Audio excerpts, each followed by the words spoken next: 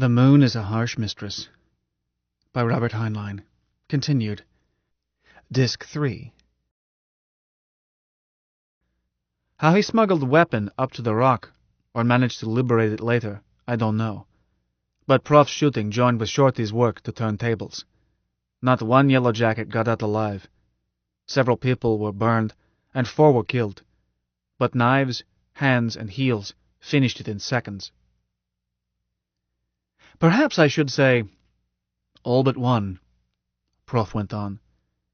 2 Cossacks at the door through which you departed had been given quietus by our brave comrade Shorty McCrum, and I am sorry to say that Shorty was lying across them, dying. We knew. So, dulce et decorum. One guard in that doorway had a damaged face but was still moving. I gave his neck a treatment known in professional circles earthside as the Istanbul twist. He joined his mates. By then most of the living had left. Just myself, our chairman of the evening, Finn Nielsen, a comrade known as Mom, that being what her husbands called her. I consulted with Comrade Finn, and we bolted all doors. That left a cleaning job. Do you know the arrangements backstage there? Not me, I said. Wyo shook head. There is a kitchen and pantry, used for banquets.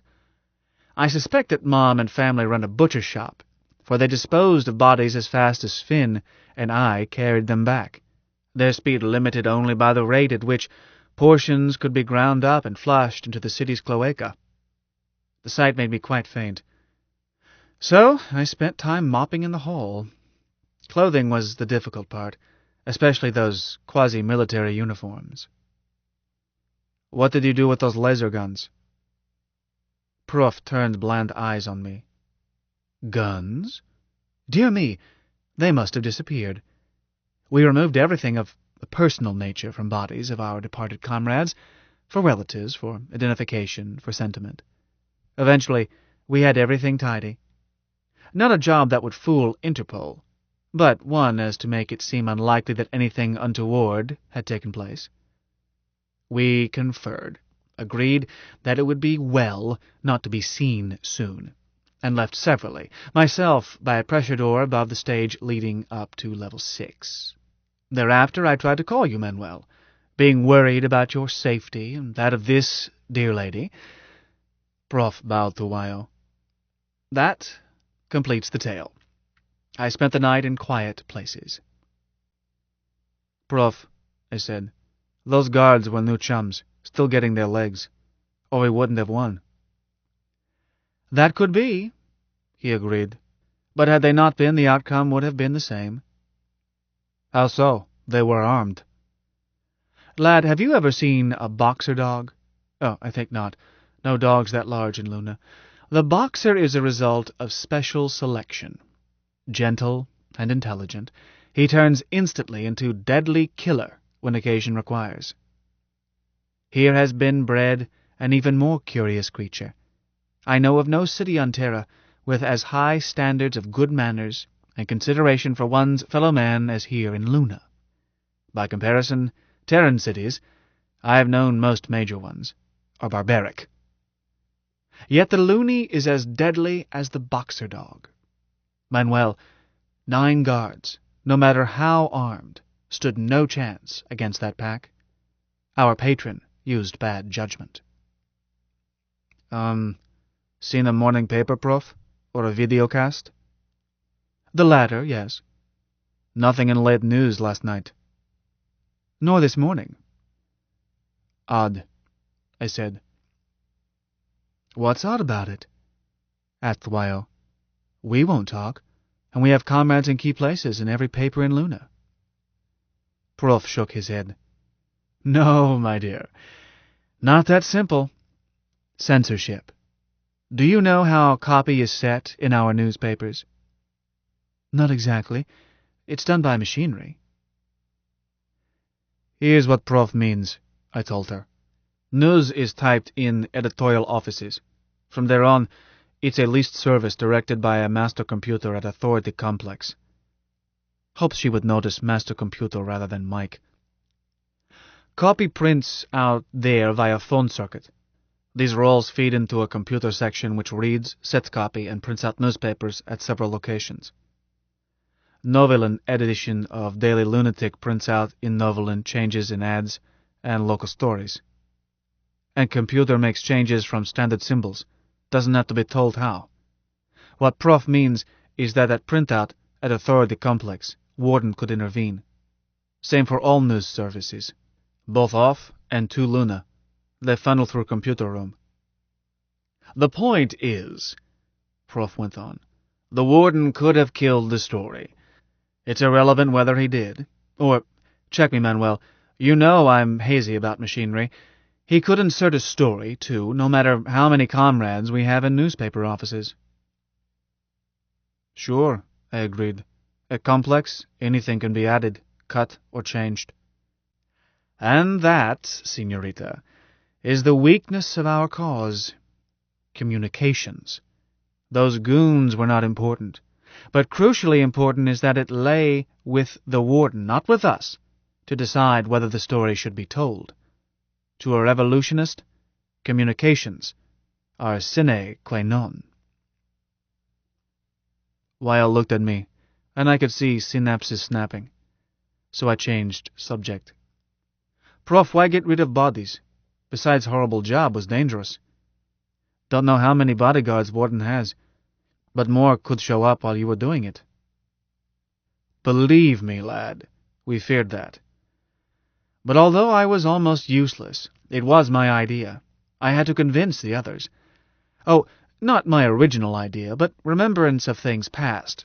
An historical principle. What principle? Terror. A man can face known danger, but the unknown frightens him. We disposed of those finks, teeth and toenails, to strike terror into their mates. Nor do I know how many effectives the Warden has, but I guarantee they are less effective today.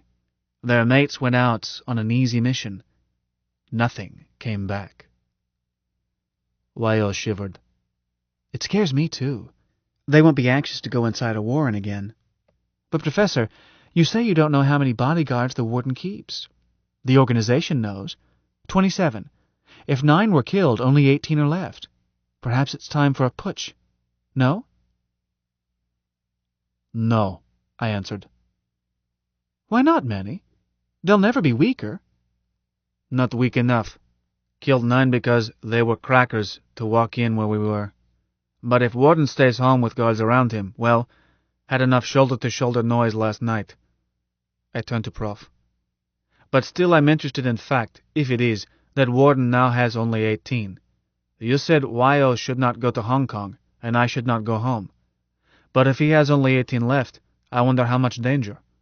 Later, after he gets reinforcements, but now, well, El City has 4 main exits, plus many little ones. How many can they guard? What's to keep Weil from walking to Tube West, getting Pisut, going home? She might, Prof agreed. I think I must. Weil said, I can't stay here forever. If I have to hide, I can do better in Hong Kong, where I know people. You might get away with it, my dear. I doubt it. There were 2 yellow jackets at Tube Station West last night. I saw them. They may not be there now. Let's assume they are not. You go to the station, disguised, perhaps. You get your pea-suit and take a capsule to Beluthahatchee. As you climb out to take the bus to Ennsville, you're arrested. Communications.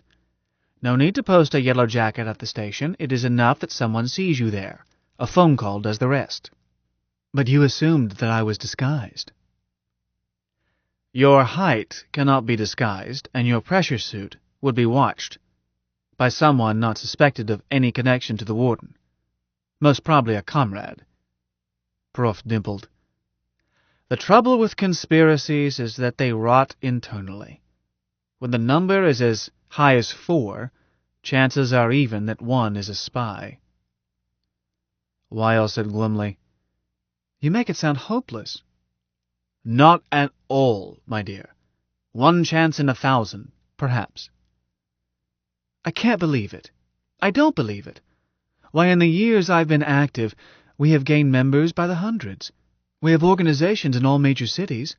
We have the people with us. Prof shook head. Every new member made it that much more likely that you would be betrayed. Wyoming, dear lady, revolutions are not won by enlisting the masses. Revolution is a science only a few are competent to practice. It depends on correct organization, and above all, on communications. Then, at the proper moment in history, they strike. Correctly organized and properly timed, it is a bloodless coup. Done clumsily or prematurely, and the result is civil war, mob violence, purges, terror. I hope you will forgive me if I say that, up to now, it has been done clumsily. Weil looked baffled.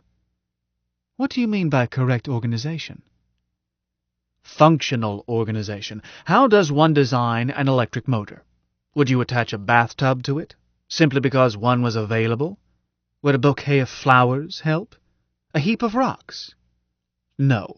You would use just those elements necessary to its purpose, and make it no larger than needed, and you would incorporate safety factors. Function controls design. So it is with revolution. Organization must be no larger than necessary. Never recruit anyone merely because he wants to join, nor seek to persuade for the pleasure of having another share your views. He'll share them when the time comes, or you've misjudged the moment in history. Oh, there will be an educational organization, but it must be separate. Agitprop is no part of basic structure. As to basic structure, a revolution starts as a conspiracy. Therefore, structure is small, secret, and organized as to minimize damage by betrayal, since there always are betrayals. One solution is the cell system, and so far nothing better has been invented. Much theorizing has gone into optimum cell size.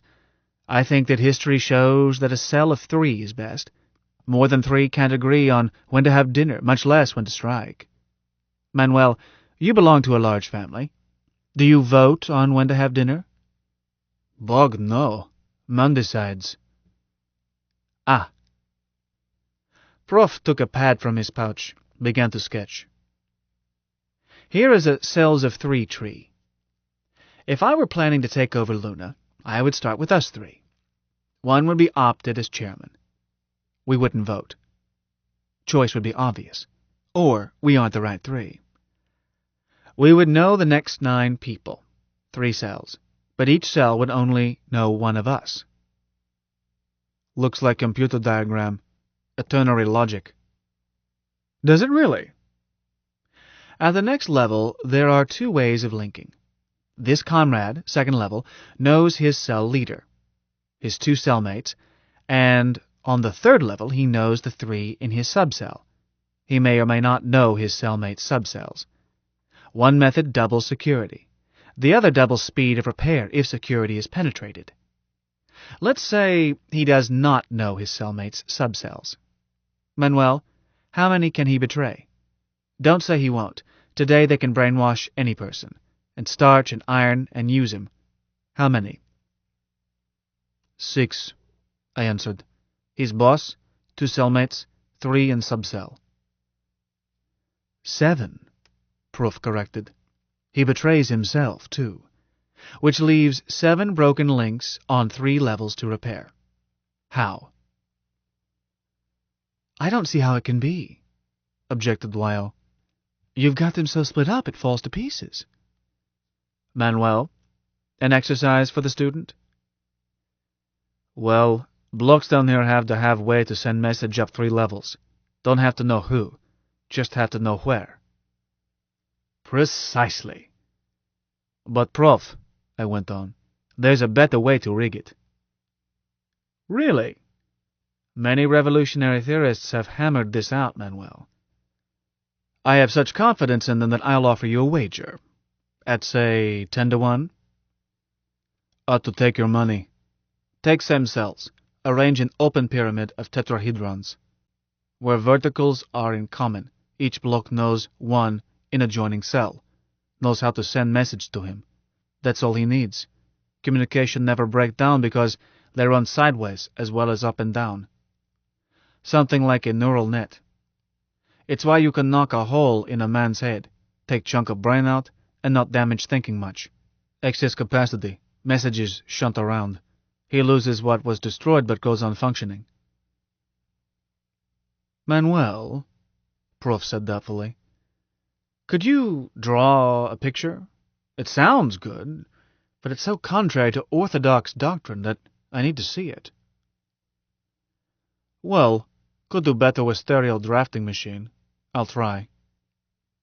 Anybody who thinks it's easy to sketch 121 tetrahedrons, a 5-level open pyramid, clear enough to show relationships, is invited to try. Presently I said, look at base sketch. Each vertex of each triangle shares self with 0, 1, or 2 other triangles. Where shares 1, that's its link. One direction or both. But 1 is enough for multiply redundant communication net. On corners, where sharing is 0, it jumps to right to next corner. Where sharing is double, choice is again right-handed. Now work it with people. Take level 4, D for dog. This vertex is Comrade Dan. No, let's go down 1 to show 3 levels of communication knocked out. Level E for easy. Pick Comrade Egbert. Egbert works under Donald, has cellmates Edward and Elmer, and has 3 under him, Frank, Fred, and Fatso, but knows how to send message to Ezra on his own level, but not in his cell. He does not know Ezra's name, face, address, or anything, but has a way, phone number probably, to reach Ezra in emergency. Now watch it work. Casimir, level 3, thinks out and betrays Charlie and Cox in his cell, Baker above him, and Donald, Dan, and Dick in subcell, which isolates Egbert, Edward, and Elmer, and everybody under them. All 3 report in, redundancy, necessary to any communication system. But follow Egbert's yell for help.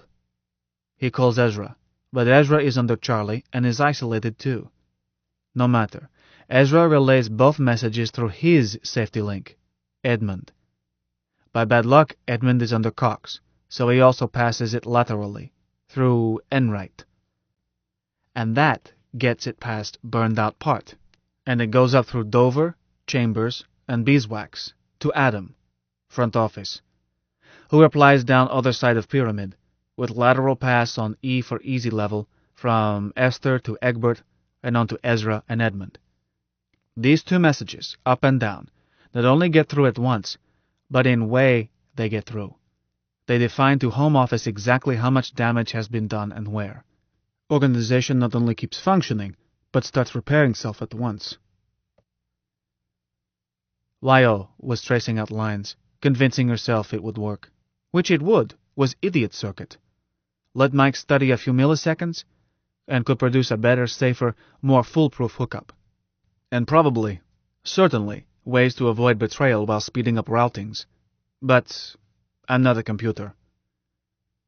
Prof was staring with blank expression. What's trouble? I said. It'll work. This is my pigeon.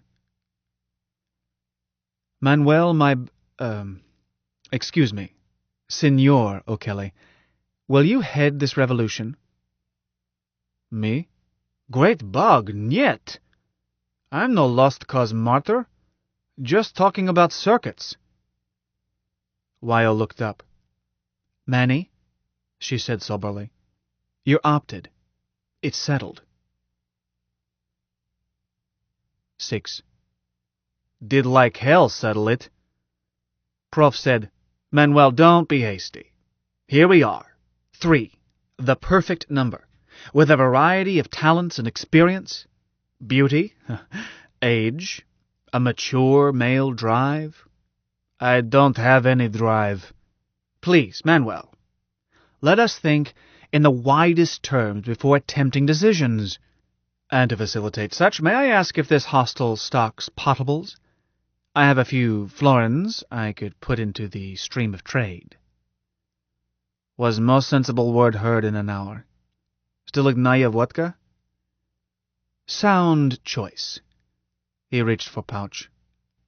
Tell it to bear, I said, and ordered a liter, plus ice. It came down. Was tomato juice from breakfast.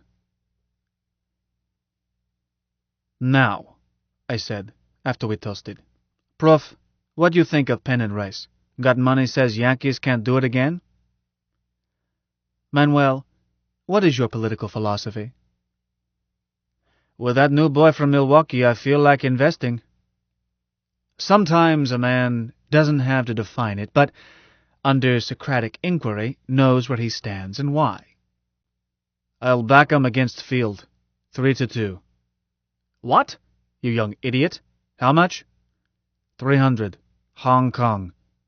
Done. For example, under what circumstances may the state justly place its welfare above that of a citizen? Manny, Lyle asked, do you have any more foolish money? I think well of the Phillies. I looked her over. Just what were you thinking of betting? You go to hell, rapist. Prof, as I see, are no circumstances under which state is justified in placing its welfare ahead of mine. Good. We have a starting point. Manny, said Lyle, that's a most self-centered evaluation. I'm a most self-centered person. Oh, nonsense. Who rescued me? Me, a stranger. I didn't try to exploit it. Professor, I was cracking, not facking. Manny was a perfect knight. Sans pareil, sans reproche. I knew. I've known him for years, which is not inconsistent with the evaluation he expressed. Oh, but it is. Not the way things are, but under the ideal toward which we aim. Manny, the state is Luna. Even though not sovereign yet, we hold citizenships elsewhere. But I am part of the Luna state, and so is your family. Would you die for your family? Two questions not related. Oh, but they are. That's the point. Niet. I know my family. Opted long ago. Dear lady, I must come to Manuel's defense. He has a correct evaluation, even though he may not be able to state it. May I ask this? Under what circumstances is it moral for a group to do that which is not moral for a member of that group to do alone? That's a trick question.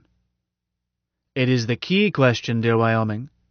A radical question that strikes to the root of the whole dilemma of government.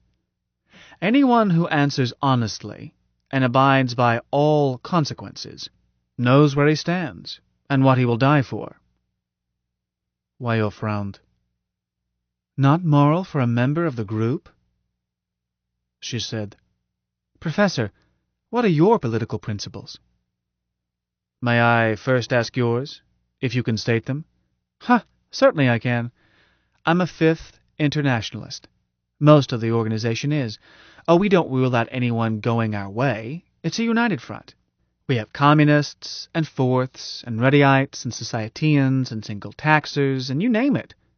But I'm no Marxist. We Fifths have a practical program. Private where private belongs, public where it's needed.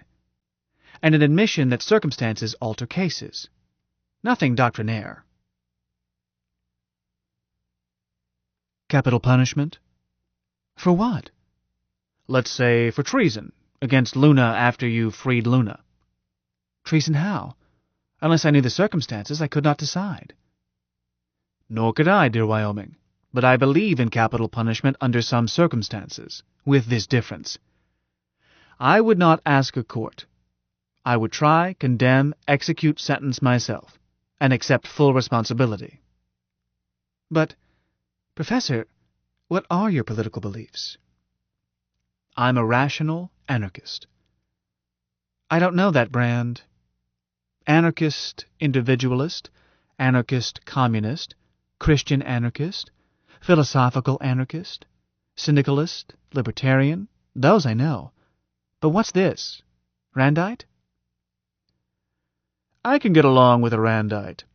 A rational anarchist believes that concepts such as state and society and government have no existence save as physically exemplified in the acts of self-responsible individuals. He believes that it is impossible to shift blame, share blame, distribute blame, as blame, guilt, responsibility are matters taking place inside human beings singly, and nowhere else. But being rational, he knows that not all individuals hold his evaluations. So he tries to live perfectly in an imperfect world, aware that his effort will be less than perfect, yet undismayed by self-knowledge of self-failure. "Hear, hear," I said. "Less than perfect. What I've been aiming for all my life." "You've achieved it," said Wyo. "Professor, your words sound good, but there is something slippery about them. Too much power in the hands of individuals. Surely you would not want, well, H-missiles, for example, to be controlled by one irresponsible person." My point is that one person is responsible, always.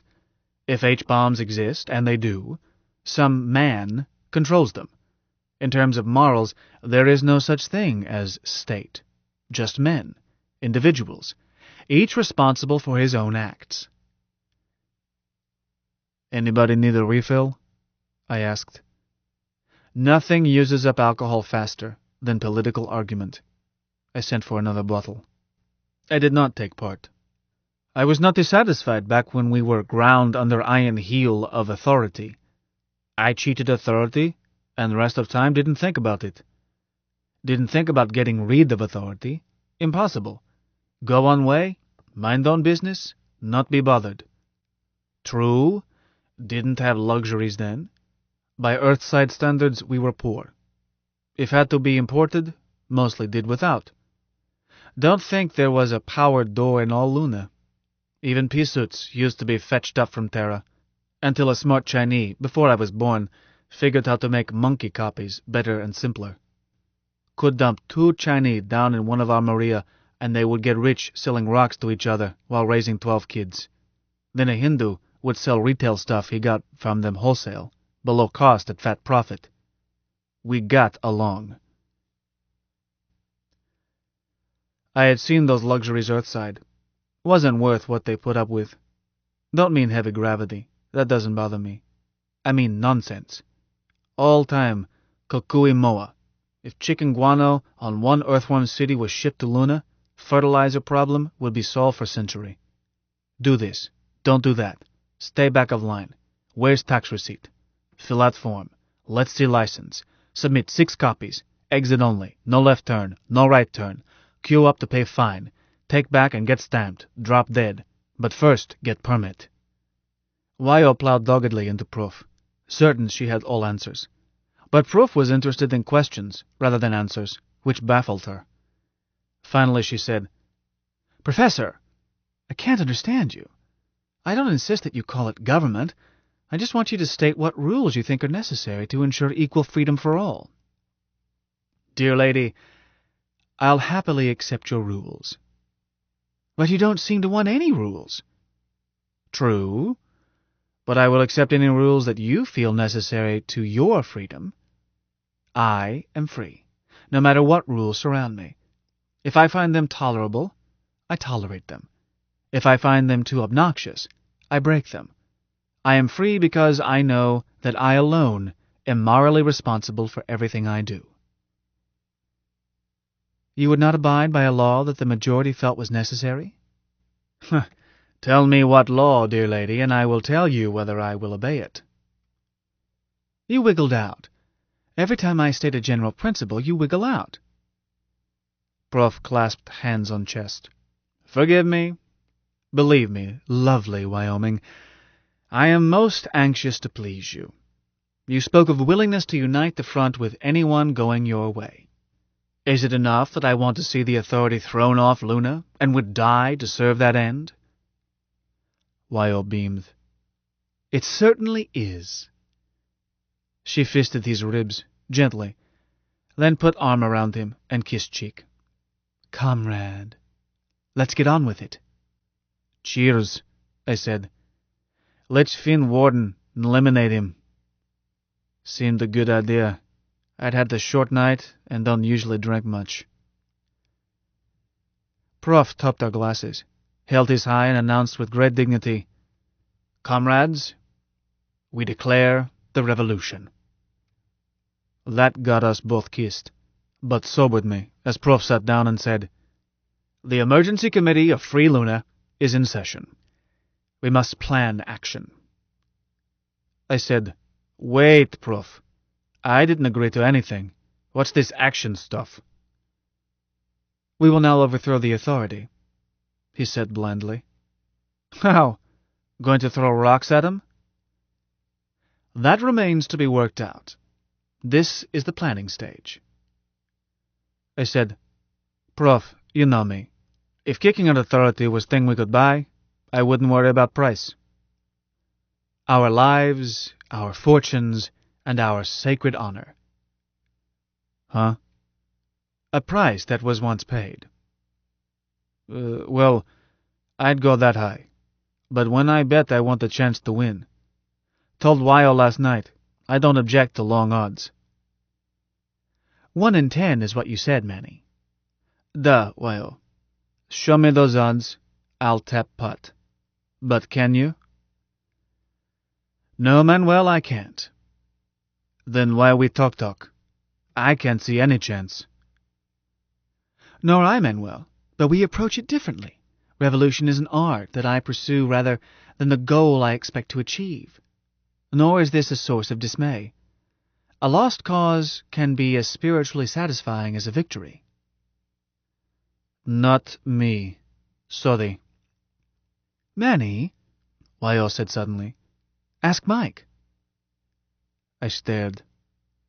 You serious? Quite serious.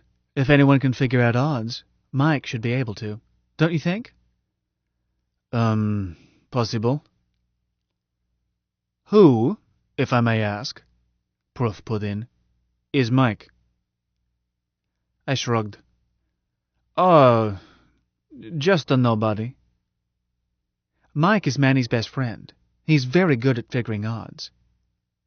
A bookie? My dear, if we bring in a fourth party, we start by violating the cell principle. I don't see why, Wyo answered. Mike could be a member of the cell Manny will head. True. I withdraw objection. Is he safe? You vouch for him? Or you, Manuel? I said, he's dishonest, immature, practical joker, not interested in politics. Manny, I'm going to tell Mike you said that. Professor, he's nothing of the sort, and we need him. In fact, he might be our chairman, and we three the cell under him, the executive cell. Wyo, you getting enough oxygen? I'm okay. I haven't been guzzling it the way you have. Think, Manny. Use imagination. I must confess, said Prof, that I find these conflicting reports very conflicting. Manny? Oh, hell. So, we told him. Between us, all about Mike. How he woke up, got his name, met Wyo. Prof accepted idea of a self-aware computer easier than I accepted idea of snow first time I saw. Prof just nodded and said, "Go on." But presently he said, "This is the warden's own computer. Why not invite the warden to our meetings and be done with it?" We tried to reassure him. At last I said, "Put it this way. Mike is his own boy, just as you are. Call him rational anarchist, for he is rational and he feels no loyalty to any government. If this machine is not loyal to its owners, why expect it to be loyal to you?" A feeling. I treat Mike as well as I know how. He treats me the same way. I told how Mike had taken precautions to protect me. I'm not sure he could betray me to anyone who didn't have those signals, one to secure phone, other to retrieve what I've talked about or stored with him. Machines don't think way people do. But feel dead sure he wouldn't want to betray me, and probably could protect me even if somebody got those signals. Manny, suggested Wyo, why not call him? Once Professor De La Paz talks to him, he will know why we trust Mike. Professor, we don't have to tell Mike any secrets until you feel sure of him. I see no harm in that. Matter of fact, I admitted, already told him some secrets. I told him about recording last night's meeting and how I stored it. Prof was distressed. Wyo was worried. I said, "Damn it, nobody but me knows retrieval signal. Why, you know how Mike behaved about your pictures. Wouldn't let me have those pictures even though I suggested lock on them. But if you two will stop oscillating, I'll call him, make sure that nobody has retrieved that recording, and tell him to erase. Then it's gone forever. Computer memory is all or nothing. Or can go one better. Call Mike and have him play record back into recorder. Wiping storage. No ha-ha." Don't bother, said Wyo. Professor, I trust Mike, and so will you. On second thought, Prof admitted, I see little hazard from a recording of last night's meeting. One that large always contains spies, and one of them may have used a recorder as you did, Manuel. I was upset at what appeared to be your indiscretion. Weakness a member of a conspiracy must never have, especially one at the top, as you are. Was not member of conspiracy when I fed that recording into Mike, and not now unless somebody quotes odds better than those so far. I retract. You were not indiscreet. But are you seriously suggesting that this machine can predict the outcome of a revolution? Don't know. I think he can, said Wyo. Hold it, Wyo. Prof, he could predict it, fed all significant data. That's my point, Manuel. I do not doubt that this machine can solve problems I cannot grasp, but one of this scope, it would have to know, oh goodness, all of human history, all details of the entire social, political, and economic situation on Terra today, and the same for Luna, a wide knowledge of psychology in all its ramifications, a wider knowledge of technology with all its possibilities, weaponry, communications, strategy and tactics, agitprop techniques, classic authorities such as Clausewitz, Guevara, Morgenstern, Machiavelli, many others. Is that all? Is that all, my dear boy? Prof, how many history books have you read? I don't know. In excess of 1,000. Mike can zip through that many this afternoon, speed limited only by scanning method. He can store data much faster. Soon, minutes, he would have every fact correlated with everything else he knows. Discrepancies noted. Probability values assigned to uncertainties. Prof, Mike reads every word of every newspaper up from Terra, reads all technical publications, reads fiction, knows it's fiction, because isn't enough to keep him busy, and is always hungry for more. If is any book he should read to solve this, say so. He can cram it down fast as I get it to him. Prof blinked. I stand corrected. Very well. Let us see if he can cope with it. I still think there is something known as intuition and human judgment. Mike has intuition, Wyo said. Feminine intuition, that is. As for human judgment, I added, Mike isn't human, but all he knows he got from humans. Let's get you acquainted, and you judge his judgment. So I phoned. Hi, Mike. Hello, man, my only male friend. Greetings. Wyo, my only female friend. I heard a third person. I conjecture that it may be Professor Bernardo de la Paz. Prof looked startled, then delighted.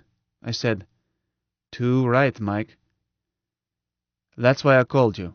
Professor is not stupid. Thank you, man. Professor Bernardo de la Paz, I am delighted to meet you. I am delighted to meet you too, sir. Prof hesitated, went on. Senor Holmes, may I ask how you knew that I was here? I am sorry, sir, I cannot answer. Man, you know my methods. Mike is being crafty, Prof. It involves something he learned doing a confidential job for me. So he threw me a hint to let you think that he had identified you by hearing your presence. And he can indeed tell much from respiration and heartbeat, mass, approximate age, sex, and quite a bit about health. Mike's medical storage is as full as any other.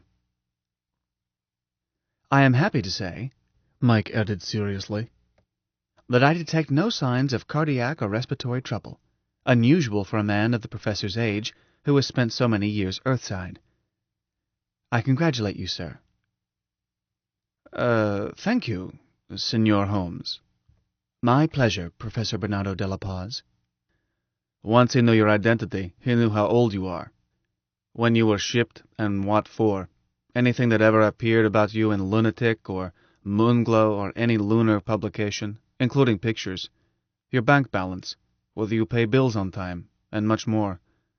Mike retrieved this in a split second once he had your name. What he didn't tell, because was my business, is that he knew I had invited you here. So it's a short jump to guess that you're still here when he heard heartbeat and breathing that matched you. Mike, no need to say Professor Bernardo de la Paz each time. Professor or Prof is enough. Noted, man. But he addressed me formally, with honorific. So both of you are lax. Prof, you scan it? Mike knows much, doesn't tell all, knows when to keep mouth shut. I am impressed. Mike is a fair dinkum-thinkum, you'll see. Mike, I bet Professor 3-2 that Yankees would win pennant again. How chances? I am sorry to hear it, man. The correct odds, this early in the year and based on past performances of teams and players, are 1 to 4.72 the other way. Can't be that bad. I'm sorry, man. I will print out the calculations if you wish, but I recommend that you buy back your wager. The Yankees have a favorable chance to defeat any single team, but the combined chances of defeating all teams in the league, including such factors as weather, accidents, and other variables for the season ahead, place the club on the short end of the odds I gave you. Prof, want to sell that bet? Certainly, Manuel. Price? 300 Hong Kong dollars. You old thief. Manuel, as your former teacher, I would be false to you if I did not permit you to learn from mistakes. Senor Holmes, Mike, my friend, may I call you friend? Please do. Mike almost purred. Mike, amigo, do you also tout horse races? I often calculate odds on horse races. The civil service computermen frequently program such requests, but the results are so at variance with expectations that I have concluded either that the data are too meager, or the horses or riders are not honest. Possibly all three. However, I can give you a formula which will pay a steady return if played consistently. Prof looked eager. What is it, may one ask? One may. Bet the leading apprentice jockey to place. He is always given good mounts, and they carry less weight. But don't bet him on the nose. Leading apprentice. Manuel, do you have the correct time? Prof, which do you want? Get a bet down before post time, or settle what we set out to? Sorry. Please carry on. Leading apprentice. Mike, I gave you a recording last night. I leaned close to pickups and whispered, Bastille Day. Retrieved, man. Thought about it? In many ways. Why-o, you speak most dramatically. Thank you, Mike. Prof, can you get your mind off ponies? Huh? Oh, certainly. I am all ears. Then quit doing odds under your breath. Mike can do them faster. I was not wasting time. The financing of joint ventures such as ours is always difficult. However, I shall table it. I am all attention. I want Mike to do a trial projection. Mike, in that recording you heard Wyo say we had to have free trade with Terra. You heard Prof say we should clamp an embargo on shipping food to Terra. Who's right?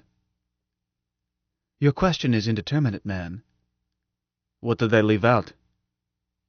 Shall I rephrase it, man? Sure. Give us discussion.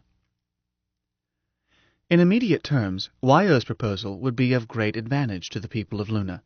The price of foodstuffs at Catapult Head would increase by a factor of at least 4.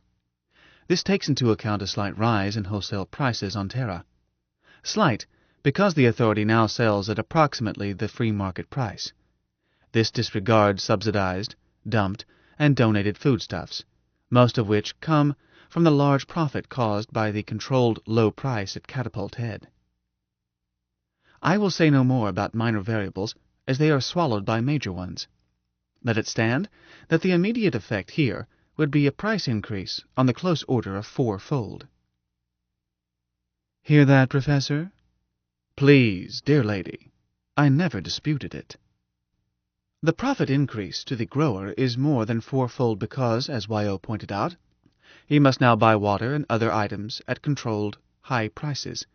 Assuming a free market throughout the sequence, his profit enhancement will be of the close order of 6-fold. But this would be offset by another factor. Higher prices for exports would cause higher prices for everything consumed in Luna, goods and labor. The total effect would be an enhanced standard of living for all on the close order of 2-fold. This would be accompanied by vigorous effort to drill and seal more farming tunnels, mine more ice, improve growing methods, all leading to greater export. However, the Terran market is so large and food shortage so chronic that reduction in profit from increase of export is not a major factor. Prof said, But, Senor Mike, that would only hasten the day that Luna is exhausted. The projection was specified as immediate, Senor Professor.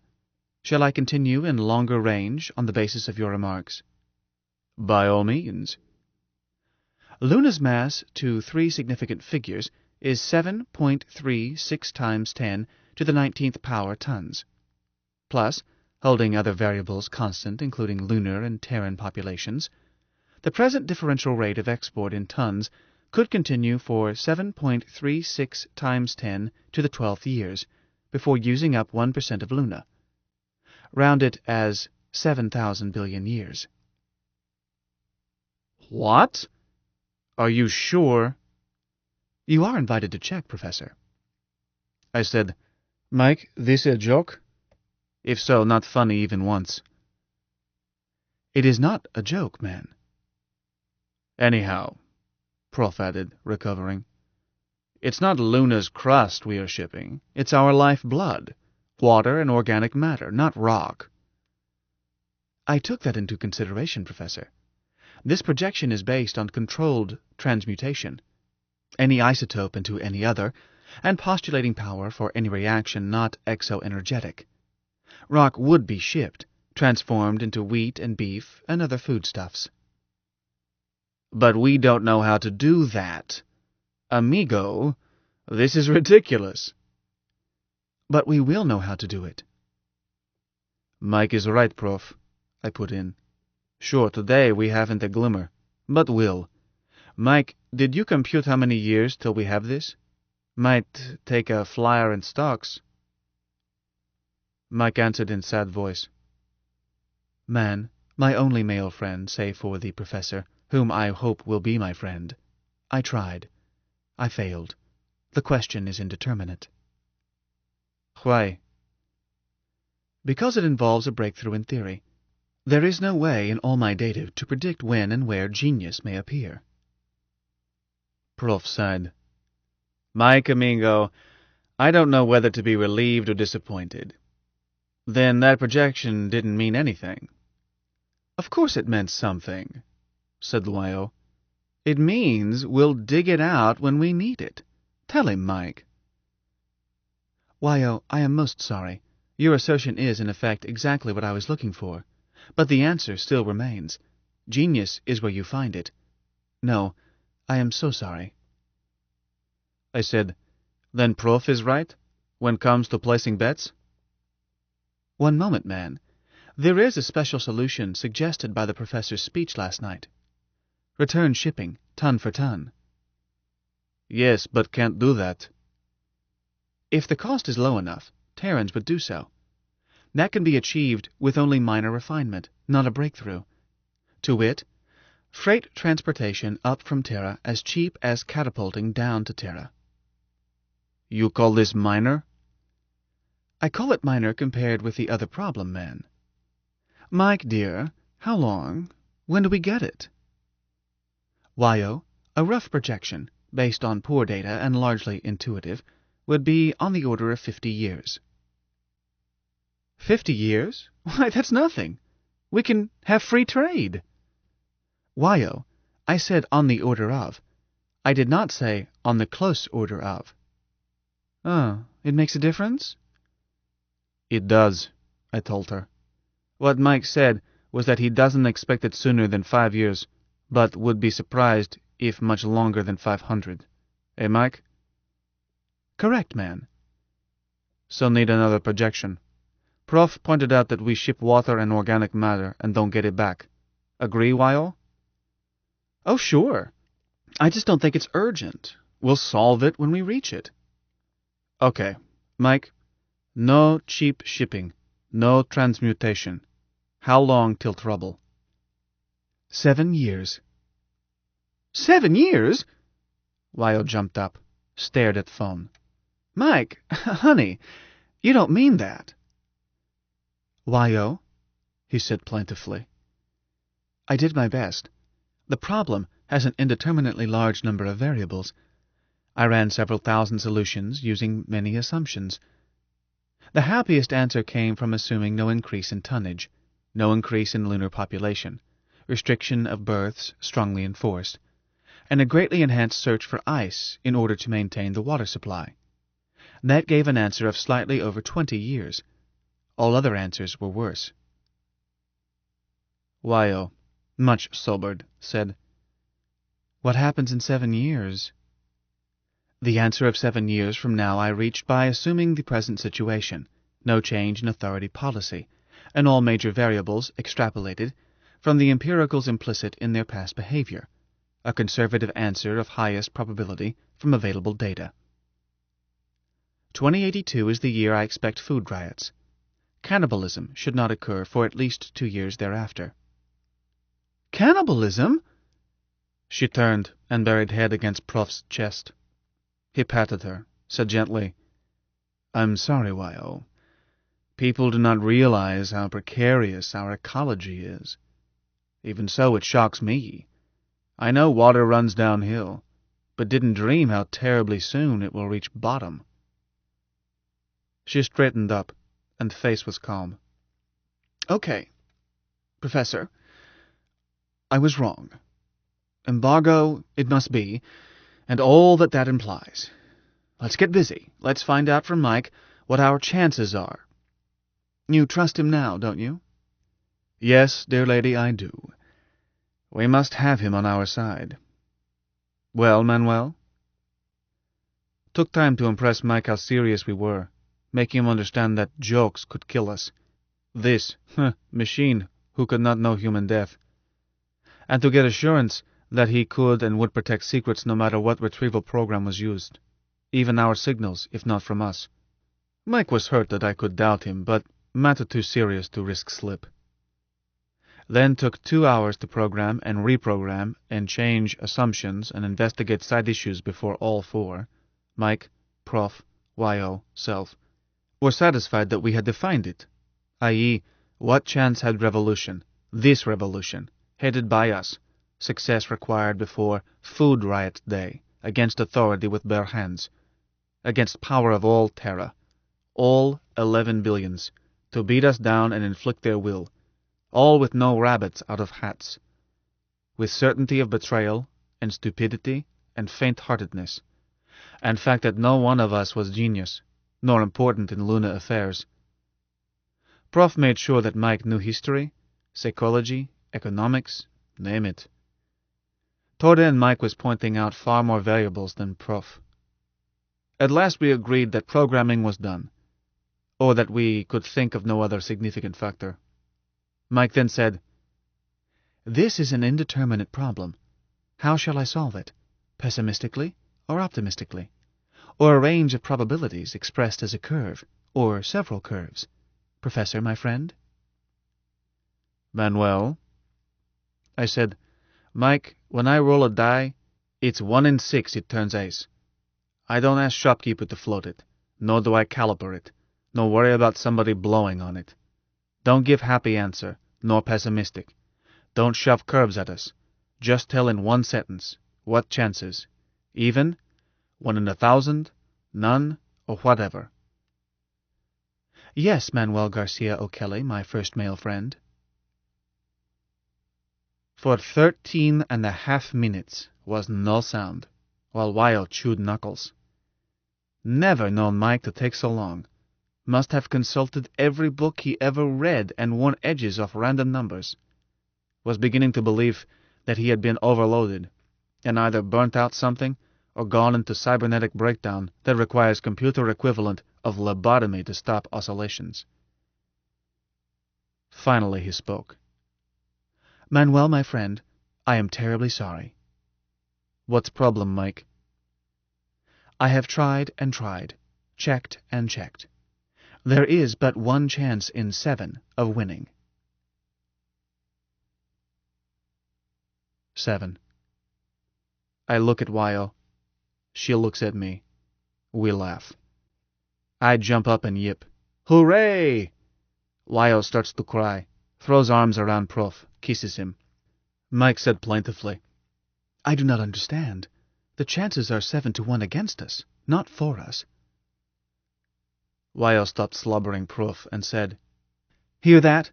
Mike said us. He included himself."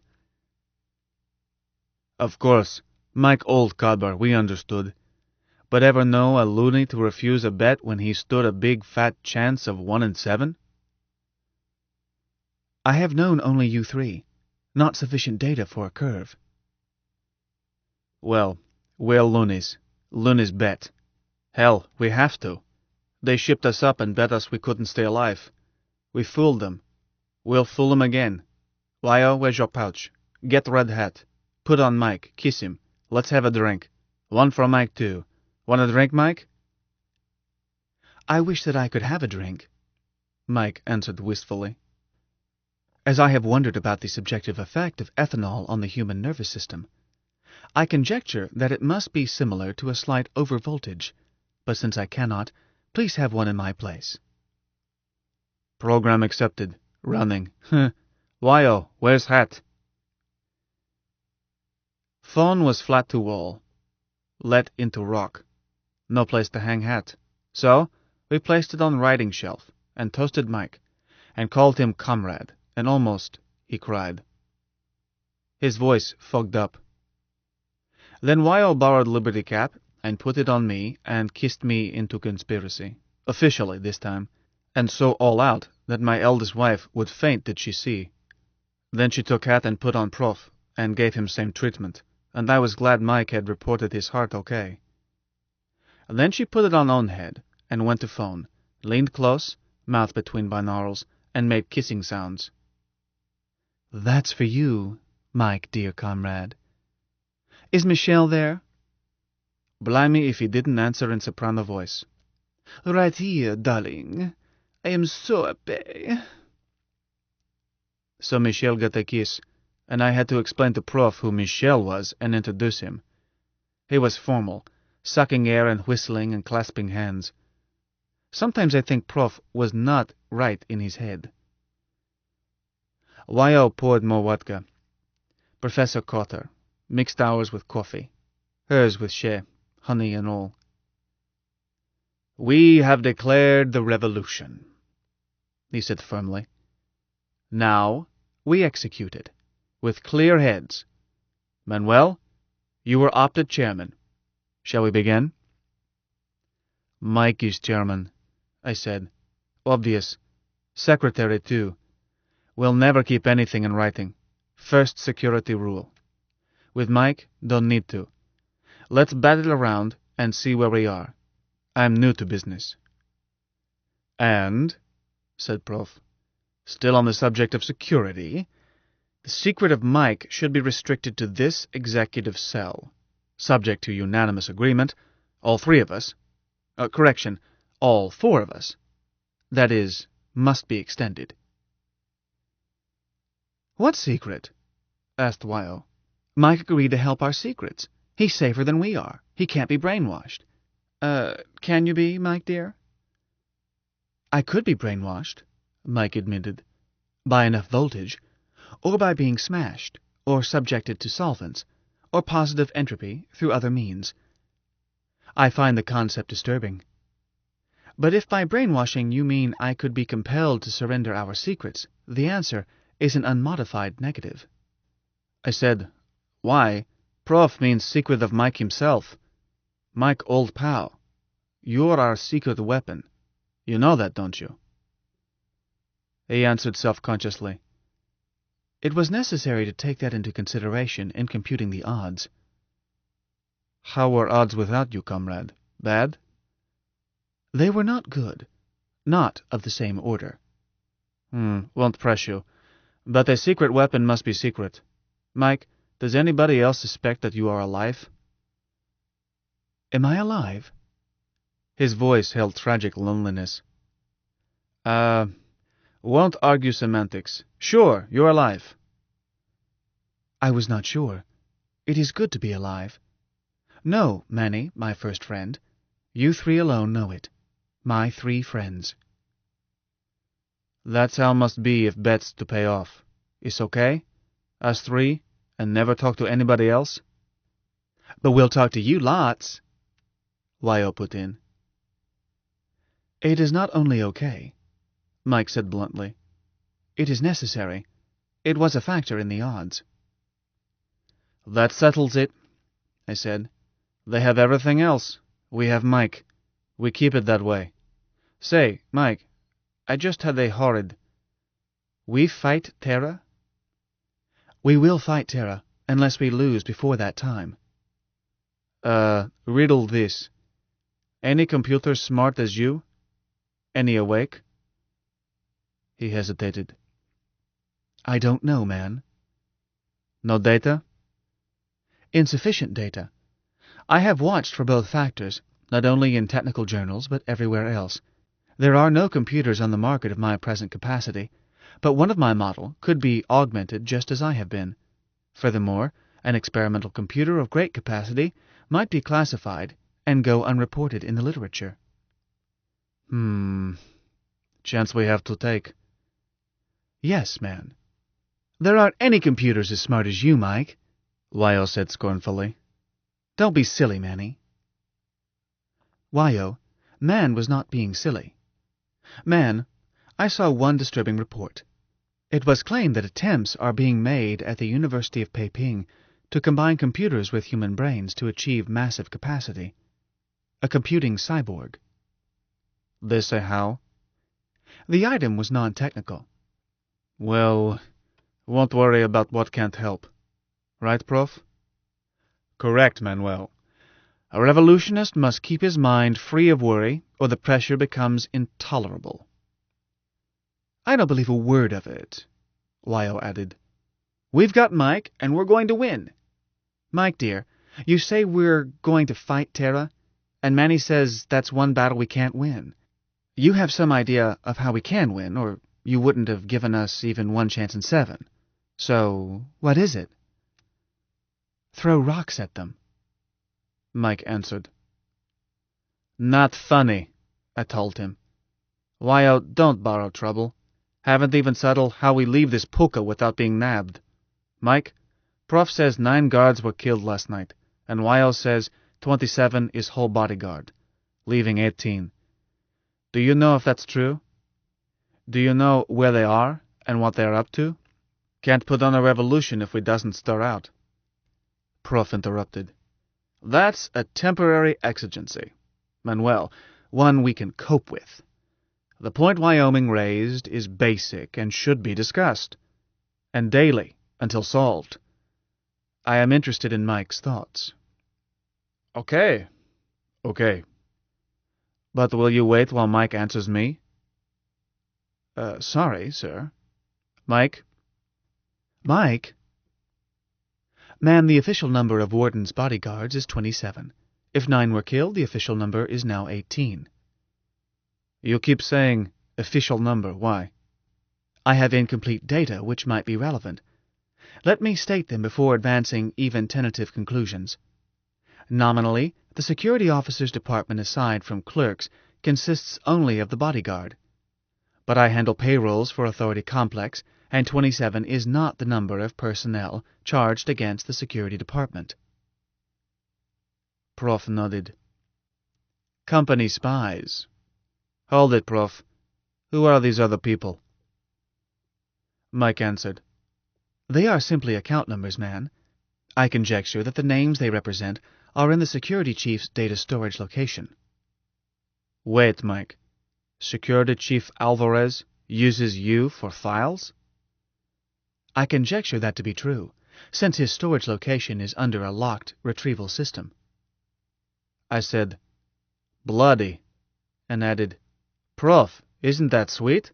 He uses Mike to keep records. Mike knows where they are. Can't touch 'em. Why not, Manuel?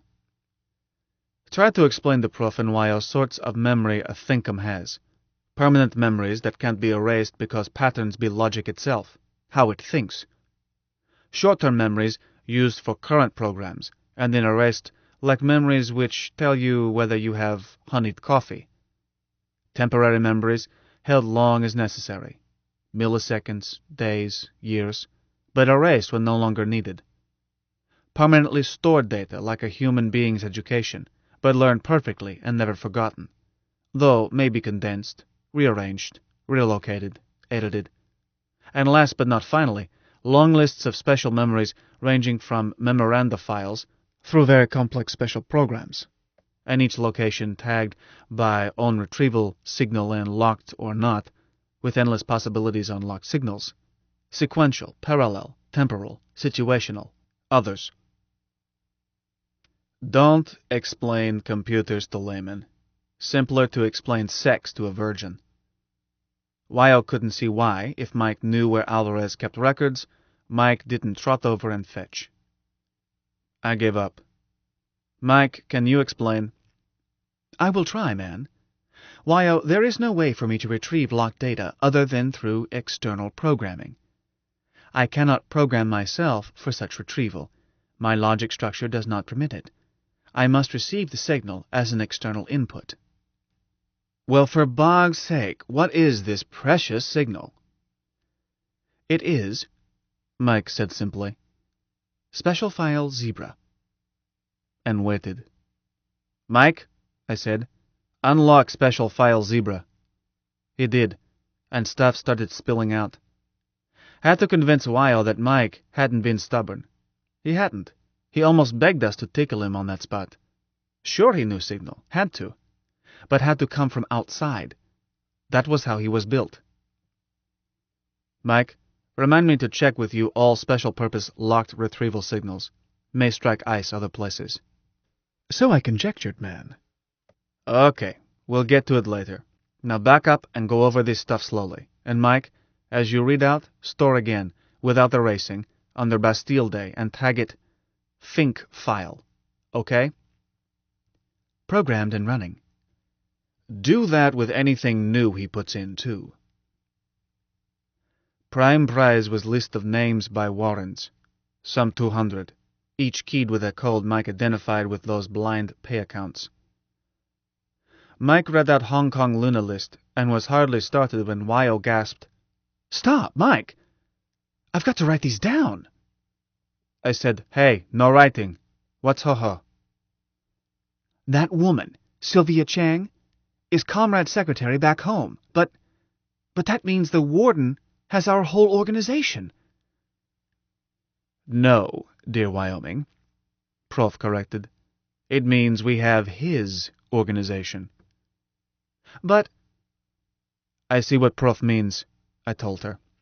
Our organization is just us three and Mike, which Warden doesn't know. But now we know his organization. So shush and let Mike read. But don't write. You have this list from Mike anytime you phone him. Mike, note that Chang woman is organization secretary, former organization in Kongville. Noted. Wyo boiled over as she heard names of undercover finks in her town, but limited herself to noting facts about ones she knew. Not all were comrades, but enough that she stayed riled up. Nove Leningrad names didn't mean much to us. Prof recognized 3. Wyo, 1. When came Luna City, Prof noted over half as being comrades. I recognized several, not as fake subversives, but as acquaintances, not friends. Don't know what it would do to me to find someone I trusted on Boss Fink's payroll, but would shake me. It shook Wyo. When Mike finished, she said, "I've got to get home. Never in my life have I helped eliminate anyone, but I am going to enjoy putting the black on those spies." Prof said quietly, "No one will be eliminated, dear Wyoming." "What? Professor, can't you take it? Though I've never killed anyone, I've always known it might have to be done." He shook head. "Killing is not the way to handle a spy. Not when he doesn't know that you know that he is a spy." She blinked. "I must be dense." "No, dear lady. Instead, you have a charming honesty, a weakness you must guard against." This book is continued on Disc 4. The Moon is a Harsh Mistress, by Robert Heinlein. Continued. Disc 4. Killing is not the way to handle a spy, not when he doesn't know that you know that he is a spy. She blinked. "I must be dense." "No, dear lady. Instead, you have a charming honesty, a weakness you must guard against.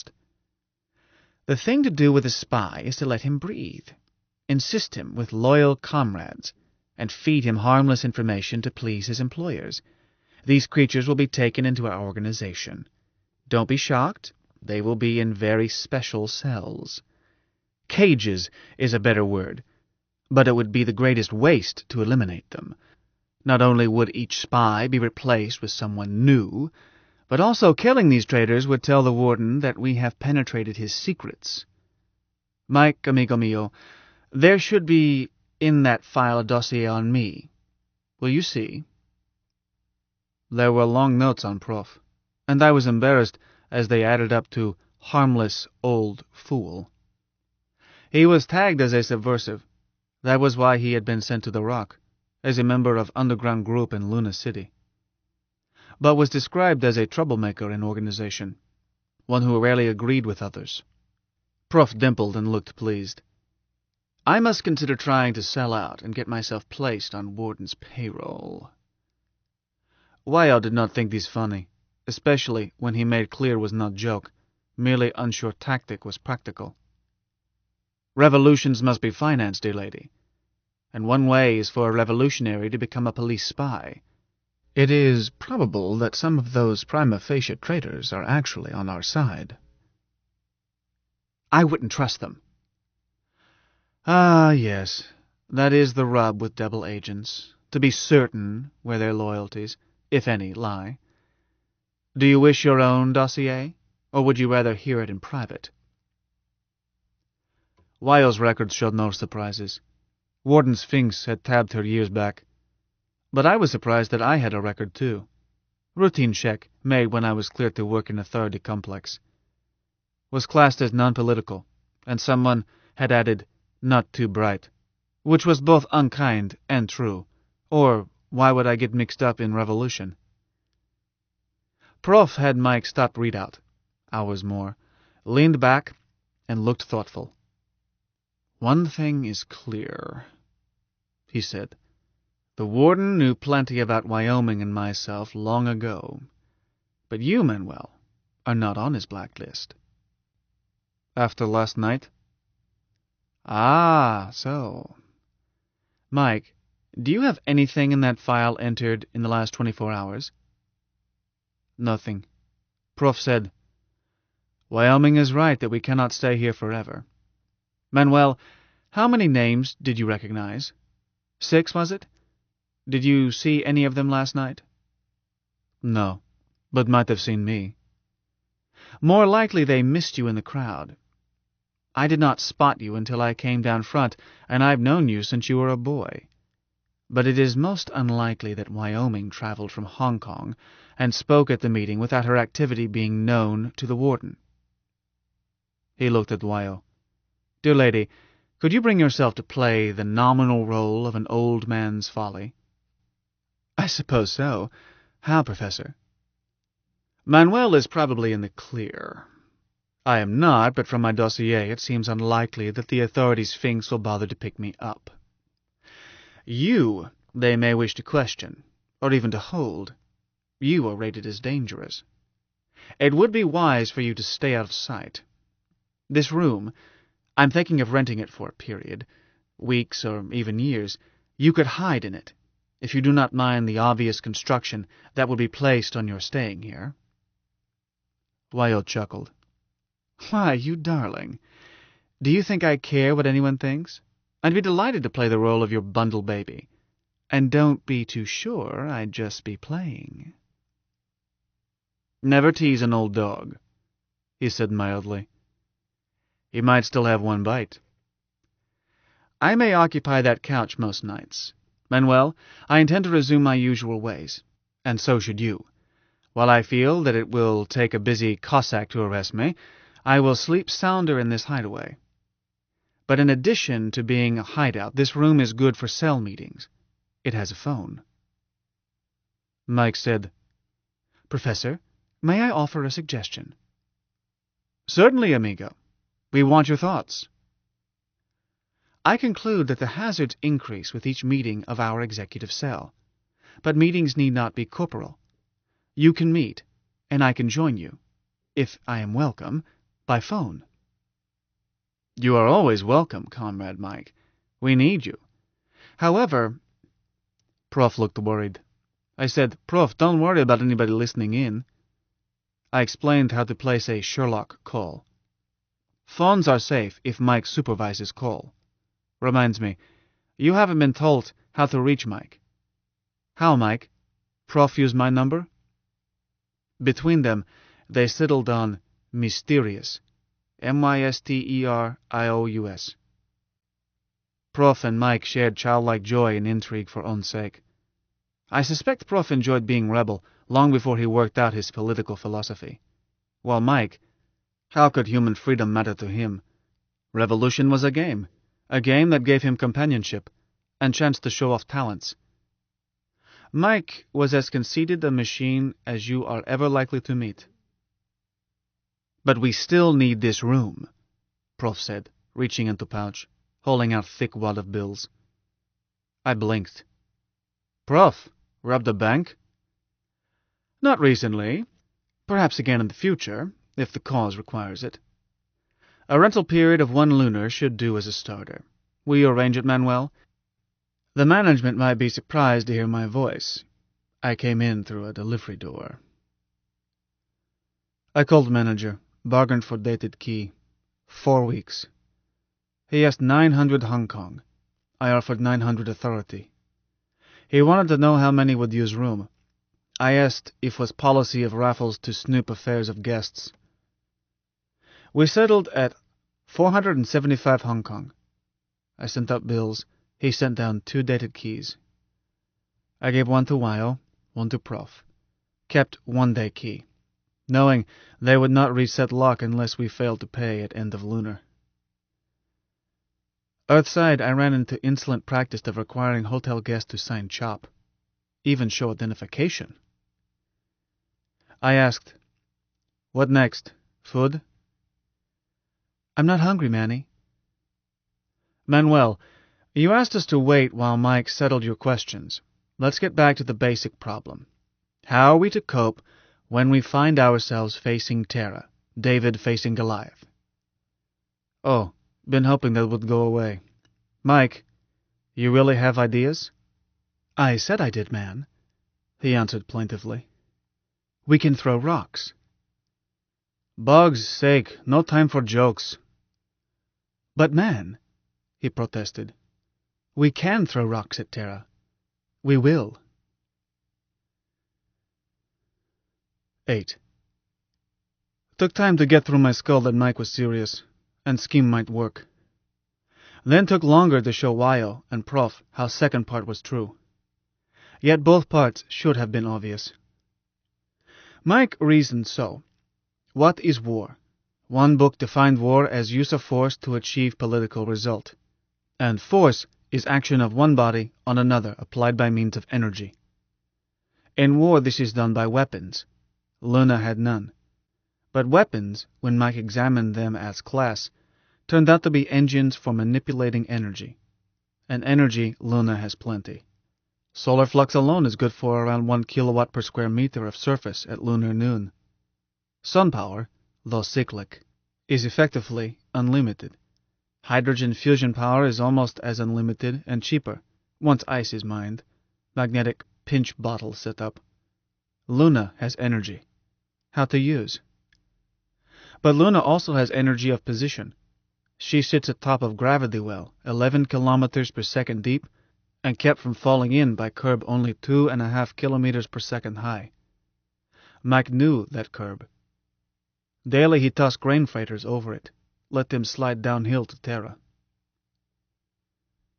Mike had computed what would happen if a freighter grossing 100 tons, or same mass of rock, falls to Terra, unbraked.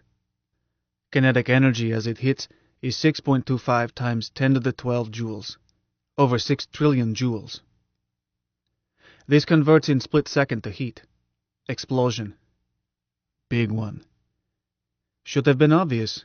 Look at Luna. What do you see? Thousands and thousands of craters. Places where somebody got playful throwing rocks. Wyo said, Joules don't mean much to me. How does that compare with H-bombs? I started to round off and head. Mike's head works faster, he answered. The concussion of a 100-ton mass on Terra approaches the yield of a 2-kiloton atomic bomb. Kilo is 1,000, Wyo murmured. And mega is 1,000,000. Why, that's only 1/50,000th as much as a 100-megaton bomb. Wasn't that the size Soviet Union used? Wyo, honey, I said gently, that's not how it works. Turn it around. 2-kiloton yield is equivalent to exploding 2 million kilograms of trinitrotoluol. And a kilo of TNT is quite an explosion. Ask a drill man. 2 million kilos will wipe out good-sized town. Check, Mike? Yes, man. But Wyo, my only female friend, there is another aspect. Multi-megaton fusion bombs are insufficient. The explosion takes place in too small a space. Most of it is wasted. While a 100-ton megaton bomb is rated as having 50,000 times the yield of a 2-kiloton bomb, its destructive effect is only about 1,300 times as great as that of a 2-kiloton explosion. But it seems to me that 1,300 times is still quite a lot if they are going to use bombs on us that much bigger. True, Wyo, my female friend, but Luna has many rocks. Oh, yes, so we have. Comrades, said Prof, this is outside my competence. In my younger or bomb-throwing days, my experience was limited to something of the order of the 1-kilogram chemical explosion of which you spoke, Manuel. But I assume that you two know what you are talking about. We do, Mike agreed. So I accept your figures. To bring it down to a scale that I could understand, this plan requires that we capture the catapult. No? Yes, Mike and I chorused. Not impossible. Then we must hold it and keep it operative.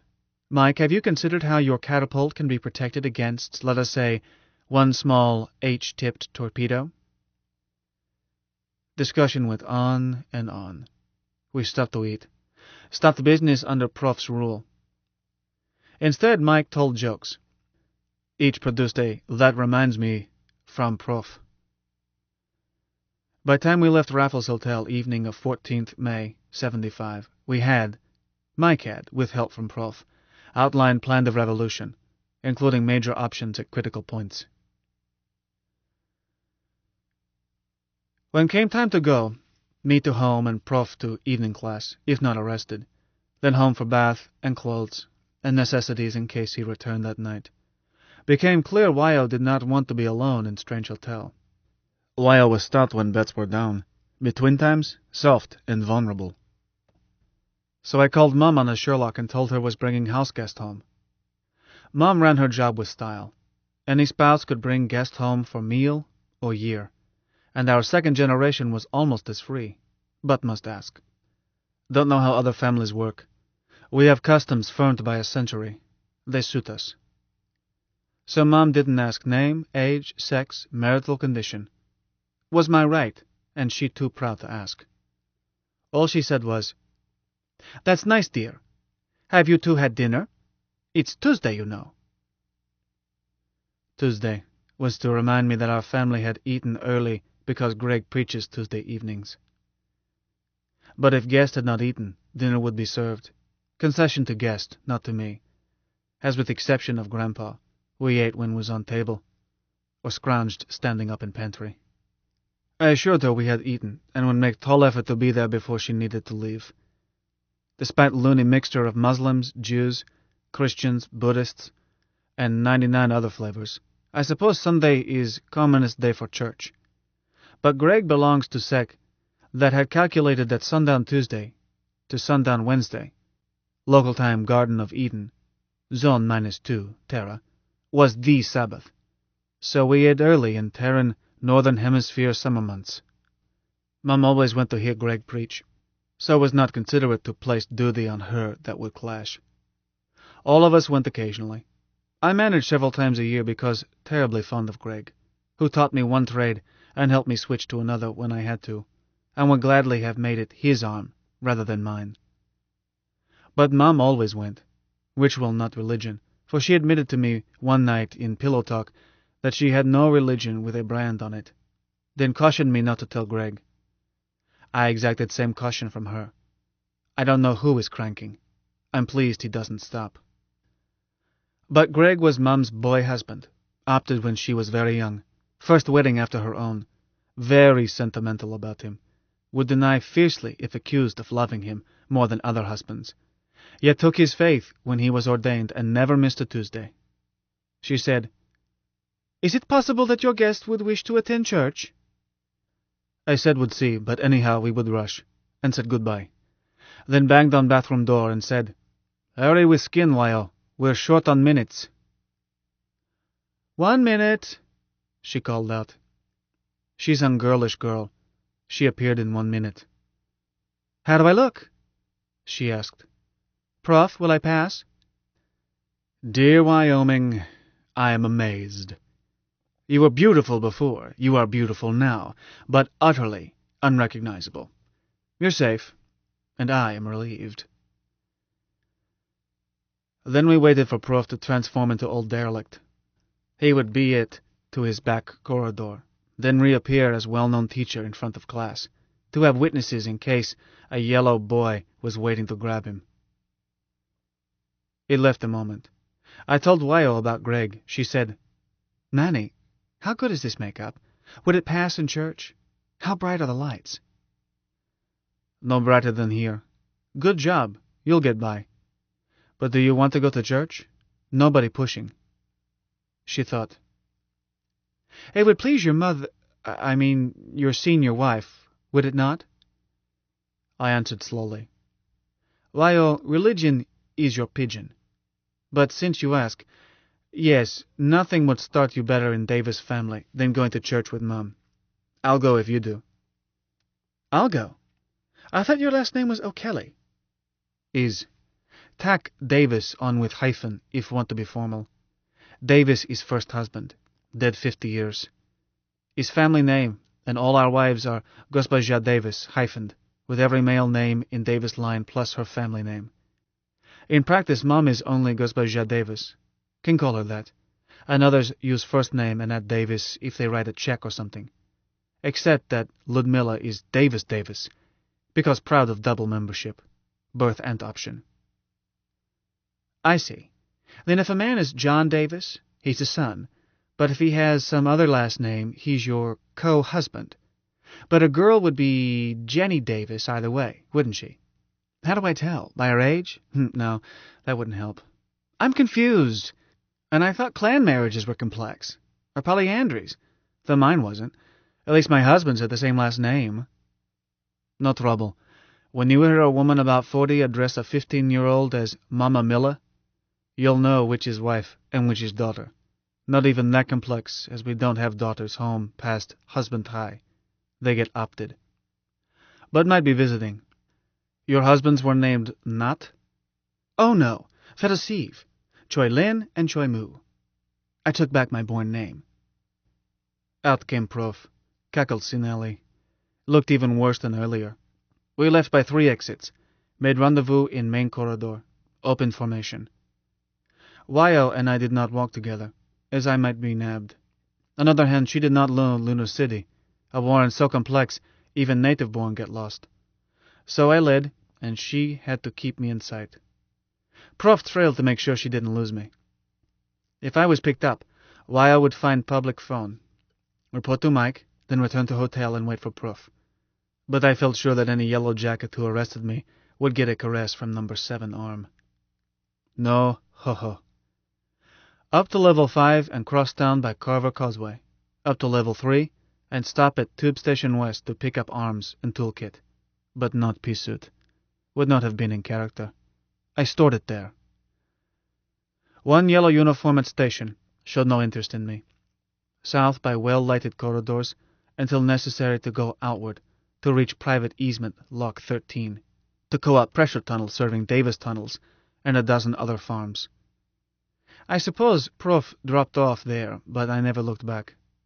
I delayed locking through our door until Wyo caught up. Then soon was saying, Mom, allow me to present Wyma Beth Johnson. Mom took her in arms, kissed cheek, said, So glad you could come. Wyma, dear, our house is yours. See why I love our old biddy? Could have quick-frosted Wyo with same words, but was real, and Wyo knew. Hadn't warned Wyo about switching names. Thought of it en route. Some of our kids were small, and while they grew up despising Warden, no sense in risking prattle about Wyoming Knot who's visiting us. That name was listed in Special File Zebra. So, I missed warning her. Was new to conspiracy. But Wyo caught cue, and never bobbled. Greg was in preaching clothes, and would have to leave in minutes. Mom did not hurry. Took Wyo down line of husbands. Grandpa, Greg, Hans, then up line of wives. Ludmilla, Lenore, Sidrus, Anna, with stately grace, and then started on our kids. I said, Mom, excuse me, want to change arms. Her eyebrows went up a millimeter, meaning, we'll speak of this, but not in front of children. So I added, No, it's late. Greg's sneaking look at watch, and Wyma and I are going to church. So excuse, please. She relaxed. Certainly, dear. As she turned away, I saw her arm go around Wyo's waist, so I relaxed. I changed arms, replacing number 7 with social arm, but was excused to duck into phone cupboard and punch Mycroft XXX. Mike, we're home, but about to go to church. Don't think you can listen there, so I'll check in later. Heard from Prof? Not yet, man. Which church is it? I may have some circuit. Pillar of Fire Repentance Tabernacle. No reference. Slow to my speed, pal. Meets in West 3 Community Hall. That's south of station on ring about number... I have it. There's a pickup inside for channels and a phone in the corridor outside. I'll keep an ear on both. I don't expect trouble, Mike.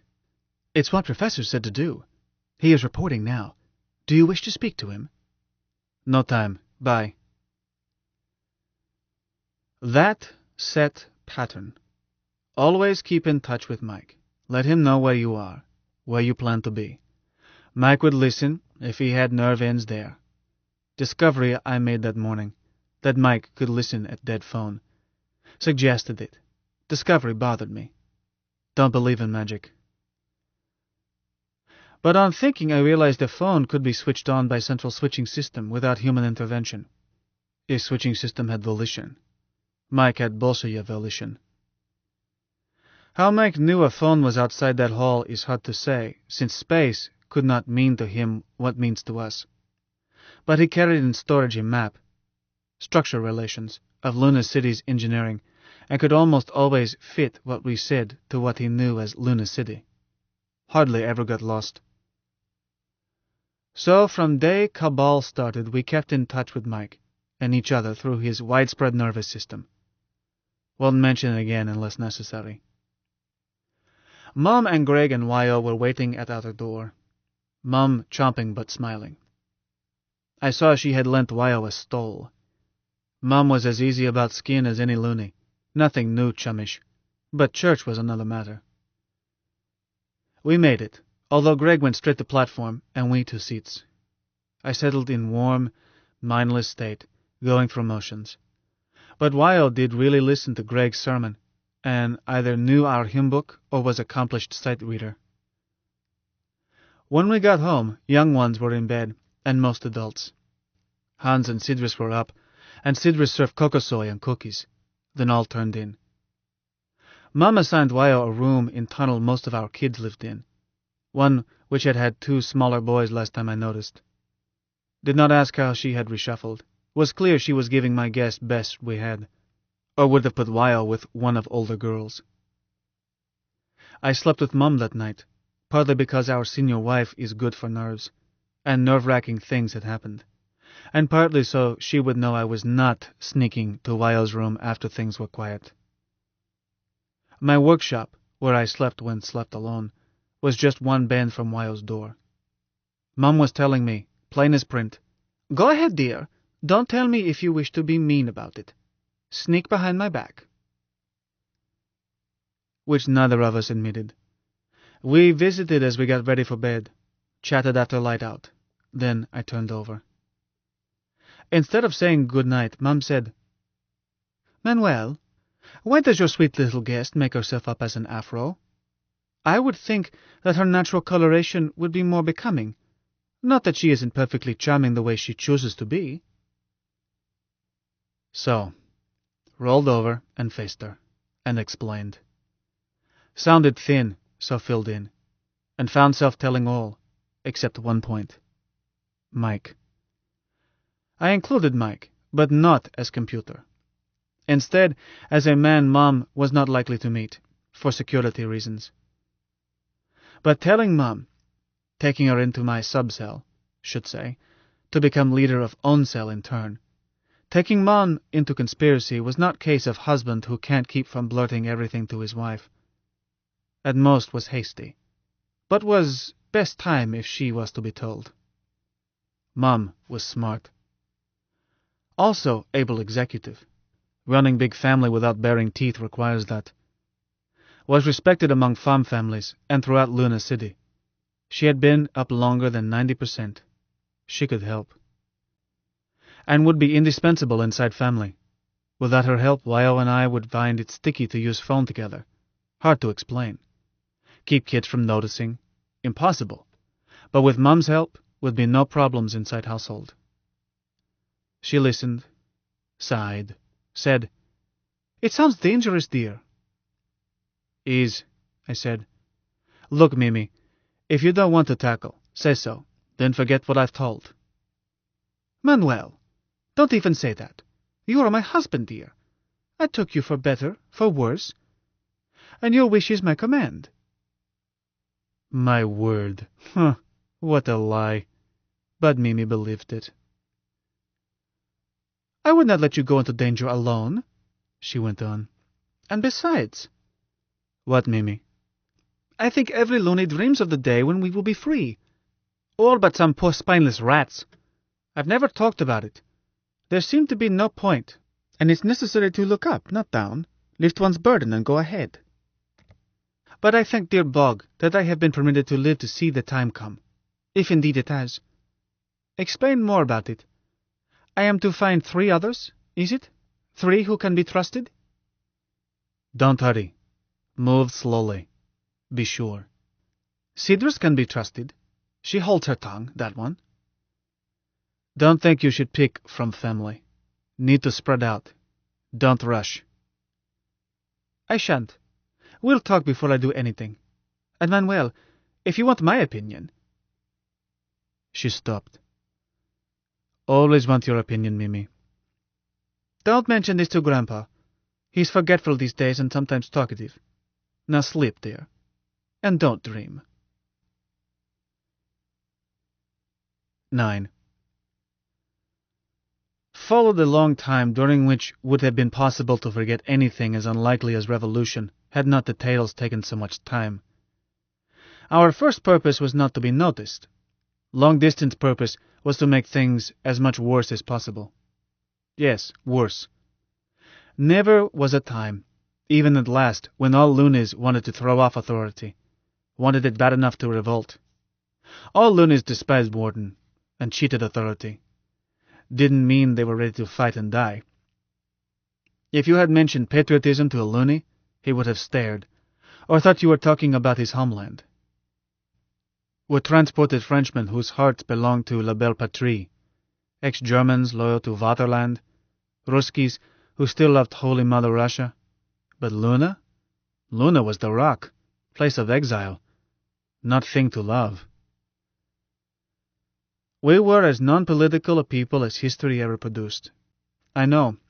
I was as numb to politics as any until circumstances pitched me into it. Wyoming was in it because she hated authority for a personal reason. Prof, because he despised all authority in a detached, intellectual fashion.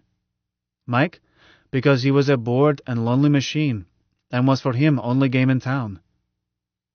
You could not have accused us of patriotism. I came closest because I was 3rd generation with total lack of affection for any place on Terra. Had been there, disliked it, and despised earthworms. Made me more patriotic than most. Average loony was interested in beer, betting, women, and work, in that order. Women might be second place, but first was unlikely, much as women were cherished. Loonies had learned there never were enough women to go around. Slow learners died, as even most possessive male can't stay alert every minute. As Prof says, a society adapts to fact, or doesn't survive. Loonies adapted to harsh facts, or failed and died. But patriotism was not necessary to survival. Like old Chinese saying that fish aren't aware of water, I was not aware of any of this until I first went to Terra, and even then did not realize what a blank spot was in loonies under storage location marked patriotism, until I took part in the effort to stir them up. Wyo and her comrades had tried to push patriotism button, and got nowhere.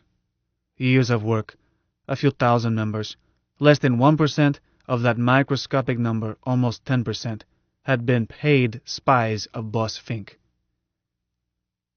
Prof set us straight. Easier to get people to hate than to get them to love. Luckily, Security Chief Alvarez gave us a hand. Those 9 dead Finks were replaced with 90, for authority was gulled into something it did reluctantly, namely, spend money on us. And one folly led to another. Warden's bodyguard had never been large even in earliest days. Prison guards in historical meaning were unnecessary, and that had been one attraction of penal colony system. Cheap. Warden and his deputy had to be protected, and visiting VIPs, but prison itself needed no guards. They even stopped guarding ships after it became clear was not necessary. And in May 2075, Bodyguard was down to its cheapest numbers, all of them new chum transportees. But loss of 9 in one night scared somebody. We knew it scared Alvarez. He filed copies of his demands for help in Zebra file, and Mike read them. A lad who had been a police officer on Terra before his conviction, and then a bodyguard all his years in Luna, Alvarez was probably most frightened and loneliest man in the Rock. He demanded more and tougher help, threatened to resign civil service job if he didn't get it. Just a threat, which authority would have known if it had really known Luna. If Alvarez had shown up in any warren as unarmed civilian, he would have stayed breathing only as long as not recognized. He got these additional guards. We never found out who ordered that raid. Mort the Wart had never shown such tendencies, had been King Log throughout tenure.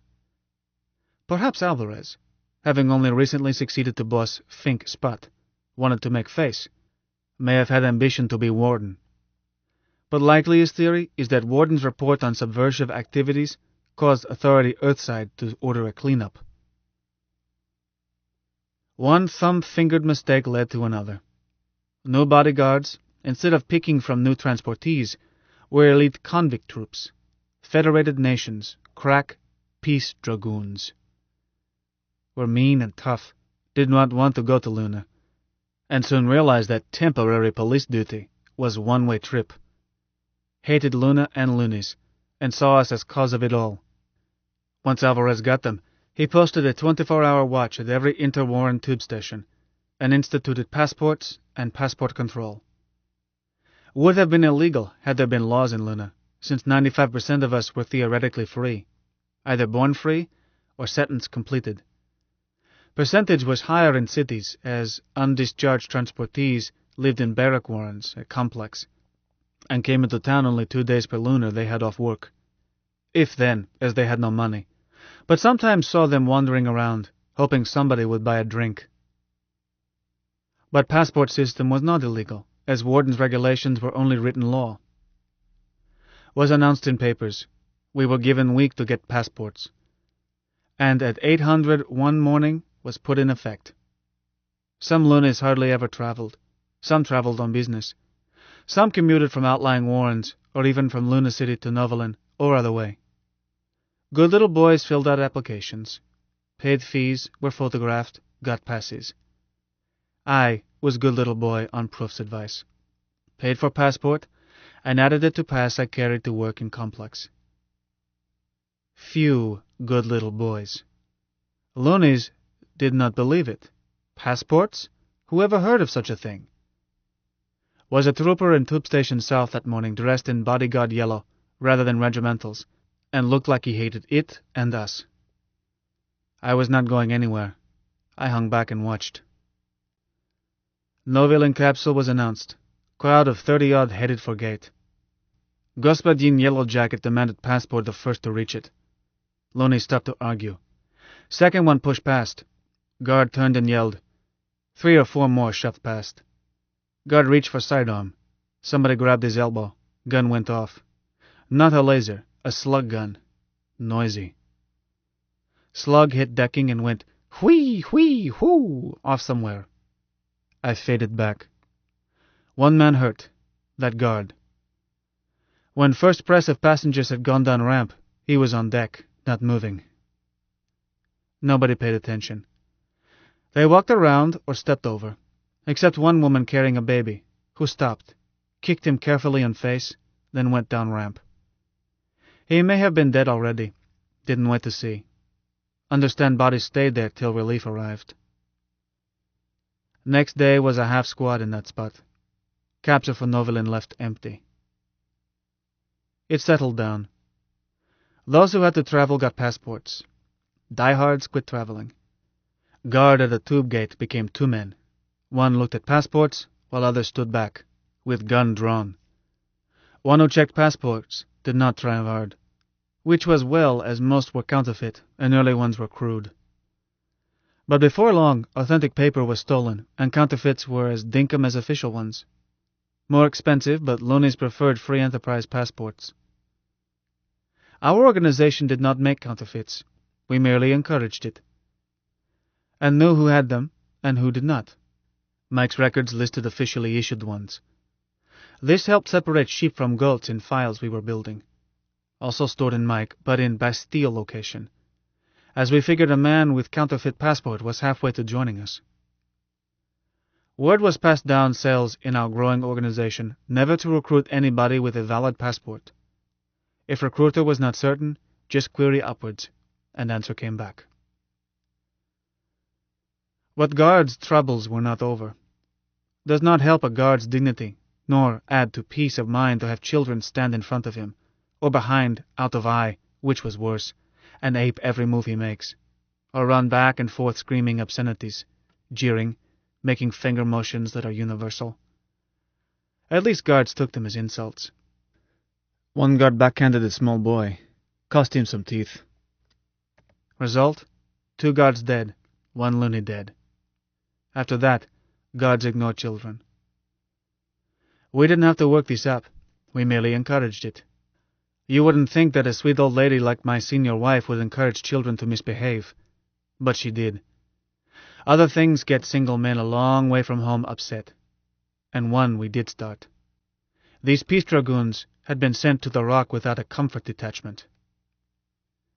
Some of our femmes were extremely beautiful, and some started loitering around stations, dressed in less than usual, which could approach 0, and wearing more than usual amount of perfume, scents with range and striking power. They did not speak to Yellow Jackets nor look at them. They simply crossed their line of sight, undulating as only a loony gal can. A female on Terra can't walk that way. She's tied down by 6 times too much weight. Such, of course, produces a male gallery, from men down to lads not yet pubescent. Happy whistles and cheers for her beauty, nasty laughs at Yellow Boy. First girls to take this duty were slot machine types, but volunteers sprang up so fast that Prof decided we need not spend money. He was correct. Even Ludmilla, shy as a kitten, wanted to try it, and did not only because Mom told her not to. But Lenore, 10 years older and prettiest of our family, did try it, and Mom did not scold.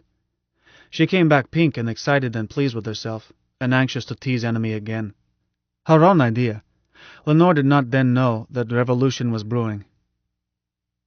During this time I rarely saw Prof, and never in public. We kept touch by phone. At first a bottleneck was that our farm had just 1 phone for 25 people, many of them youngsters who would tie up a phone for hours unless coerced. Mimi was strict.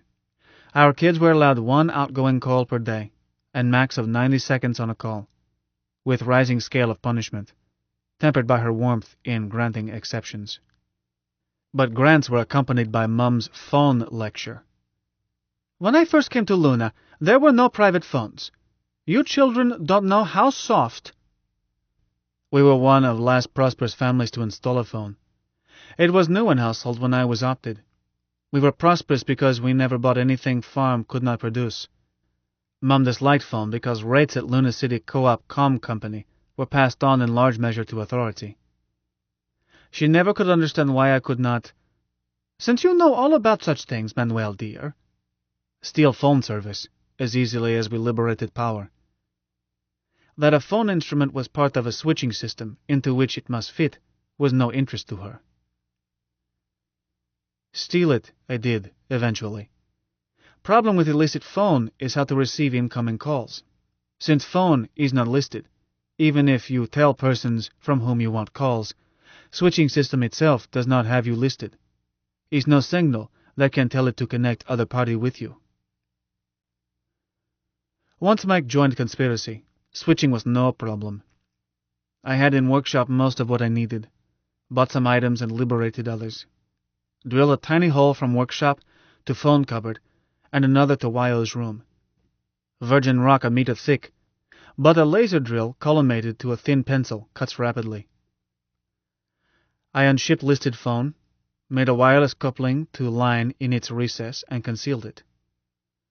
All else needed were binaural receptors and a speaker in Wyo's room, concealed, and same in mine, and a circuit to raise frequency above audio to have silence on Davis' phone line, and its converse to restore audio incoming.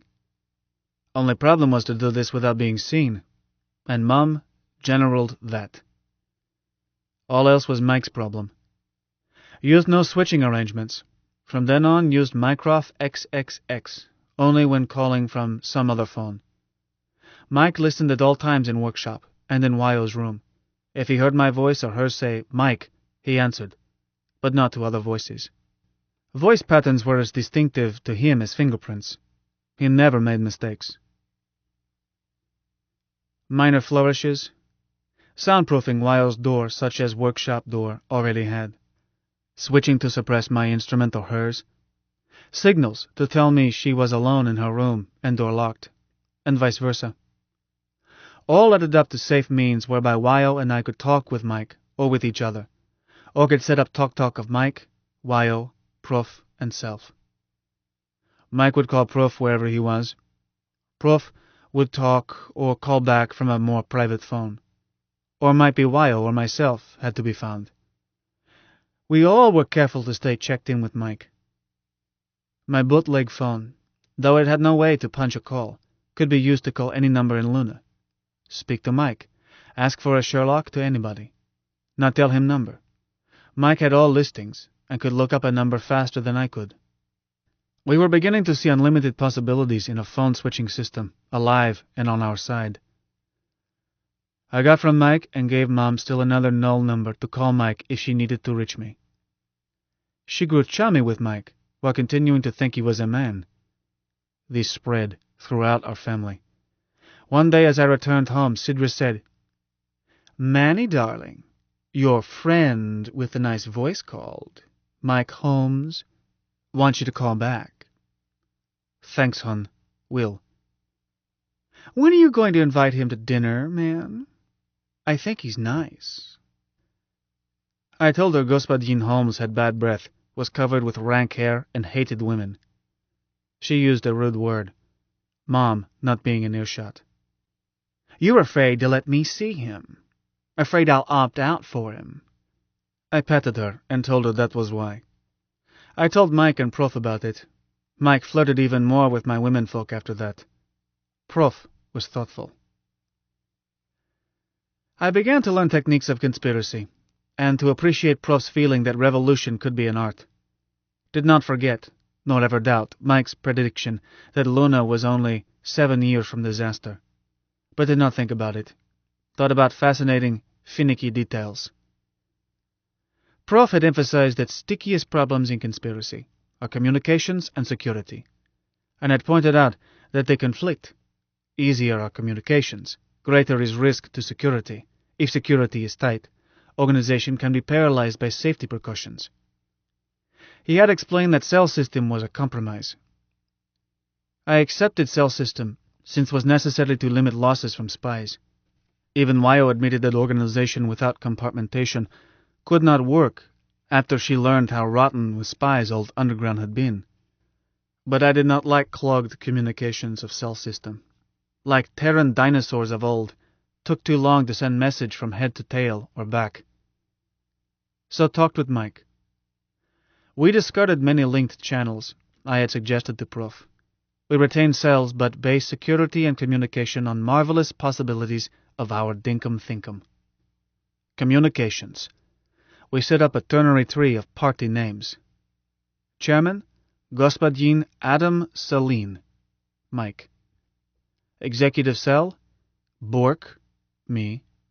Betty, Wyo. Bill, Prof. Bork's Cell, Cassie, Mom. Colin, Chang. Betty's Cell, Calvin, Greg. Cecilia, Sidris. Clayton. Bill's Cell, Cornwall, Finn Nielsen, Carolyn, Cotter, and so on. At 7th link, George supervises Herbert, Henry, and Hallie. By the time you reach that level, you need 2,187 names with H. But turn it over to a savvy computer who finds or invents them. Each recruit is given a party name and an emergency phone number. This number, instead of chasing through many links, connects with Adam Saline. Mike. Security, based on double principle. No human being can be trusted with anything, but Mike could be trusted with everything. Grim first half is beyond dispute. With drugs and other unsavory methods, any man can be broken. Only defense is suicide, which may be impossible. Oh, our Harlow tooth methods, classic and novel, some nearly infallible. Prof saw to it that Wyo and myself were equipped. Never knew what he gave her as a final friend, and since I never had to use mine, is no point in messy details. Nor am I sure I would ever suicide. Am not stuff of martyrs. But Mike could never need to suicide. Could not be drugged. Did not feel pain. He carried everything concerning us in a separate memory bank under a locked signal programmed only to our three voices, and, since flesh is weak, we added a signal under which any of us could lock out other two in emergency. In my opinion, as best computerman in Luna, Mike could not remove this lock once it was set up. Best of all, nobody would ask Master Computer for this file because nobody knew it existed. Did not suspect Mike as Mike existed. How secure can you be, huh?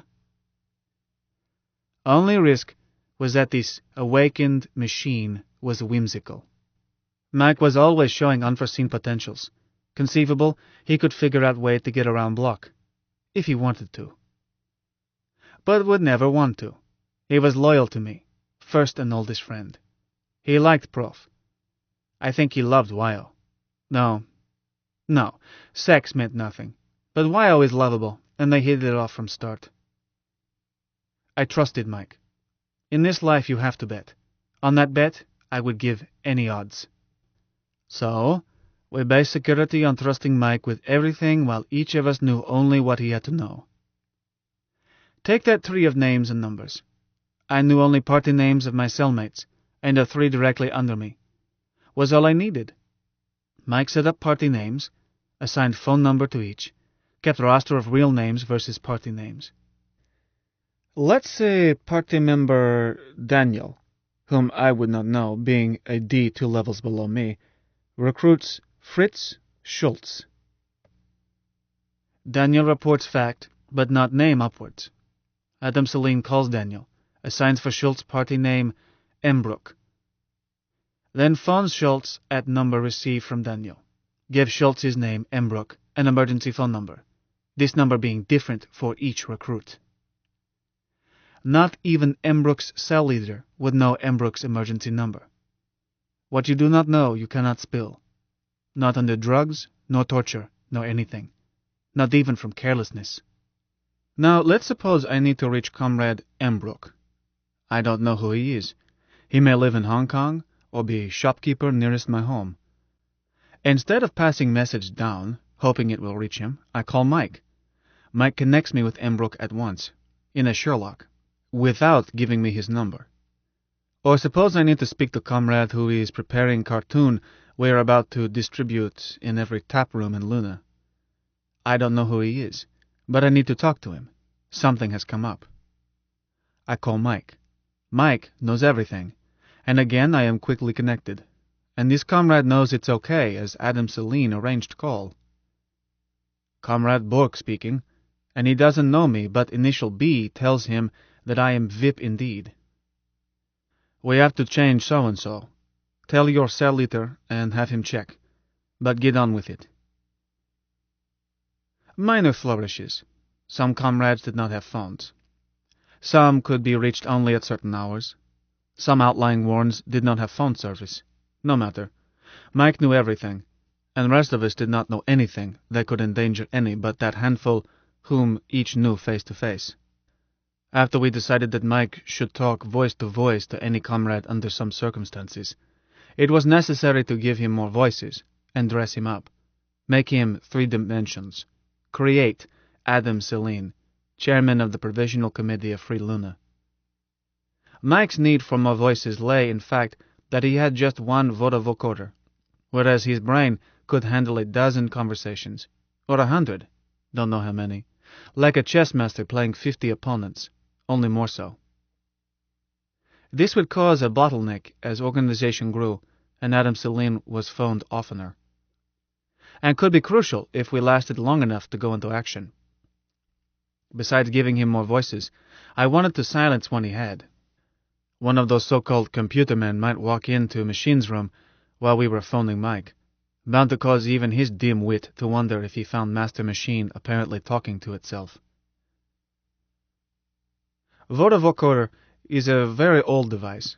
Human voice is buzzes and hisses, mixed various ways, true even of a coloratura soprano. A vocoder analyzes buzzes and hisses into patterns. One a computer, or trained eye, can read. A vocoder is a little box which can buzz and hiss, and has controls to vary these elements to match those patterns. A human can play a vocoder, producing artificial speech.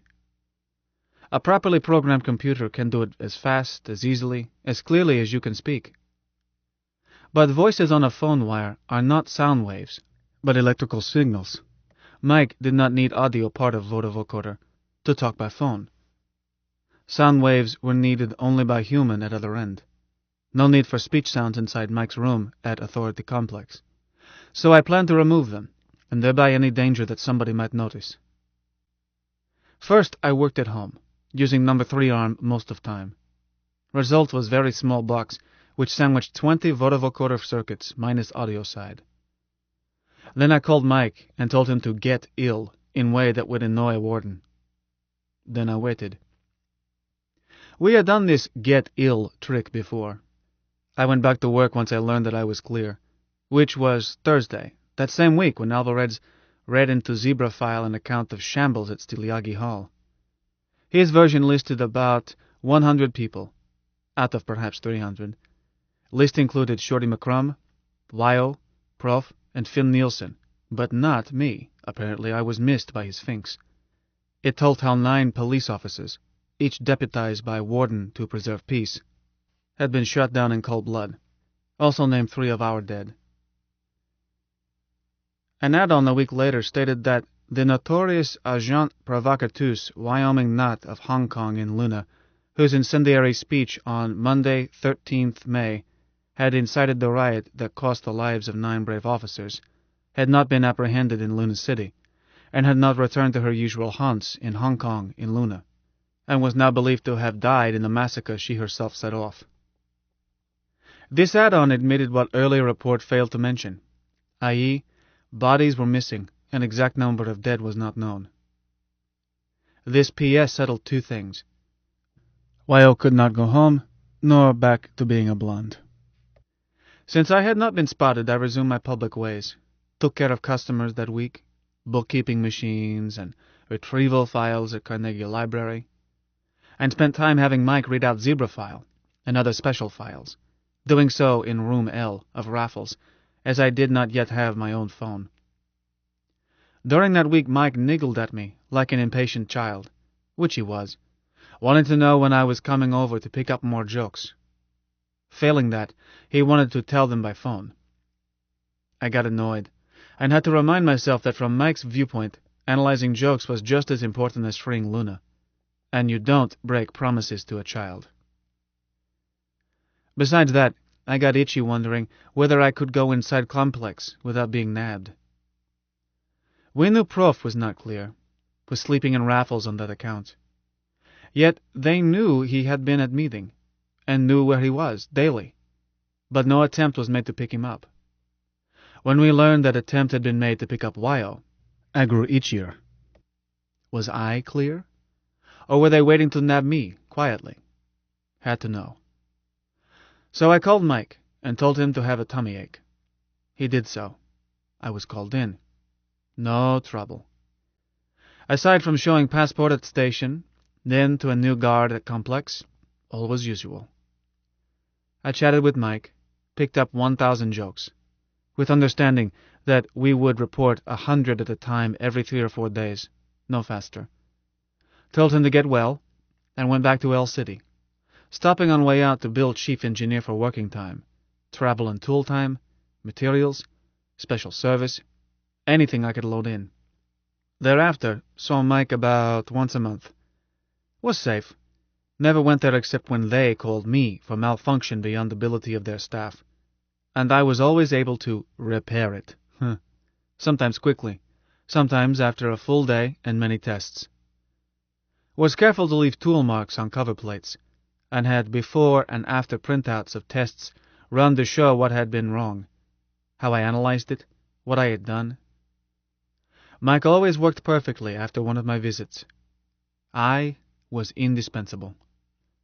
So, after I prepared his new voter vocoder add-on, didn't hesitate to tell him to get ill. Call came in 30 minutes. Mike had thought up a dandy. His illness was wild oscillations in conditioning Warden's residence. He was running its heat up, then down, on an 11-minute cycle, while oscillating its air pressure on a short cycle, ca 2 cycles per second, enough to make a man dreadfully nervy, and perhaps cause earache. Conditioning a single residence should not go through a master computer. In Davis tunnels, we handle home and farm with idiot controls, feedbacks for each cubic, with alarms so that somebody could climb out of bed and control by hand until trouble could be found. If cows got chilly, did not hurt corn. If lights failed over wheat, vegetables were okay. That Mike could raise hell with Warden's residence and nobody could figure out what to do shows silliness of piling everything into one computer. Mike was happy-joyed. This was humor he really scanned. I enjoyed it too. Told him to go ahead, have fun, spread out tools. Got out little black box. A computer man of the watch comes banging and ringing at door. I took my time answering and carried number 5 arm in right hand with short wing bare. This makes some people sick and upsets almost everybody. What in hell do you want, chum? I inquired. Listen, he says. Warden is raising hell. Haven't you found trouble? My compliments to Warden and tell him I will override by hand to restore his precious comfort as soon as I locate faulty circuit. If not slowed up by silly questions. Are you going to stand with door open blowing dust into machines while I have cover plates off? If you do, since you were in charge, when dust puts machines on sputter, you can repair it. I won't leave a warm bed to help. You can tell that to your bloody Warden, too. What's your language, cobber? What's yours, convict? Are you going to close that door, or shall I walk out and go back to L City? And raise number 5 like a club. He closed door. Had no interest in insulting poor sod. Was one small bit of policy to make everybody as unhappy as possible. He was finding working for Warden difficult. I wanted to make it unbearable. Shall I step it up? Mike inquired. Hold it so for 10 minutes, then stop abruptly. Then jog it for an hour, say, with air pressure. Erratic but hard. Know what a sonic boom is? Certainly. It is a... Don't define. After you drop major effect, rattle his air ducts every few minutes with nearest to a boom system will produce. Then give him something to remember. Mike, can you make his WC run backwards? I surely can. All of them? How many does he have? 6. Well, program to give them all a push, enough to soak his rugs. But if you can spot one nearest his bedroom, fountain it clear to ceiling. Can? Program set up. Good. Now for your present, Ducky. There was room in voter audio box to hide it, and I spent 40 minutes with number 3, getting it just so. We trial checked it through voter vocoder. Then I told him to call Weil and check each circuit. For 10 minutes was silence, which I spent putting tool marks on a cover plate, which should have been removed had anything been wrong, putting tools away, putting number 6 arm on, rolling up 1,000 jokes, waiting in printout. I had found no need to cut off audio of voter. Mike had thought of it before I had, and always chopped off any time door was touched. Since his reflexes were better than mine by a factor of at least 1,000, I forgot it. At last he said, All 20 circuits are okay. I can switch circuits in the middle of a word, and YO can't detect discontinuity. And I called Prof and said hello, and talked to Mom on your home phone, all three at the same time. We're in business. What excuse you give Mom? I asked her to have you call me, Adam Celine, that is. Then we chatted. She's a charming conversationalist. We discussed Greg's sermon of last Tuesday. Huh? How? I told her I had listened to it, man, and quoted a poetic part. Oh, Mike. It's okay, man. I let her think I sat in back, then slipped out during the closing hymn. She's not nosy. She knows that I don't want to be seen. Mom is nosiest female in Luna. Guess it's okay. But don't do it again. Do it again. You monitor meetings and lectures and concerts and stuff. Unless some busybody switches me off by hand. Man, I can't control those spot pickups the way I do a phone. The simplest switch. Brute muscle rather than solid-state flip-flop. That's barbaric and unfair. Mike, almost everything is unfair. What can't be cured must be endured. That's a funny once, man. Sorry, let's change it. What can't be cured should be tossed out and something better put in. Which will do. What chance is last time you calculated? Approximately 1 in 9, man. Getting worse? Man, they'll get worse for months. We haven't reached the crisis. With the Yankees in cellar, too. Oh well. Back to other matter. From now on, when you talk to anyone, if he's been to a lecture or whatever, you were there too, and prove it by recalling something. Noted. Why, man? Have you read The Scarlet Pimpernel? Maybe in public library. Yes. Shall I read it back? No. You're our Scarlet Pimpernel, our John Galt, our Swamp Fox, our man of mystery. You go everywhere, know everything, slip in and out of town without passport. You're always there, yet nobody catches sight of you. His lights rippled. He gave a subdued chuckle. That's funny, man. Funny once, funny twice, maybe funny always. Funny always. How long ago did you stop Gymkhana at Wharton's? 43 minutes ago, except erratic booms. Bet his teeth ache. Give him 15 minutes more, then I'll report job completed. Noted. Wyo sent you a message, man. She said to remind you of Billy's birthday party. Oh, my word. Stop everything. I'm leaving. Bye. I hurried out. Billy's mother is Anna. Probably her last. And right well she's done by us. 8 kids. 3 still home. I tried to be as careful as Mom never to show favoritism. But Billy is quite a boy, and I taught him to read. Possible he looks like me. Stopped at Chief Engineer's office to leave Bill and demand to see him. Was let in and he was in belligerent mood. Warden had been riding him. Hold it, I told him. My son's birthday, and shan't be late, but must show you something.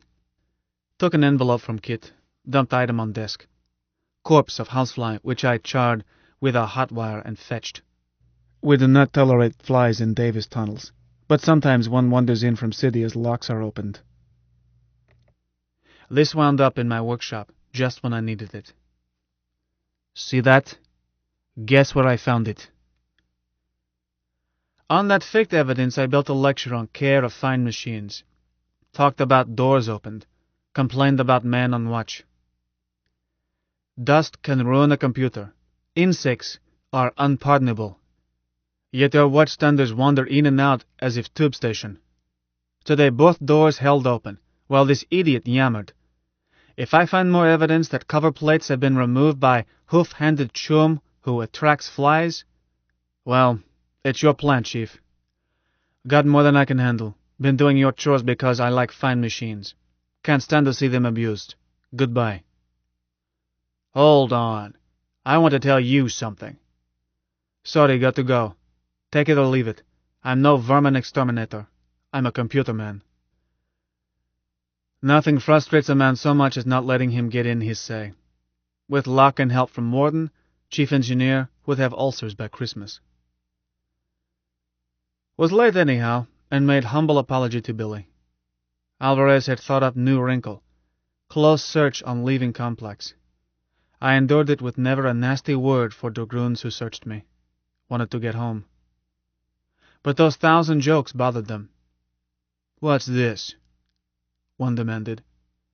"Computer paper," I said. "Test runs." His mate joined him. Don't think they could read. They wanted to confiscate, so I demanded they call chief engineer. They let me go. I felt not displeased. More and more such, and guards were daily more hated. Decision to make Mike more a person rose from need to have any party member phone him on occasion. My advice about concerts and plays was simply a side effect. Mike's voice over phone had odd quality I had not noticed during time I had visited him only at Complex.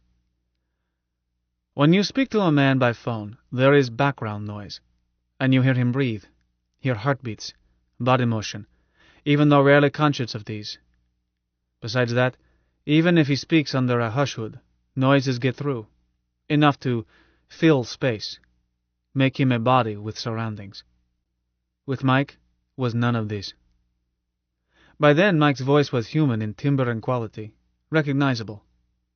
He was baritone, had North American accent with Aussie overtones. As Michelle, she, had a light soprano with French flavor. Mike's personality grew also. When first I introduced him to Wyo and Proof, he sounded like a pedantic child. In short weeks he flowered, until I visualized a man about my own age. His voice, when he first woke, was blurred and harsh, hardly understandable. Now it was clear, and choice of words and phrasing was consistent. Colloquial to me, scholarly to Proof, gallant to Wyo. Variation one expects of mature adults. But background was dead. Thick silence. So we filled it. Mike needed only hints. He did not make his breathing noisy. Ordinarily, you would not notice. But he would stick in touches. "Sorry, Manny, you caught me bathing when the phone sounded," and let one hear hurried breathing. Or, "I was eating. I had to swallow." He used such even on me, once he undertook to be a human body. We all put Adam Celine together, talking it over at Raffles. How old he was, what did he look like, married, where did he live, what work, what interests. We decided that Adam was about 40, healthy, vigorous, well-educated, interested in all arts and sciences, and very well grounded in history. A match chess player, but little time to play. He was married in commonest type, a troika in which he was senior husband, 4 children. Wife and junior husband not in politics, so far as we knew. He was ruggedly handsome, with wavy iron-gray hair, and was mixed race. 2nd generation one side, 3rd on other. Was wealthy by loony standards, with interest in Novelin and Kongville, as well as El City. He kept offices in Luna City, outer office with 12 people, plus private office staffed by male deputy and female secretary. Why I wanted to know was he bundling with secretary. I told her to switch off, was private. Wyo said indignantly that she was not being snoopy. Weren't we trying to create a rounded character? We decided that offices were in Old Dome, 3rd ramp, south side, heart of financial district. If you know El City, you recall that in Old Dome some offices have windows since they can look out over floors of dome. I wanted this for sound effects. We drew a floor plan, and had that office existed, it would have been between Etna Luna and Greenberg and Company. This book is continued on Disc 5. The Moon is a Harsh Mistress by Robert Heinlein. Continued. Disc 5. We decided that offices were in Old Dome, 3rd ramp, south side, heart of financial district. If you know El City, you recall that in Old Dome some offices have windows since they can look out over floors of dome. I wanted this for sound effects. We drew a floor plan, and had that office existed, it would have been between Etna Luna and Greenberg and Company. I used Pound Recorder to pick up sounds at spot. Mike added to it by listening at phones there. Thereafter, when you called Adam Celine, background was not dead. If Ursula, his secretary, took call, it was, "Celine Associates, Luna shall be free." Then she might say, "Will you hold? Господин Celine is on another call." Whereupon you might hear sound of WC, followed by running water, and know that she had told Little White Lie. Or Adam might answer, "Adam Celine here, free Luna. 1 second while I shut off the video." Or Deputy might answer, "This is Albert Grinwalla, Adam Celine's confidential assistant, free Luna. If it's a party matter, as I assume it is, that was your party name you gave. Please don't hesitate. I handle such things for the chairman." Last was a trap, as every comrade was instructed to speak only to Adam Celine. No attempt was made to discipline one who took bait. Instead, his cell captain was warned that his comrade must not be trusted with anything vital.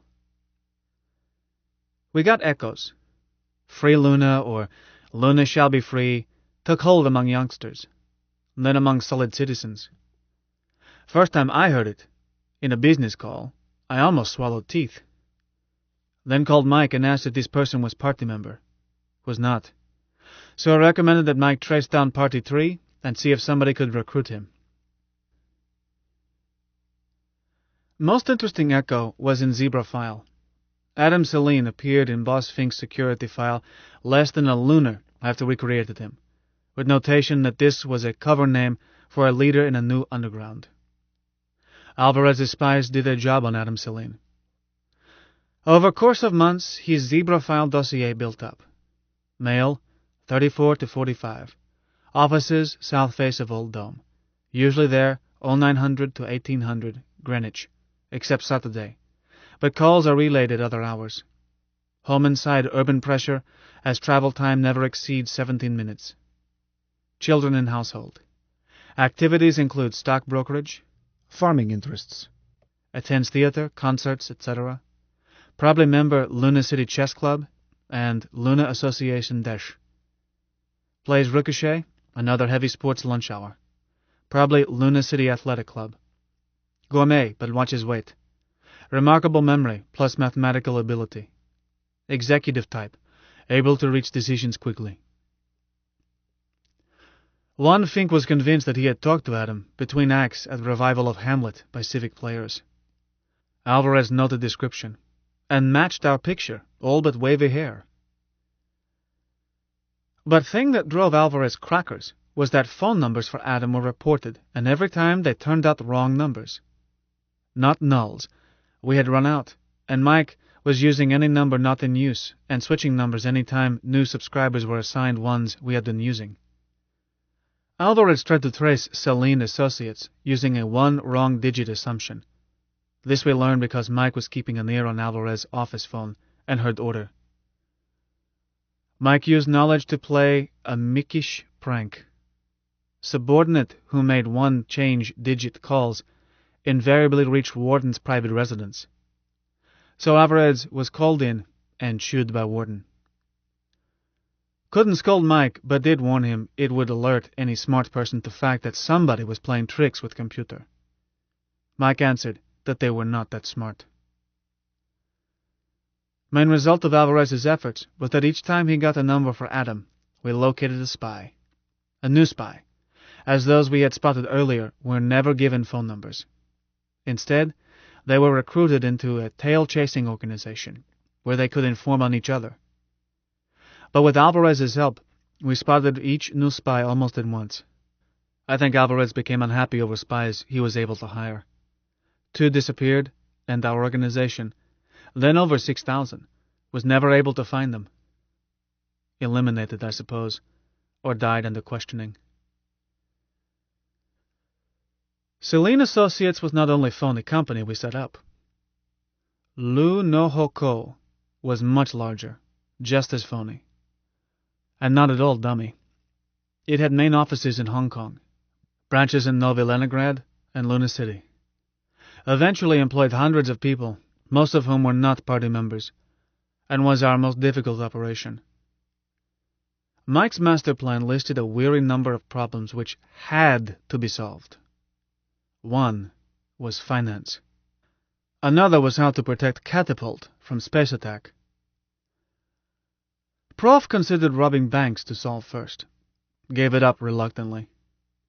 But eventually we did rob banks, firms, and authority itself.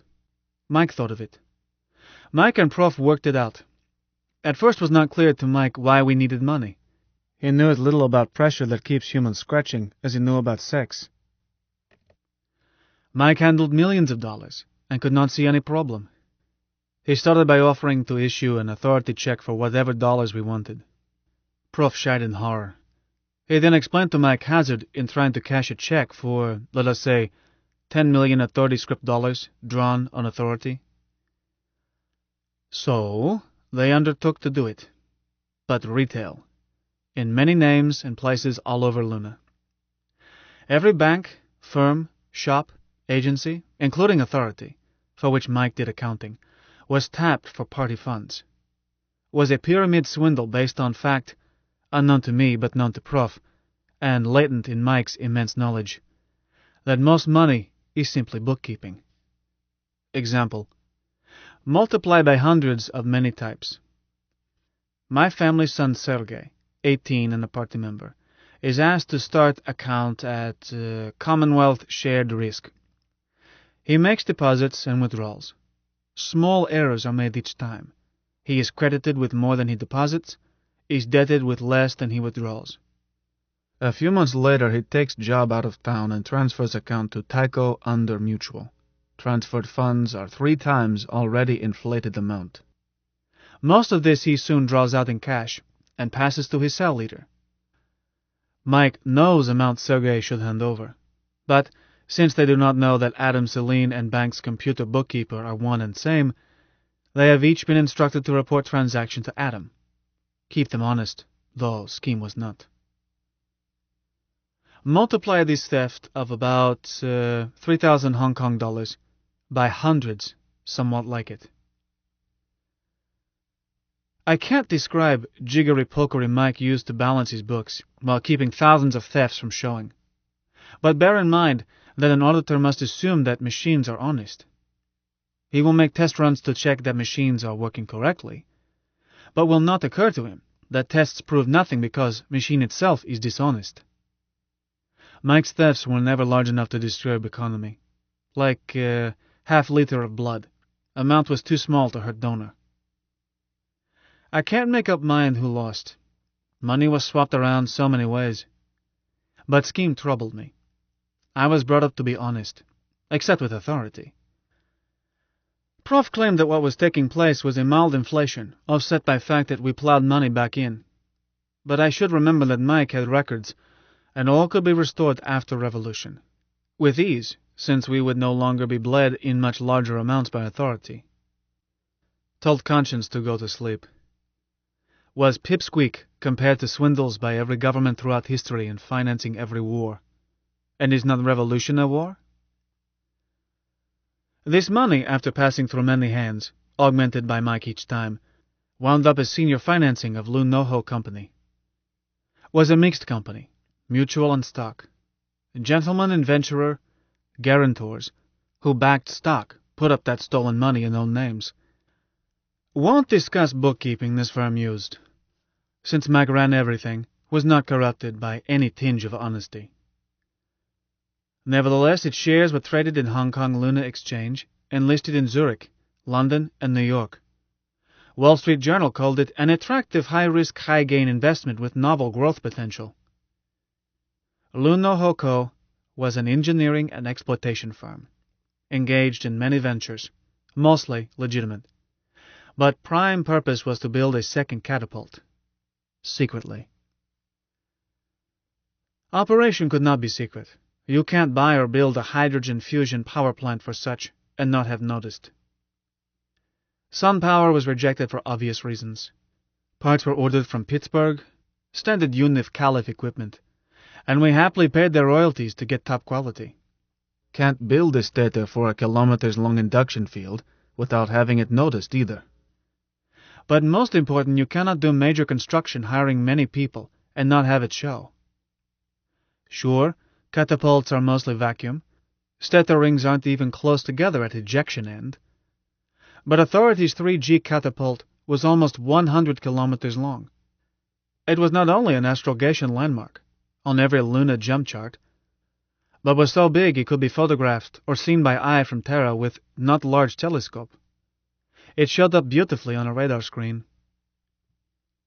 We were building a shorter catapult, a 10G job, but even that was 30 kilometers long, too big to hide. So, we hid it by purloined letter method. I used to question Mike's endless reading of fiction, wondering what notions he was getting. But turned out he got a better feeling for human life from stories than he had been able to garner from facts. Fiction gave him a gestalt of life, one taken for granted by a human. He lives it. Besides this humanizing effect, Mike's substitute for experience, he got ideas from not true data, as he called fiction. How to hide a catapult, he got from Edgar Allan Poe. We hid it in literal sense, too. This catapult had to be underground, so that it would not show to eye or radar, but had to be hidden in more subtle sense. Selenographic location had to be secret. How can this be with a monster that big, worked on by so many people? Put it this way. Suppose you live in Novaland. Know where Luna City is? Why, on east edge of Maricrisium. Everybody knows that. So, what latitude and longitude? Huh? Look it up in a reference book.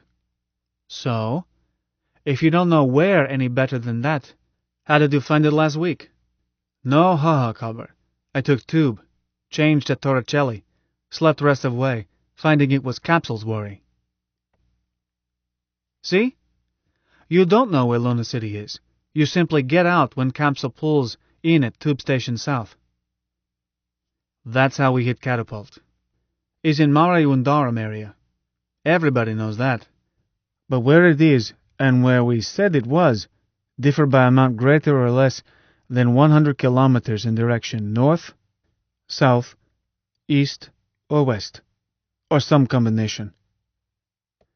Today you can look up its location in reference books, and find same wrong answer. Location of that catapult is still most closely guarded secret in Luna. Can't be seen from space, by eye or radar. Is underground save for ejection, and that is a big black shapeless hole like 10,000 others, and high up in uninviting mountain with no place for a jump rocket to put down. Nevertheless, many people were there, during and after construction. Even Warden visited, and my co-husband Greg showed them around. Warden went by mail rocket, commandeered for day, and his cyborg was given coordinates and a radar beacon to home on, a spot, in fact, not far from sight. But from there was necessary to travel by Rulligan, and our lorries were not like passenger buses from Ennsville to Beluthahatchee in old days. They were cargo carriers, no ports for sightseeing, and a ride so rough that human cargo had to be strapped down. Warden wanted to ride up in cab, but sorry, господин, just space for Wrangler and his helper, and took both to keep her steady. 3 hours later he did not care about anything but getting home. He stayed 1 hour and was not interested in talk about purpose of all this drilling and value of resources uncovered. Less important people, workmen and others, traveled by interconnecting ice exploration bores, still easier way to get lost. If anybody carried an inertial pathfinder in his luggage, he could have located site. But security was tight. One did so and had accident with P-suit. His effects were returned to L City, and his pathfinder read what it should, i.e., what we wanted it to read, for I made hurried trip out with number 3 arm along. You can reseal one without a trace if you do it in nitrogen atmosphere. I wore an oxygen mask at slight overpressure. No ha-ha. We entertained VIPs from Earth, some high in authority. They traveled easier underground route. I suppose Warden had warned them. But even on that route is one 30-kilometer stretch by Rolligan. We had one visitor from Earth who looked like trouble. Dr. Dorian, physicist and engineer. Lorry tipped over. Silly driver tried shortcut. They were not in line of sight for anything, and their beacon was smashed. Poor Dr. Dorian spent 72 hours in an unsealed pumice igloo and had to be returned to El City, ill from hypoxia, an overdose of radiation, despite efforts on his behalf by 2 party members driving him. Might have been safe to let him see. He might not have spotted double talk, and would not have spotted error in location. Few people look at stars when pea-suited, even when sun doesn't make it futile. But still fewer can read stars, and nobody can locate himself on surface without help unless he has instruments, knows how to use them, and has tables and something to give a time tick. But at crudest level, minimum would be octant, tables, and good watch.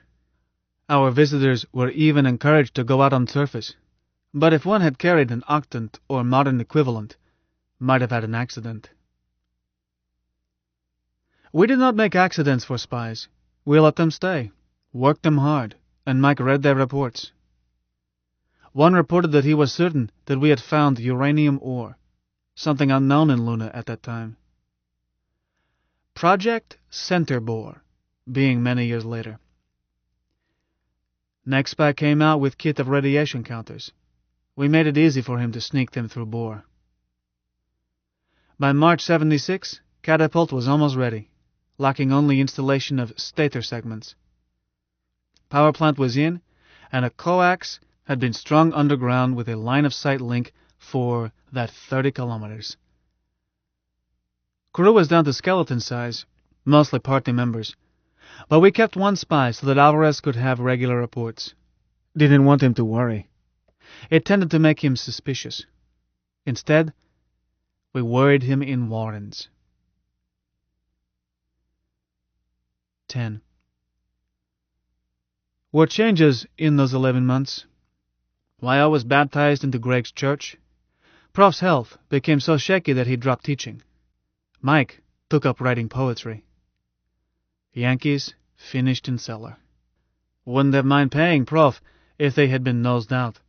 But from pennant to cellar in one season, I quit watching them on video. Prof's illness was phony. He was in perfect shape for age, exercising in hotel room 3 hours each day, and sleeping in 300 kilograms of lead pajamas. And so was I, and so was Wyo, who hated it. I don't think she ever cheated, and spent night in comfort, though can't say for sure. I was not dossing with her.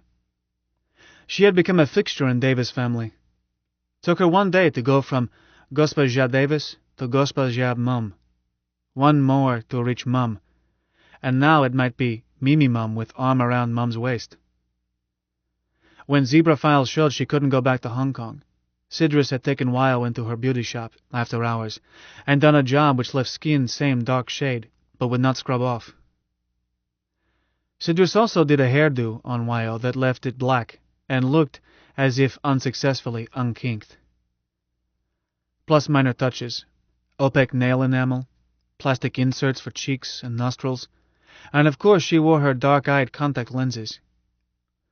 When Sidrus got through, Wyo could have gone bundling without fretting about her disguise. Was a perfect colored with ancestry to match.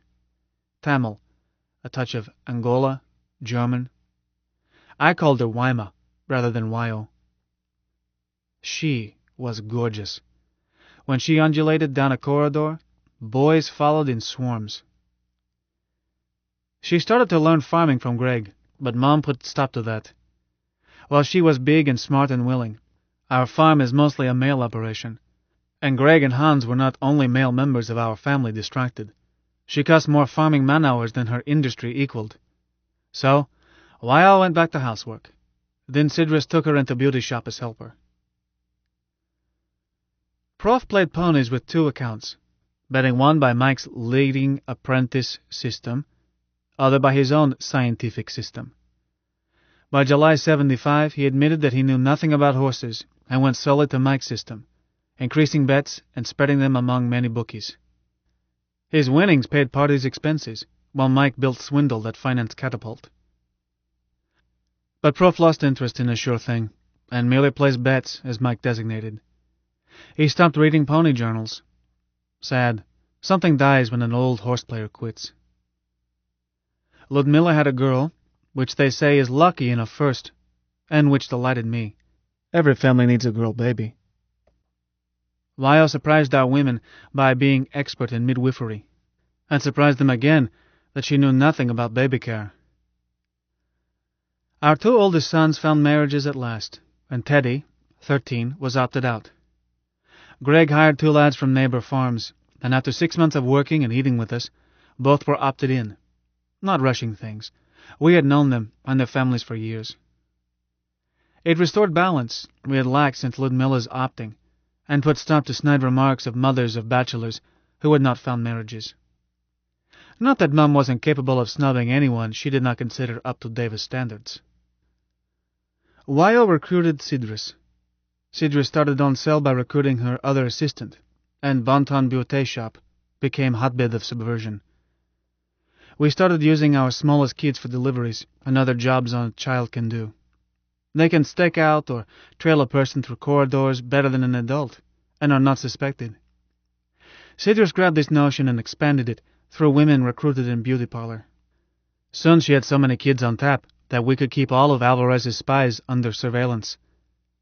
With Mike able to listen at any phone, and a child spotting it whenever a spy left home or place of work or wherever, with enough kids on call so that one could phone while another held down a new stakeout, we could keep a spy under tight observation and keep him from seeing anything we didn't want him to see.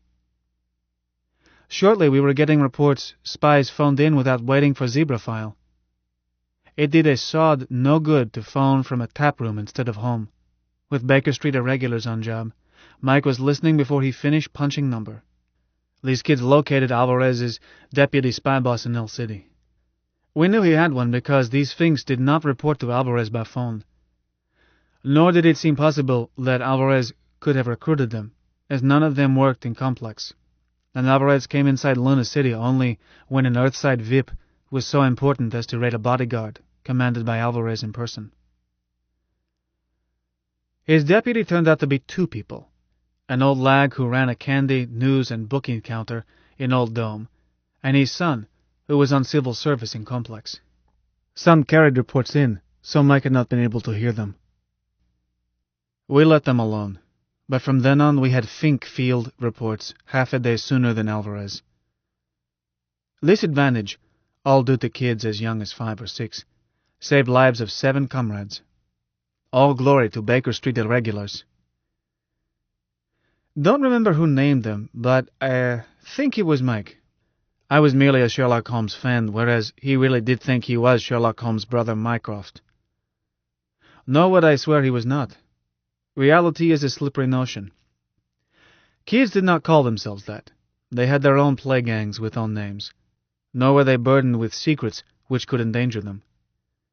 Sidris left to mothers to explain why they were being asked to do these jobs, save that they were never to be told the real reason. Kids will do anything mysterious and fun. Look how many of their games are based on outsmarting. Bon Ton Salon was a clearinghouse of gossip. Women get news faster than Daily Lunatic. I encouraged Wyo to report to Mike each night, not try to thin gossip down to what seemed significant, because no telling what might be significant once Mike got through associating it with a million other facts. Beauty parlor was also a place to start rumors. Party had grown slowly at first, then rapidly as powers of 3 began to be felt, and also because peace dragoons were nastier than old bodyguard. As numbers increased, we shifted to high speed on agitprop, black propaganda rumors, open subversion, provocateur activities, and sabotage. Finn Nielsen handled agitprop when it was simpler, as well as dangerous job of continuing to front for and put cover-up activity into older, spy-ridden underground. But now a large chunk of agitprop and related work was given to Sidris. Much involved distributing handbills and such. No subversive literature was ever in her shop, nor our home, nor that hotel room. Distribution was done by kids, too young to read. Mistress was also working a full day bending hair and such. About time she began to have too much to do, I happened one evening to make walkabout on Causeway with Mistress on my arm, when I caught sight of a familiar face and figure. Skinny little girl, all angles, carrot red hair. She was possibly 12, at stage when a femme shoots up just before blossoming out into rounded softness. I knew her, but could not say why or when or where. I said, "Psst, baby doll, eyeball young femme ahead, orange hair, no cushions." Mistress looked her over. "Darling, I knew you were eccentric, but she's still a boy." "Damp it." "Who?" "Bog knows. Shall I sprag her?" Suddenly I remembered like video coming on, and wished Wyo were with me. But Wyo and I were never together in public. This skinny redhead had been at meeting where Shorty was killed. She sat on floor against wall, down front, and listened with wide-eyed seriousness, and applauded fiercely. Then I had seen her at end in free trajectory, curled into ball in air, and hit a yellow jacket in knees, he whose jaw I broke a moment later. Wyo and I were alive and free because this kid moved fast in a crisis. "No, don't speak to her," I told Mistress. "But I want to keep her in sight. Wish we had one of your irregulars here. Damn." "Drop off and phone Wyo. You'll have one in 5 minutes," my wife said. I did. Then Mistress and I strolled, looking in shop windows and moving slowly, as Quarry was window shopping. In 7 or 8 minutes a small boy came toward us, stopped and said, "Hello, Auntie Mabel. Hi, Uncle Joe." Mistress took his hand. "Hi, Tony. How's your mother, dear?" "Just fine," he added in a whisper. "I'm Jock." "Sorry." Mistress said quietly to me, "Stay on her," and took Jack into tuck shop. She came out and joined me. Jock followed her, licking a lollipop. "Bye, Auntie Mabel. Thanks." He danced away, rotating, wound up by that little redhead, stood and stared into a display, solemnly sucking his sweet. Mistress and I went home. A report was waiting. "She went into Cradle Roll crash and hasn't come out. Do we stay on it?" "A bit yet," I told Wyo, and asked if she remembered this kid. She did, but had no idea who she might be. "You could ask Finn." "Can do better." I called Mike. Yes, Cradle Roll crash had a phone and Mike would listen. Took him 20 minutes to pick up enough to get analysis. Many young voices, and at such ages almost sexless. But presently he told me, "Man, I hear 3 voices that could match the age and physical type you described. However, 2 answer to names which I assume to be masculine. The third answers when anyone says Hazel, which an older female voice does repeatedly. She seems to be Hazel's boss." "Mike, look at old organization file. Check Hazel's." "4 Hazels," he answered at once. "And here she is. Hazel Mead, Young Comrades Auxiliary. Address, Cradle Roll Creche. Born 25 December, 2063. Mass 39 kilos. Height..." "That's our little jump jet. Thanks, Mike. Wyo, call off stakeout. Good job." "Mike, call Donna and pass the word. That's a dear." I left it to girls to recruit Hazel Mead and did not eyeball her until Mistress moved her into our household 2 weeks later. But Wyo volunteered a report before then. Policy was involved. Mistress had filled her cell but wanted Hazel Mead. Besides this irregularity, Mistress was doubtful about recruiting a child. Policy was adults only, 16 and up. I took it to Adam Celine, an executive cell. "As I see," I said, "this cells of 3 system is to serve us, not bind us. See nothing wrong in Comrade Cecilia having an extra, nor any real danger to security." "I agree," said Prof. "But I suggest that the extra member not be part of Cecilia's cell. She should not know the others. I mean, unless the duties Cecilia gives her make it necessary. Nor do I think she should recruit at her age. The real question is her age." "Agreed," said Wyo. "I want to talk about this kid's age." "Friends," Mike said diffidently. Diffidently, first time in weeks. He was now that confident executive Adam Celine, much more than a lonely machine. "Perhaps I should have told you, but I have already granted similar variations. It did not seem to require discussion." "It doesn't, Mike," Prof reassured him. "A chairman must use his own judgment. What is our largest cell?" 5. It is a double cell, 3 and 2. "No harm done. Dear Wyo, does Sidrus propose to make this child a full comrade? Let her know that we are committed to revolution, with all the bloodshed, disorder, and possible disaster that entails." "That's exactly what she is requesting." "But, dear lady, while we are staking our lives, we are old enough to know it. For that, one should have an emotional grasp of death. Children seldom are able to realize that death will come to them personally. One might define adulthood as the age at which a person learns that he must die, and accepts this sentence undismayed." "Prof," I said, "I know some mighty tall children. 7 to 2, some are in party." "No bet, Copper. I'll give odds that at least half of them don't qualify, and we might find out the hard way at the end of this, our folly." "Prof," Wyo insisted. "Mike, Manny, Sidrus is certain this child is an adult, and I think so too." "Man?" asked Mike. "Let's find a way for Prof to meet her and form an opinion.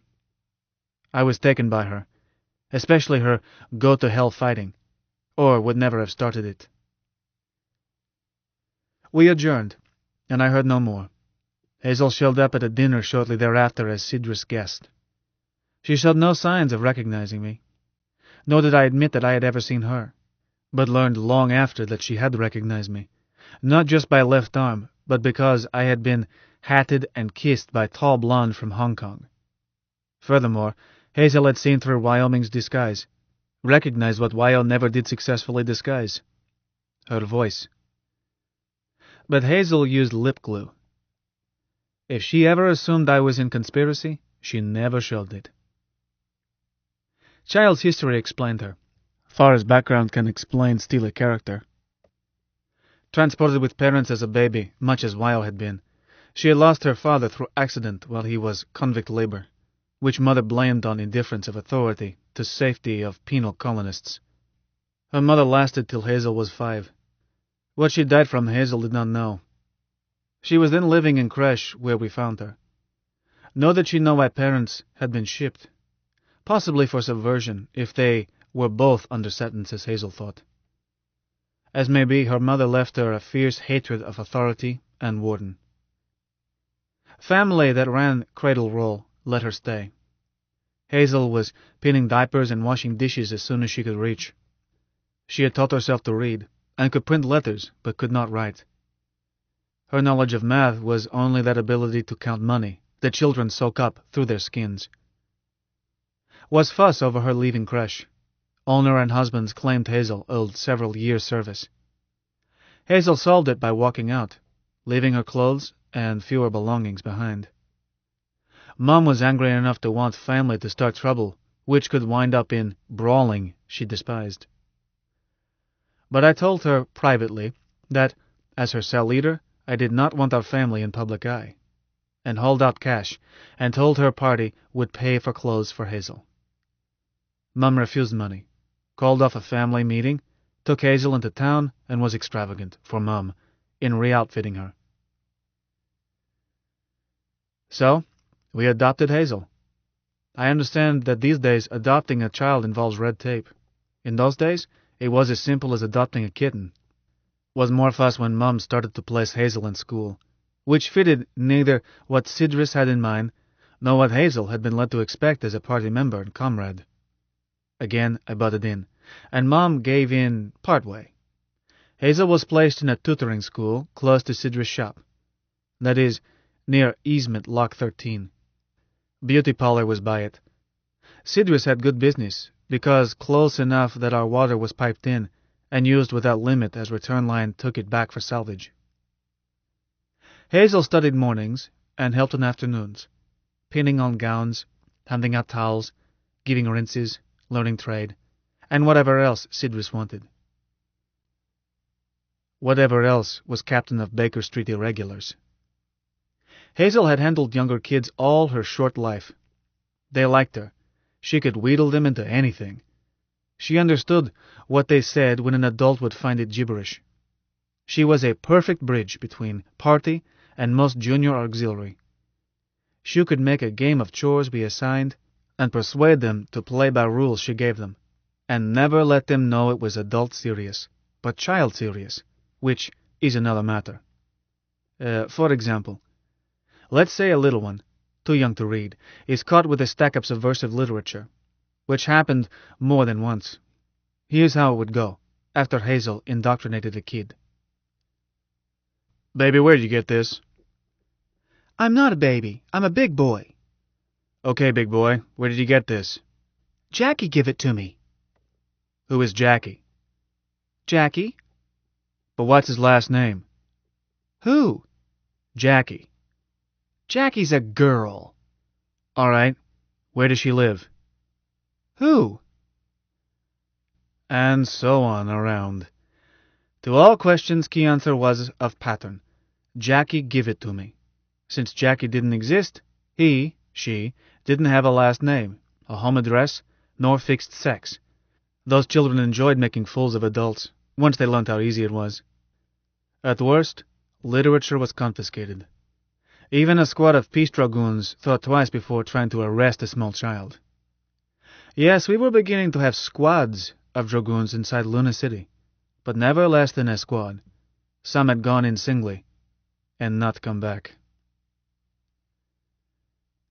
When Mike started writing poetry, I didn't know whether to laugh or cry. He wanted to publish it. Shows how thoroughly humanity had corrupted this innocent machine that he should wish to see his name in print. I said, "Mike, for Bog's sake, blown all circuits, or planning to give us away?" Before he could sulk, Prof said, "Hold on, Manuel. I see possibilities. Mike, would it suit you to take a pen name?" That's how Simon Jester was born. Mike picked it apparently by tossing random numbers, but he used another name for serious verse, his party name, Adam Celine. Simon's verse was doggerel, bawdy, subversive, ranging from poking fun at Vips to savage attacks on Warden, System, Peace Dragoons, Finks. You found it on walls of public WCs, or on scraps of paper left in tube capsules, or in tap rooms. Wherever they were signed Simon Jester, and with a matchstick drawing of a little horned devil with big grin and forked tail. Sometimes he was stabbing a fat man with a pitchfork. Sometimes just his face would appear, big grin and horns, until, shortly, even horns and grin meant Simon was here. Simon appeared all over Luna same day, and from then on never let up. Shortly he started receiving volunteer help. His verses and little pictures, so simple anybody could draw them, began appearing more places than we had planned. This wider coverage had to be from fellow travelers.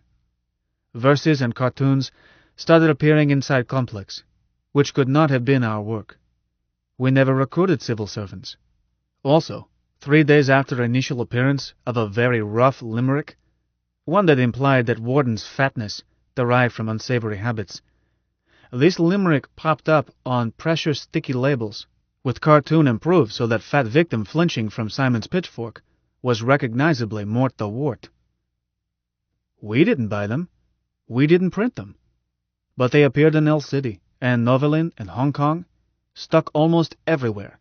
Public phones, stanchions in corridors, pressure locks, ramp railings, other. I had a sample count made, fed it to Mike. He reported that over 70,000 labels had been used in L City alone. I did not know of a printing plant in L City willing to risk such a job and equipped for it. Began to wonder if might be another revolutionary cabal. Simon's verses were such a success that he branched out as a poltergeist, and neither warden nor security chief was allowed to miss it. Dear Mort the Wart, ran one letter. Do please be careful from midnight to 400 tomorrow. Love and kisses, Simon. With horns and grin. In same mail, Alvarez received one reading. Dear Pimplehead, if the warden breaks his leg tomorrow night, it will be your fault. Faithfully your conscience, Simon. Again with horns and smile. We didn't have anything planned. We just wanted Mort and Alvarez to lose sleep, which they did, plus bodyguard. All Mike did was to call Warden's private phone at intervals from midnight to 400. An unlisted number supposedly known only to his personal staff. By calling members of his personal staff simultaneously and connecting them to Mort, Mike not only created confusion, but got Warden angry at his assistants. He flatly refused to believe their denials. But was luck that Warden, goaded too far, ran down a ramp. Even a new chum does that only once. So he walked on air and sprained an ankle, close enough to a broken leg, and Alvarez was there when it happened. Those sleep losers were mostly just that. Like rumor that Authority Catapult had been mined and would be blown up another night. 90 plus 18 men can't search 100 kilometers of catapult in hours, especially when 90 are peace dragoons, not used to pea suit work and hating it. This midnight came at New Earth with sun high. They were outside far longer than is healthy, managed to cook up their own accidents while almost cooking themselves, and showed nearest thing to mutiny in regiment's history. One accident was fatal. Did he fall, or was he pushed? A sergeant. Midnight alarms made peace dragoons on passport watch, much taken by yawning and more bad-tempered, which produced more clashes with loonies and still greater resentment both ways. So Simon increased pressure. Adam Celine's verse was on a higher plane. Mike submitted it to proof and accepted his literary judgment. Good, I think, without resentment. Mike's scansion and rhyming were perfect, Mike being a computer with whole English language in his memory, and able to search for a fitting word in microseconds. What was weak was self-criticism. That improved rapidly under Proof's stern editorship. Adam Celine's byline appeared first in dignified pages of Munglo, over a somber poem titled Home. Was dying thoughts of old transportee. His discovery as he is about to leave that Luna is his beloved home. Language was simple. Rhyme scheme unforced. Only thing faintly subversive was conclusion on part of dying man that even many wardens he has endured was not too high a price. Doubt if Munglo's editors thought twice. Was good stuff. They published. Alvarez turned editorial office inside out, trying to get the line back to Adam Celine. Issue had been on sale half a lunar before Alvarez noticed it. Or had it called to his attention. We were fretted. We wanted that byline noticed. We were much pleased with the way Alvarez oscillated when he did see it. Editors were unable to help Fink Boss. They told him truth. Poem had come in by mail.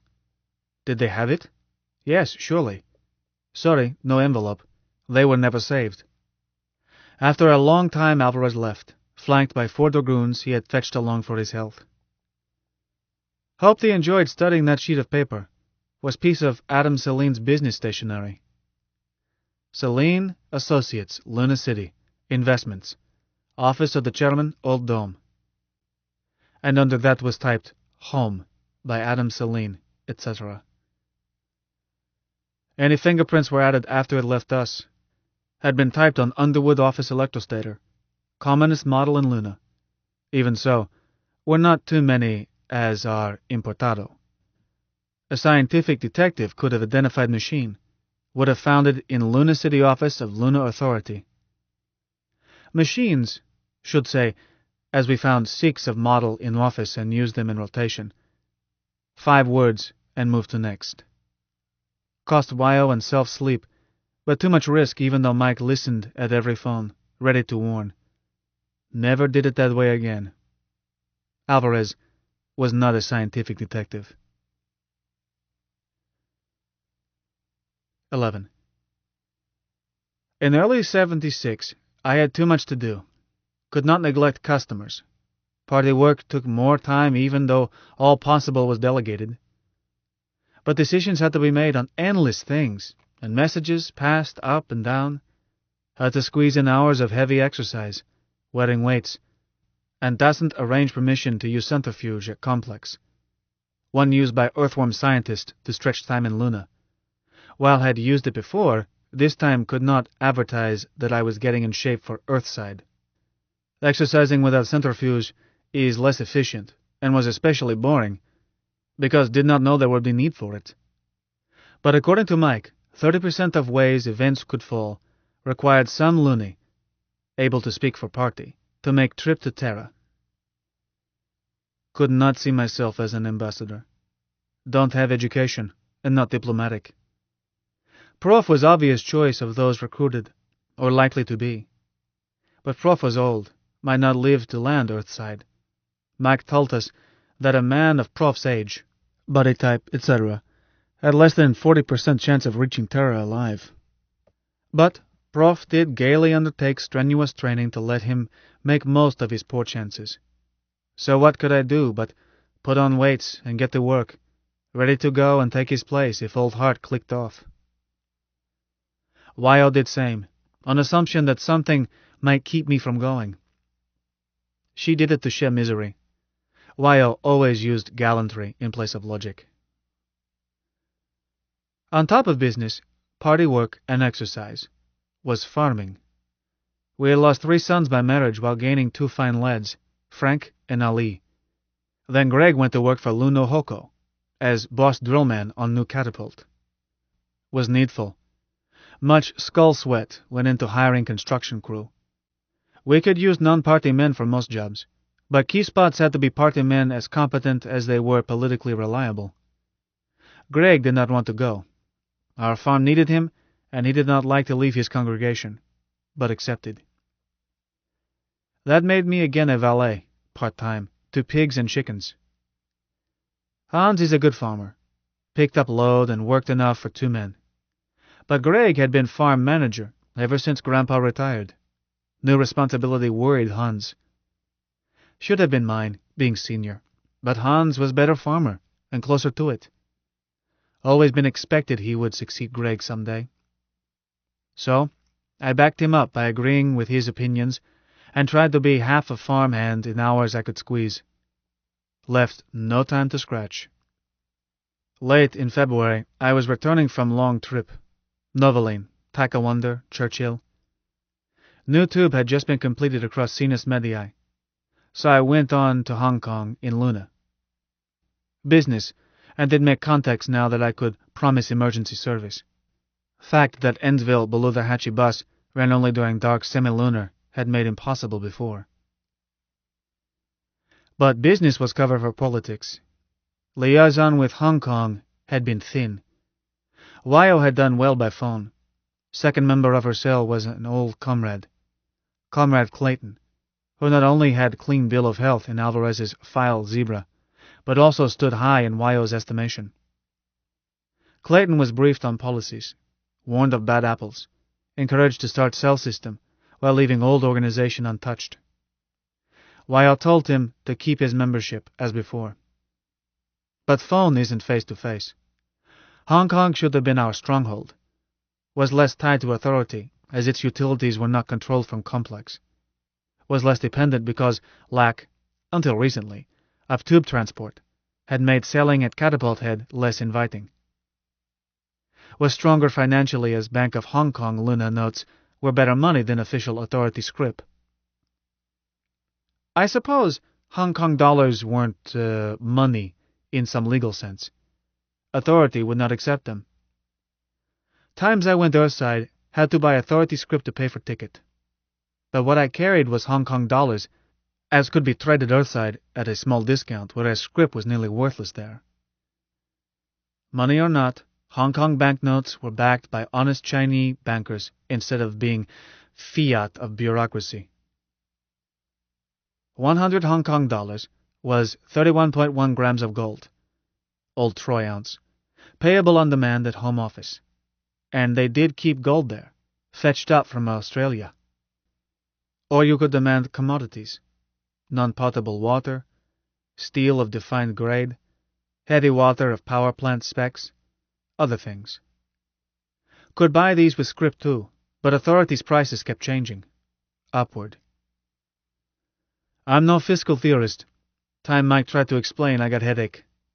Simply know we were glad to lay hands on this non-money, whereas scrip one accepted reluctantly, and not just because we hated authority. Hong Kong should have been party stronghold, but was not. We had decided that I should risk face-to-face there, letting some know my identity, as a man with one arm can't disguise easily. Was risk that would jeopardize not only me, but could lead to Wyo, Mum, Greg, and Mistress if I took a fall. But who said revolution was safe? Comrade Clayton turned out to be young Japanese. Not too young, but they all look young, till suddenly look old. He was not old Japanese, Malay and other things, but had Japanese name, and household had Japanese manners. Giri and Gimu controlled, and it was my good fortune that he owned much Gimu to Wyo. Clayton was not convict ancestry. His people had been volunteers marched aboard ship at gunpoint during time Great China consolidated Earthside Empire. I did not hold it against him. He hated Warden as bitterly as any old lag. Met him first at a tea-house, tap-room to us L-City types, and for 2 hours we talked everything but politics. He made up mind about me, took me home. My only complaint about Japanese hospitality is those chin-high baths are too bleeding hot. But turned out I was not jeopardized. Mama-san was as skilled at makeup as Mistress. My social arm is very convincing, and a kimono covered its seam. Met 4 cells in 2 days, as Comrade Bork, and wearing makeup and kimono and tabi, and if a spy was among them, don't think you could identify Manuel O'Kelly. I had gone there intensely briefed, endless figures and projections, and talked about just one thing, famine in 82, 6 years away. You people are lucky, won't be hit so soon, but now with new tube, you're going to see more and more of your people turning to wheat and rice, and shipping it to Catapult Head. Your time will come. They were impressed. Old organization, as I saw it, and from what I heard, relied on oratory, whooped-up music, and emotion, much like church. I simply said, "There it is, comrades. Check those figures. I'll leave them with you." Met one comrade separately.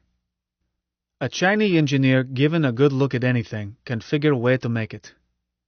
Asked this one if he had ever seen a laser gun small enough to carry, like a rifle.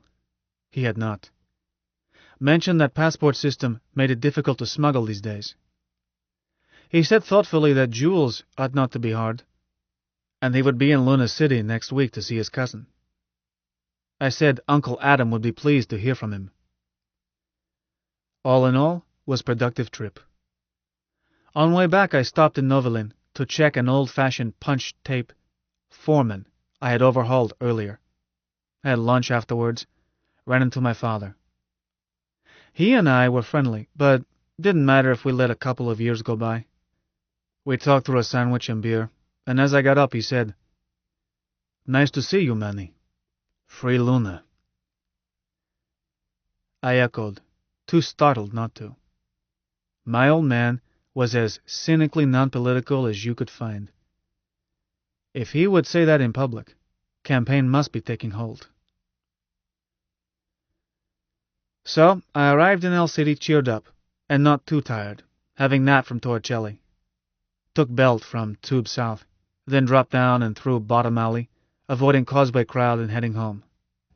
Went to Judge Brody's courtroom as I came to it, meaning to say hello. Brody is old friend, and we have amputation in common. After he lost a leg, he set up as a judge, and was quite successful. Was not another judge in El City at that time who did not have side business, at least make book or sell insurance. If two people brought the quarrel to Brody, and he could not get them to agree that his settlement was just, he would return fees and, if they fought, referee their duel without charging, and still be trying to persuade them not to use knives right up to squaring off. He wasn't in his courtroom, though Plug Hat was on desk.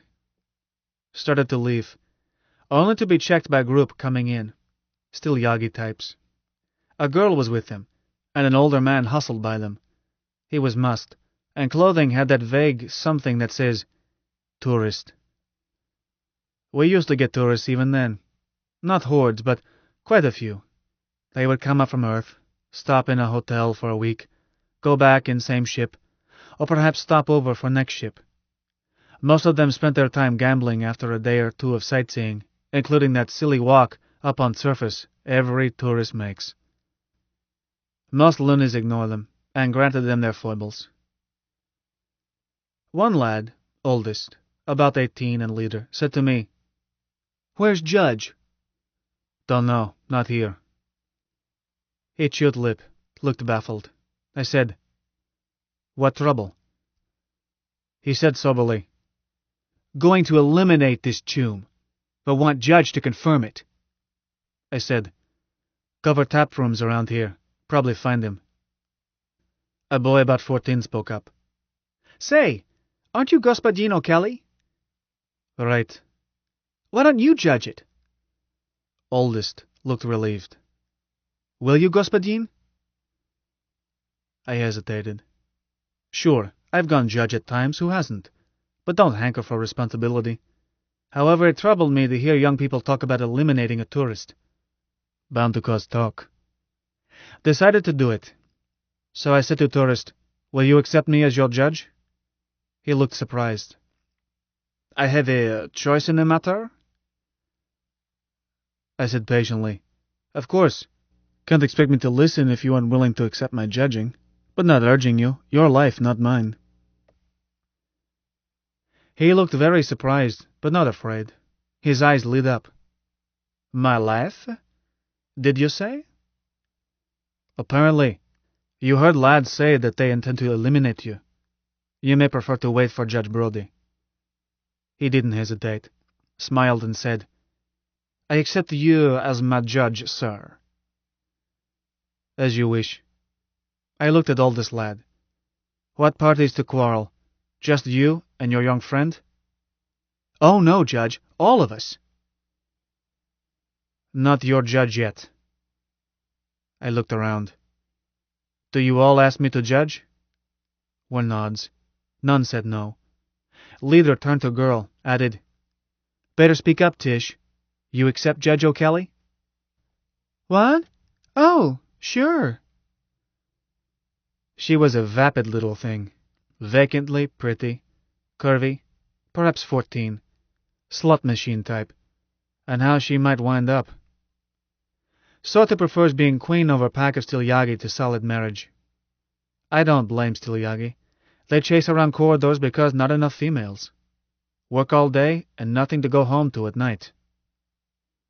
Okay, court has been accepted, and all are bound to abide by my verdict. Let's settle fees. How high can you boys go? Please understand I'm not going to judge an elimination for dimes, so ante up or I turn him loose." Leader blinked. They went into huddle. Shortly he turned and said, "We don't have much. Will you do it for $5 apiece?" 6 of them. "No. I'd not to ask a court to judge elimination at that price." They huddled again. $50, Judge?" 60. 10 each, and another 10 from you, Tish," I said to girl.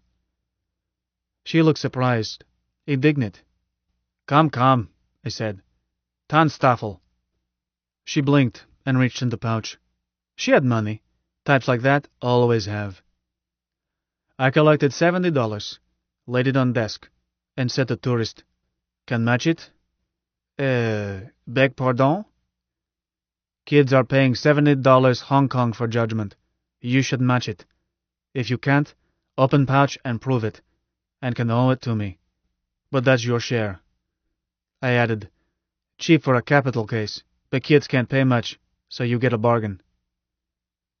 I see. I believe I see. He matched with 70 Hong Kong. Thank you, I said. Now, does either side want a jury?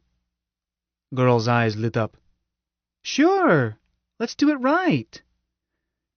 Earthworm said, Under the circumstances, perhaps I need one. Can have it, I assured. Want a counsel? Why, I suppose I need a lawyer too?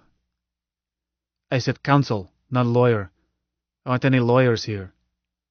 Again he seemed delighted. I suppose counsel, if I elected to have one, would be of the same informal quality as the rest of these proceedings? Maybe, maybe not. I'm informal sort of judge, that's all. Suit yourself. I think I rely on your informality, Your Honor. Oldest lad said, this jury, you pick up Chet, or do we? I pay. I agreed to judge for 140 gross. Haven't you been in court before? But not going to kill my net for extra I could do without. 6 jurymen, $5 each. See who's in alley. One boy stepped out and shouted, Jury work! $5 job! They rounded up 6 men, and were what you would expect in Bottom Alley. Didn't worry me, as I had no intention of paying mine to them. If you go judge, better in good neighborhood with chance of getting solid citizens. I went behind desk, sat down, put on Brody's plug hat. Wondered where he had found it. Probably a cast-off from some lodge. Court's in session, I said. Let's have names, and tell me beef. Oldest lad was named Slim Lemke. Girl was Patricia Carmen Zhukov. Don't remember others. Tourist stepped up, reached into pouch, and said, My card, sir. I still have it. It read, Stuart René Lejoie, poet, traveler, soldier of fortune. Beef was tragically ridiculous. Fine example of why tourists should not wander around without guides. Sure, guides bleed them white, but isn't that what a tourist is for? This one almost lost life from lack of guidance. Had wandered into a tap room which let Still Yagi hang out, a sort of club room. This simple female had flirted with him. Boys had let matter be, as of course they had to as long as she invited it. But at some point she had laughed, and let him have a feast in ribs. He had taken it as casually as a loony would, but had answered in distinctively earthworm manner, slipped arm around waist and pulled her to him, apparently tried to kiss her. Now, believe me, in North America this wouldn't matter. I've seen things much like it. But of course Tish was astonished, perhaps frightened. She screamed. A pack of boys set upon him and roughed him up, then decided he had to pay for his crime, but do it correctly, find a judge. Most likely they chickened. Chances are not one had ever dealt with an elimination. But their lady had been insulted. Had to be done. I questioned them, especially Tish, and decided I had it straight. Then said, Let me sum up. Here we have a stranger. Doesn't know our ways. He offended, he's guilty, but meant no offense, far as I can see. What does jury say? Hey, you there. Wake up. What do you say? Juryman looked up blearily, said, Eliminate him. Very well. And you? Well... Next one hesitated. Guess it would be enough just to beat tar out of him, so he'll know better next time. Can't have men pawing women. Our place'll get to be as bad as they say Terra is. Sensible, I agreed. And you? Only one juror voted for elimination. Others ranged from a beating to very high fines. What do you think, Slim? Well, he was worried. Face in front of gang, face in front of what might be his girl, but had cooled down and didn't want Chum eliminated. We already worked him over. Maybe if he got down on hands and knees and kissed floor in front of Tish and said he was sorry? Will you do that, Господин Lajoie? If you so rule, Your Honor. I don't. Here's my verdict. First, the juryman, you are fined. Fee paid because you fell asleep while supposed to be judging. Grab him, boys. Take it away from him and throw him out. They did, enthusiastically. Made up a little for greater excitement they had thought of but really could not stomach. Now, Господин Lajoie, you are fined 50 Hong Kong for not having common sense to learn local customs before stirring around. Ante up. I collected it. Now, you boys line up. You are fined $5 apiece for not exercising good judgment in dealing with a person you knew as a stranger and not used to our ways. Stopping him from touching Tish, that's fine. Rough him, that's okay too. He'll learn faster. I could have tossed him out. But talking about eliminating for what was honest mistake, well, it's out of proportion. $5 each. Ante up. Slim gulped. Judge, I don't think we have that much left. At least I don't. I thought that might be. You have a week to pay, or I post your names in Old Dome. Know where Bonton Beauty Shop is? Near Eastman Lock 13? My wife runs it. Pay her. Court's out. Slim, don't go away. No you, Tish. Господин Lajoie. Let's take these young people up and buy them a cold drink and get better acquainted. Again his eyes filled with odd delight that reminded of Prof. A charming idea, Judge. I am no longer judge. It's up a couple of ramps, so I suggest you offer Tish your arm. He bowed and said, My lady, may I? And crooked his elbow to her. Tish at once became very grown up. Spasibo, господин. I am pleased. Took them to expensive place, one where their wild clothes and excessive makeup looked out of place. They were edgy. But I tried to make them feel easy, and Stuart Lajoie tried even harder, unsuccessfully. Got their addresses as well as names. Weil had one sequence, which was concentrating on Styliagi. Presently they finished their coolers, stood up, thanked, and left. Lajoie and I stayed on. Господин, he said presently. You used another word earlier. To me, I mean. Call me Manny, now that kids are gone. What word? It was when you insisted that, young lady Tish, that Tish must pay to, Tonstapel, or something like that. Oh, Tonstaffel means there ain't no such thing as a free lunch. And isn't, I added, pointing to a free lunch sign across room. Or these drinks would cost half as much. Was reminding her that anything free costs twice as much in long run, or turns out worthless. An interesting philosophy. Not philosophy. Fact. One way or other, what you get, you pay for. I fanned air. Was Earthside once, and heard expression, free as air. This air isn't free. You pay for every breath. Really? No one has asked me to pay to breathe. He smiled.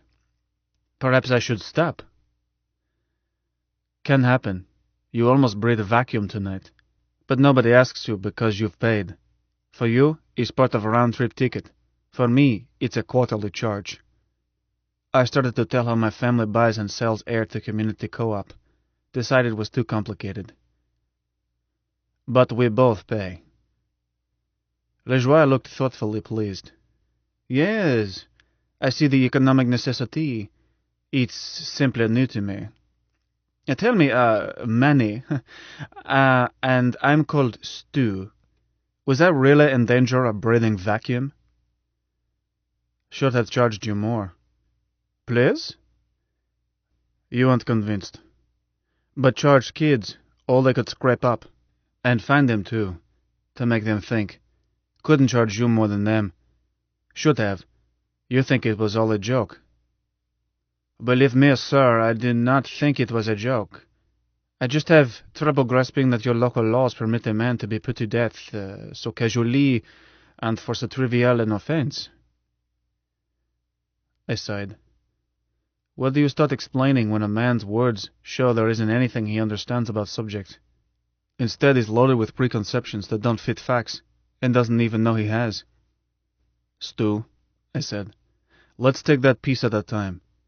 Are no local laws, so you couldn't be put to death under them. Your offense was not trivial. I simply made allowance for ignorance, and wasn't done casually, or boys would have dragged you to nearest lock at zero pressure, shoved you in, and cycled. This book is continued on Disc 6. The Moon is a Harsh Mistress, by Robert Heinlein. Continued. Disc 6.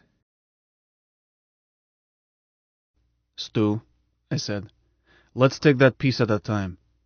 Are no local laws, so you couldn't be put to death under them. Your offense was not trivial.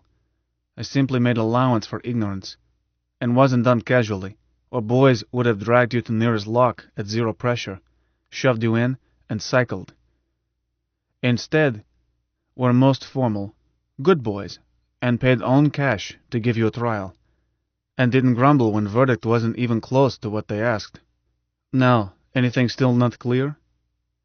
He grinned, and turned out to have dimples like proof. Found myself liking him still more. All of it, I'm afraid. I seem to have wandered into looking-glass land. Expected that. Having been Earthside, I know how their minds work. Some. An Earthworm expects to find a law, a printed law for every circumstance. Even have laws for private matters such as contracts. Really? If a man's word isn't any good, who would contract with him? Doesn't he have reputation? We don't have laws, I said. Never been allowed to. Have customs, but aren't written and aren't enforced. Or could say they are self-enforcing because are simply way things have to be, conditions being what they are. Could say our customs are natural laws because are way people have to behave to stay alive. When you made a pass at Tish, you were violating a natural law, and almost caused you to breathe vacuum. He blinked thoughtfully. Would you explain the natural law I violated?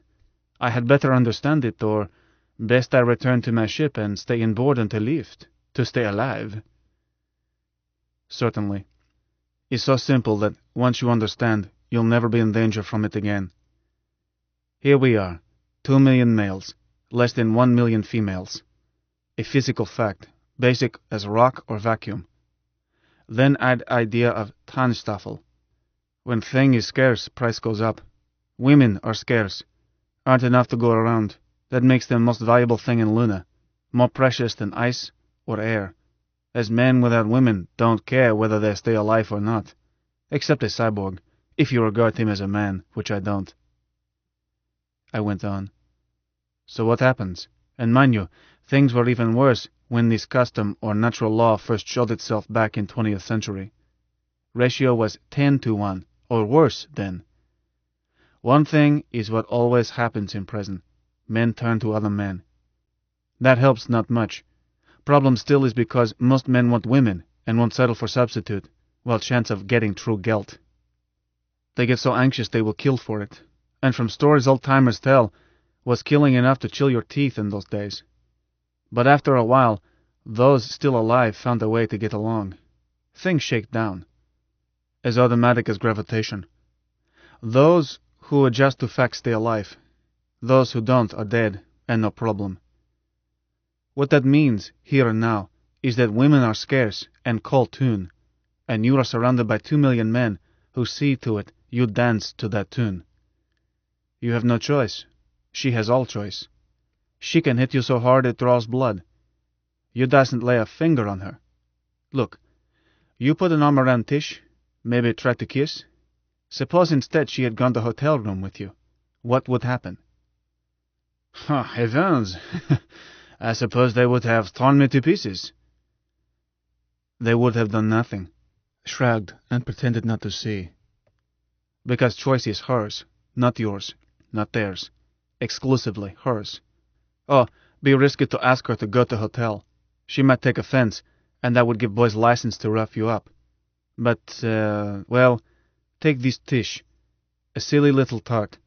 If you had flashed as much money as I saw in your pouch, she might have taken into head that a bundle with tourists was just about what she needed, and suggested it herself. In which case, would have been utterly safe. Lejoie shivered. At her age? It scares me to think of it. She's below the age of consent, statutory rape. Oh, bloody. No such thing. Women her age are married, or ought to be. Stu, is no rape in Luna. None. Men won't permit. If rape had been involved, they wouldn't have bothered to find a judge, and all men in earshot would have scrambled to help. But chance that a girl that big is virgin is negligible. When they're little, their mothers watch over them, with help from everybody in city. Children are safe here, but when they reach husband high, is no holding them, and mothers quit trying. If they choose to run corridors and have fun, can't stop 'em. Once a girl is nubile, she's her own boss. You married? No, he added with a smile. Not at present. Suppose you were, and wife told you she was marrying again. What would you do?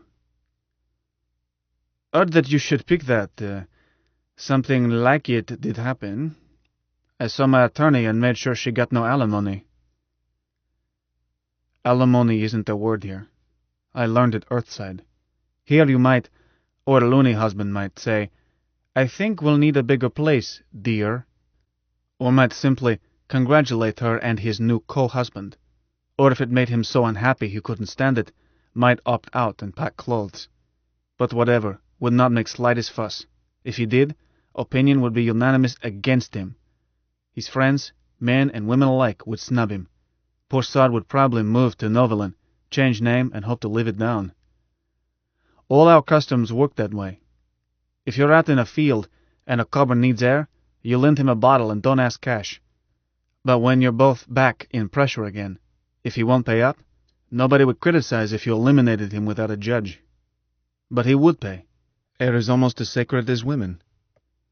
If you take a new chum in a poker game, you give him air money, not eating money. Can work or starve. If you eliminate a man other than self-defense, you pay his debts and support his kids, or people won't speak to you, buy from you, sell to you. Money? You're telling me that I can murder a man here and settle the matter merely with money? Oh, not at all. But eliminating isn't against some law. Or no laws, except Warden's regulations. And Warden doesn't care what one loony does to another. But we figure this way. If a man is killed, either he had it coming, and everybody knows it, usual case, or his friends will take care of it by eliminating men who did it. Either way, no problem. Nor are many eliminations. Even set duels aren't common. His friends will take care of it. Then I suppose those young people had gone ahead. I have no friends here. Was the reason I agreed to judge. Well, I doubted those kids could have egged each other into it. Didn't want to take chance. Eliminating a tourist could give our city a bad name. Does it happen often? Can't recall has ever happened. Of course, may have been made to look like accident. A new chum is accident-prone. Luna is that sort of place. They say if a new chum lives a year, he'll live forever. But nobody sells him insurance first year. Glanced at time. Stu, have you had dinner? No, I was about to suggest that you come to my hotel. The cooking is good. Auberge Orléans. A suppressed shudder. Ate there once. Instead, would you come home with me and meet my family? We have soup or something about this hour. Isn't that an imposition? No. Half a minute while I phone. Mum said, Manuel! How sweet, dear. Capsule has been in for hours. I had decided it would be tomorrow or later. Just drunken debauchery, Mimi, and evil companions. Coming home now, if can remember way, and bringing evil companion. Yes, dear. Dinner in 20 minutes. Try not to be late. Don't you want to know whether my evil companion is male or female? Knowing you, I assume it is a female. But I fancy I shall be able to tell when I see her. You know me so well, Mum. Warn girls to look pretty. Don't want the visitor to outshine them. Don't be too long. Dinner will spoil. Bye, dear. Love. Love, Mum. I waited, then punched Mycroft XXX. Mike, want a name searched. Earthside name. Passenger in Popov. Stuart René Lejoie. Stuart with a U, and last name might file under either L or J. Didn't wait many seconds. Mike found Stu in all major Earthside references. Who's Who, Dun and Bradstreet, Almanac de Gotha, London Times running files, name it. French expatriate, royalist, wealthy. 6 more names sandwiched into ones he used. 3 university degrees, including 1 in law from Sorbonne. Noble ancestry, both France and Scotland. Divorced, no children, from Honorable Pamela Blueblood. Sort of earthworm who wouldn't speak to a loony of convict ancestry, except Stu would speak to anyone. I listened a pair of minutes, then asked Mike to prepare a full dossier, following all associational leads. Mike, might be our pigeon. Could be, man. Got to run, bye. Returned thoughtfully to my guest. Almost a year earlier, during alcoholic talk in a hotel room, Mike had promised us 1 chance in 7, if certain things were done. 1 sine qua non was help on Terra itself. Despite throwing rocks, Mike knew, we all knew, that mighty Terra with 11 billion people and endless resources could not be defeated by 3 million people who had nothing, even though we stood on a high place and could drop rocks on them. Mike drew parallels from 18th century, when Britain's American colonies broke away, and from 20th, when many colonies became independent of several empires, and pointed out that in no case had a colony broken loose by brute force. No, in every case imperial state was busy elsewhere, had grown weary, and given up without using full strength. For months we had been strong enough, had we wished, to overcome Warden's bodyguards. Once our catapult was ready, any time now, we would not be helpless. But we needed a favorable climate on Terra. For that, we needed help on Terra. Proof had not regarded it as difficult, but turned out to be quite difficult. His Earthside friends were dead, or nearly, and I had never had any, but a few teachers. We sent inquiry down through cells. What Vips do you know Earthside? And usually answer was, you kidding? Null program. Prof watched passenger lists on incoming ships, trying to figure a contact, and had been reading Luna printouts of Earthside newspapers, searching for Vips he could reach through past connection. I had not tried. Handful I had met on Terra were not Vips. Prof had not picked Stu off Popov's passenger list, but Prof had not met him. I did not know whether Stu was simply eccentric, as odd personal cards seemed to show. But he was only Terran I had ever had a drink with in Luna. Seemed a dinkum-cobber, and Mike's report showed hunch was not all bad. He carried some tonnage. So I took him home to see what family thought of him. Started well. Mum smiled and offered hand. He took it, and bowed so deeply I thought he was going to kiss it. Would have, I think, had I not warned him about femmes. Mum was cooing as she led him in to dinner. 12. April and May 76 were more hard work and increasing effort to stir up loonies against Warden. and got him into retaliation. Trouble with Mort the Wart was that he was not a bad egg. Nothing to hate about him other than fact he was symbol of authority.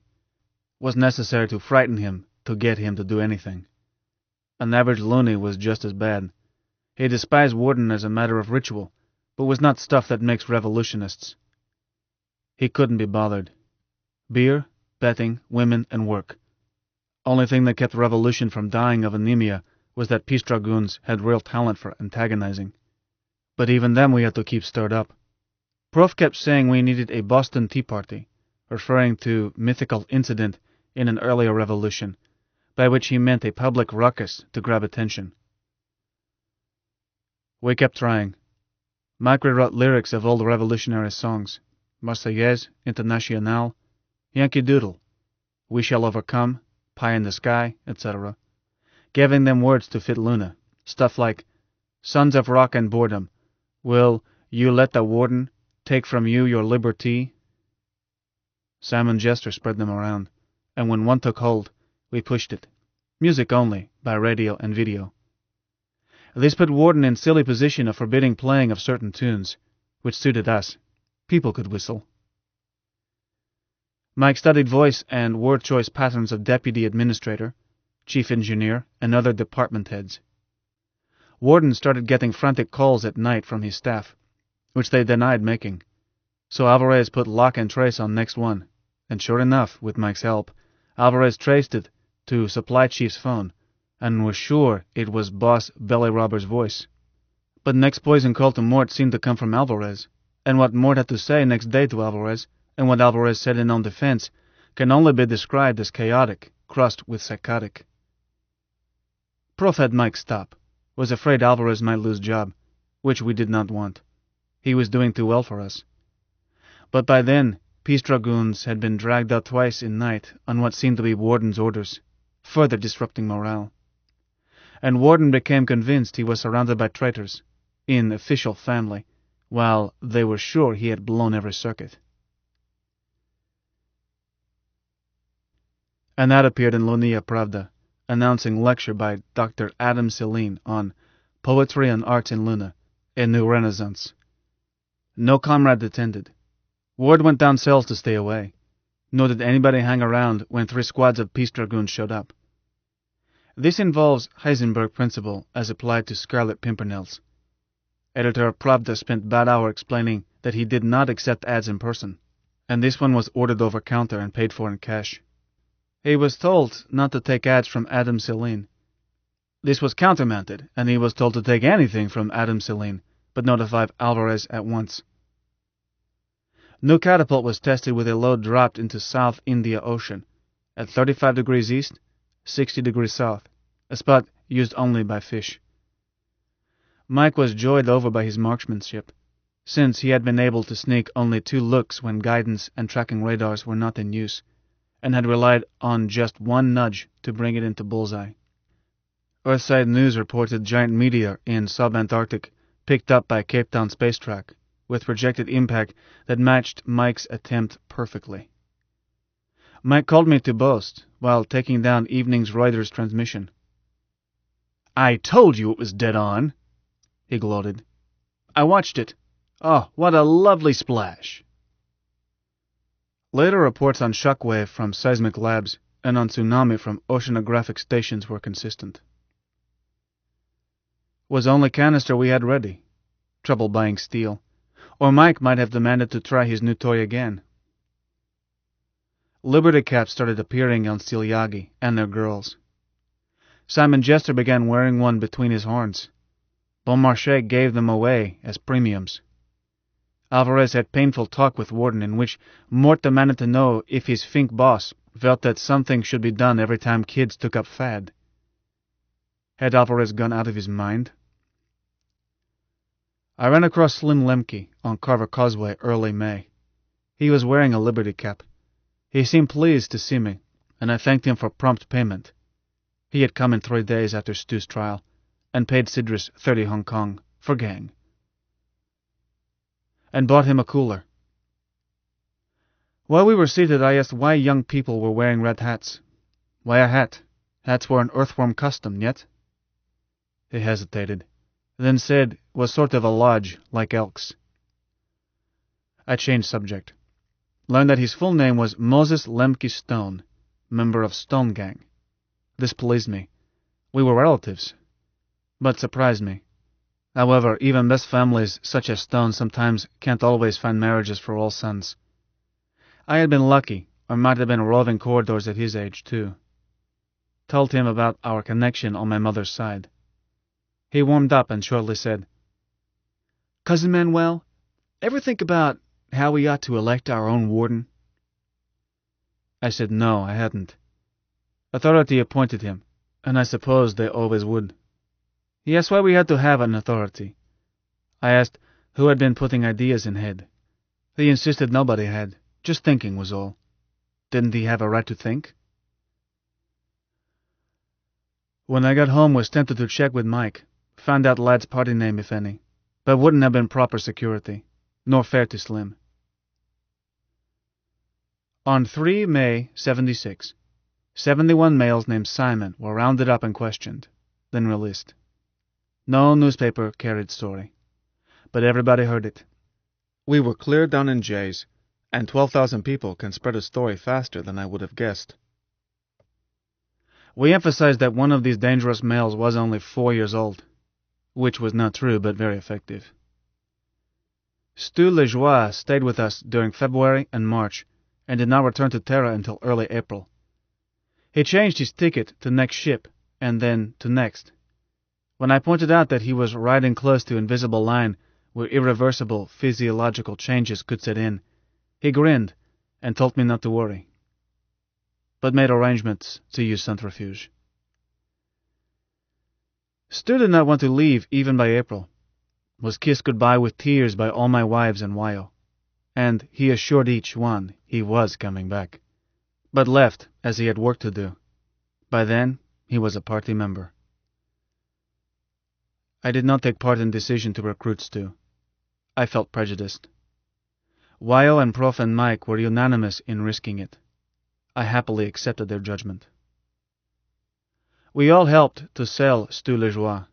Self, Prof, Mike, Wyo, Mom, even Sidris and Lenore and Ludmilla and our kids and Hans and Ali and Frank, as Davis' home life was what grabbed him first. Did not hurt that Lenore was prettiest girl in El City, which is no disparagement of Milla, Wyo, Anna, and Sidris. Nor did it hurt that Stu could charm a baby away from breast. Mom fussed over him. Hans showed him hydroponic farming, and Stu got dirty and sweaty and sloshed around in tunnels with our boys. Helped harvest our Chinese fish ponds, got stung by our bees. Learned to handle a pea suit, and went up with me to make adjustments on solar battery. Helped Anna butcher a hog, and learned about tanning leather. Sat with Grandpa and was respectful to his naive notions about Terra. Washed dishes with Milla, something no male in our family ever did. Rolled on floor with babies and puppies. Learned to grind flour and swapped recipes with Mom. I introduced him to Prof, and that started the political side of feeling him out.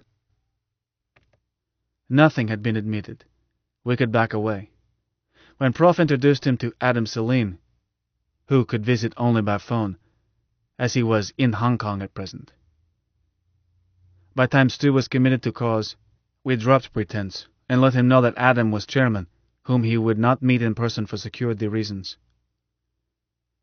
But Wyo did most, and was on her judgment that Prof turned cards up and let Stu know that we were building a revolution. Was no surprise. Stu had made up mind, and was waiting for us to trust him. They say a face once launched 1,000 ships.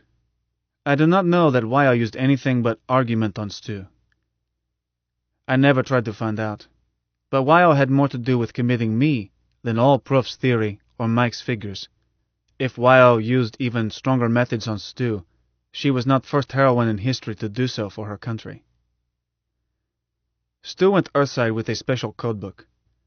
I'm no code and cipher expert except that a computer man learns principles during study of information theory. A cipher is a mathematical pattern, under which one letter substitutes for another, simplest being one in which alphabet is merely scrambled. A cipher can be incredibly subtle, especially with help of a computer. But ciphers all have weaknesses, that they are patterns. If one computer can think them up, another computer can break them. Codes do not have same weakness. Let's say that codebook has letter group GLOPS. Does this mean Aunt Minnie will be home Thursday? Or does it mean 3.14157? Meaning is whatever you assign, and no computer can analyze it simply from letter group.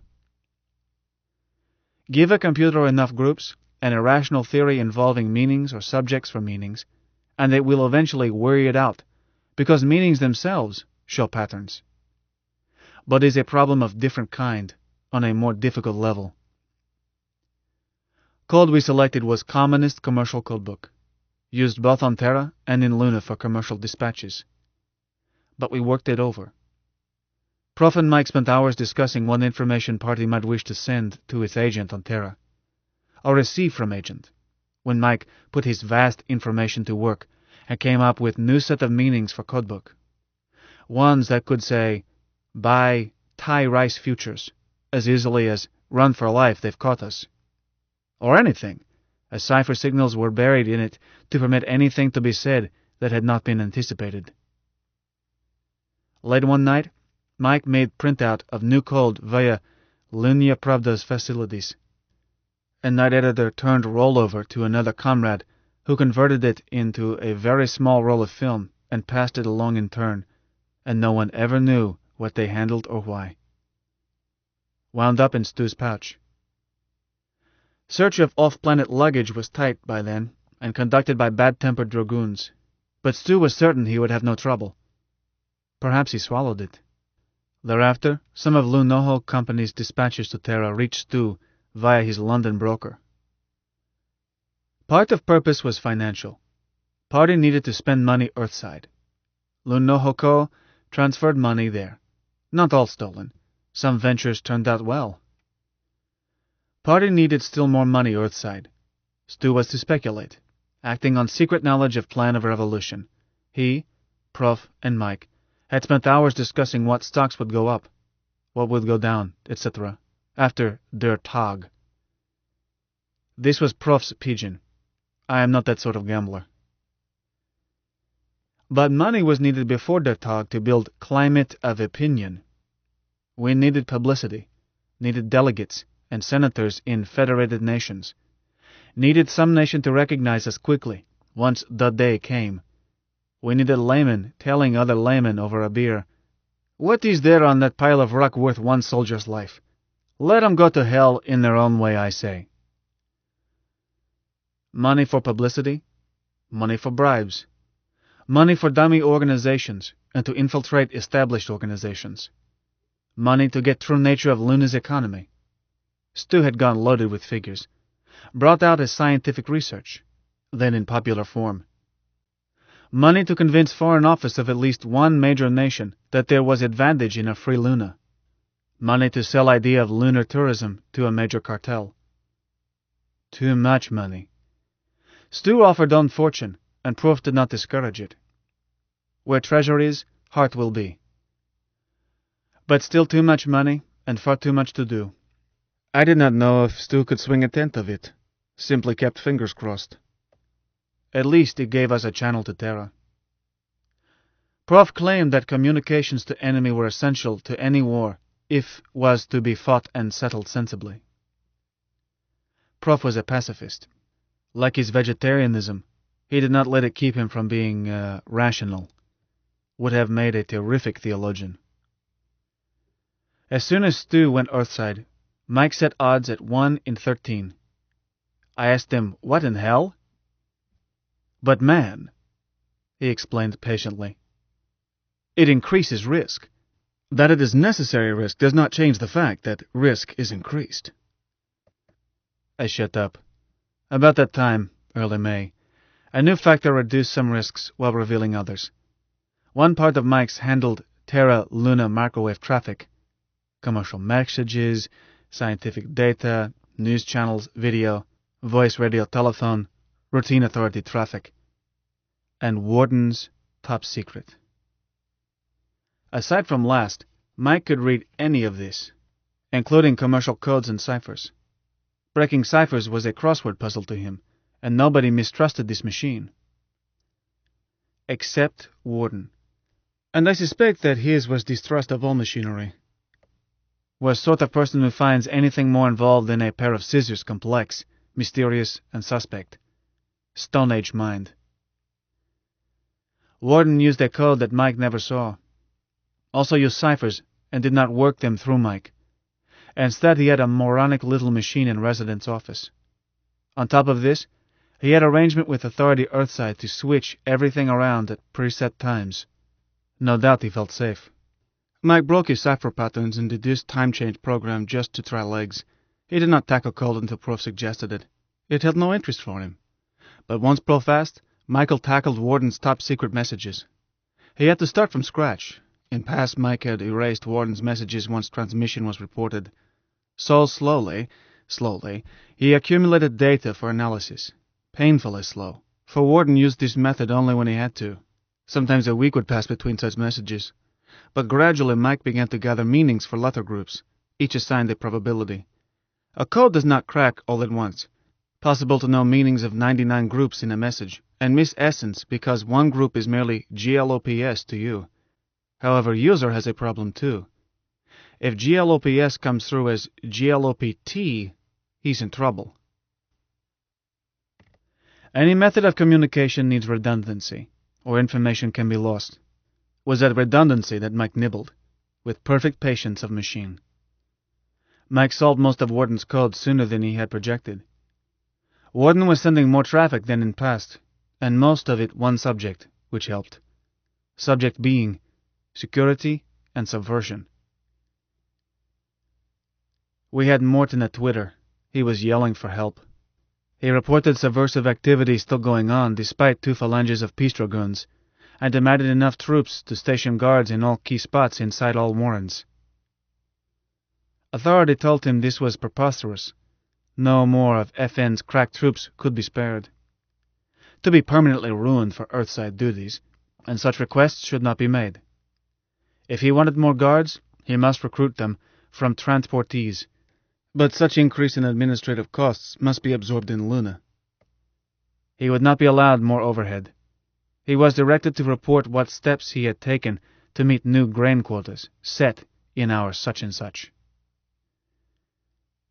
Warden replied that unless extremely moderate requests for trained security personnel, not untrained, unreliable, and unfit convicts, were met, he could no longer assure civil order, much less increased quotas.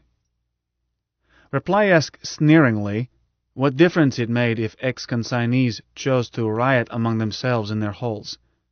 If it worried him, had he thought of shutting off lights, as was used so successfully in 1996 and 2021?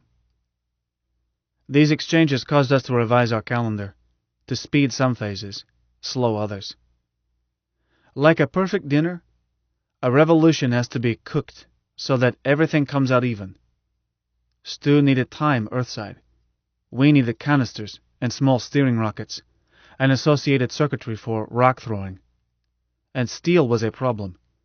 Buying it, fabricating it, and above all, moving it through meander of tunnels to new catapult site.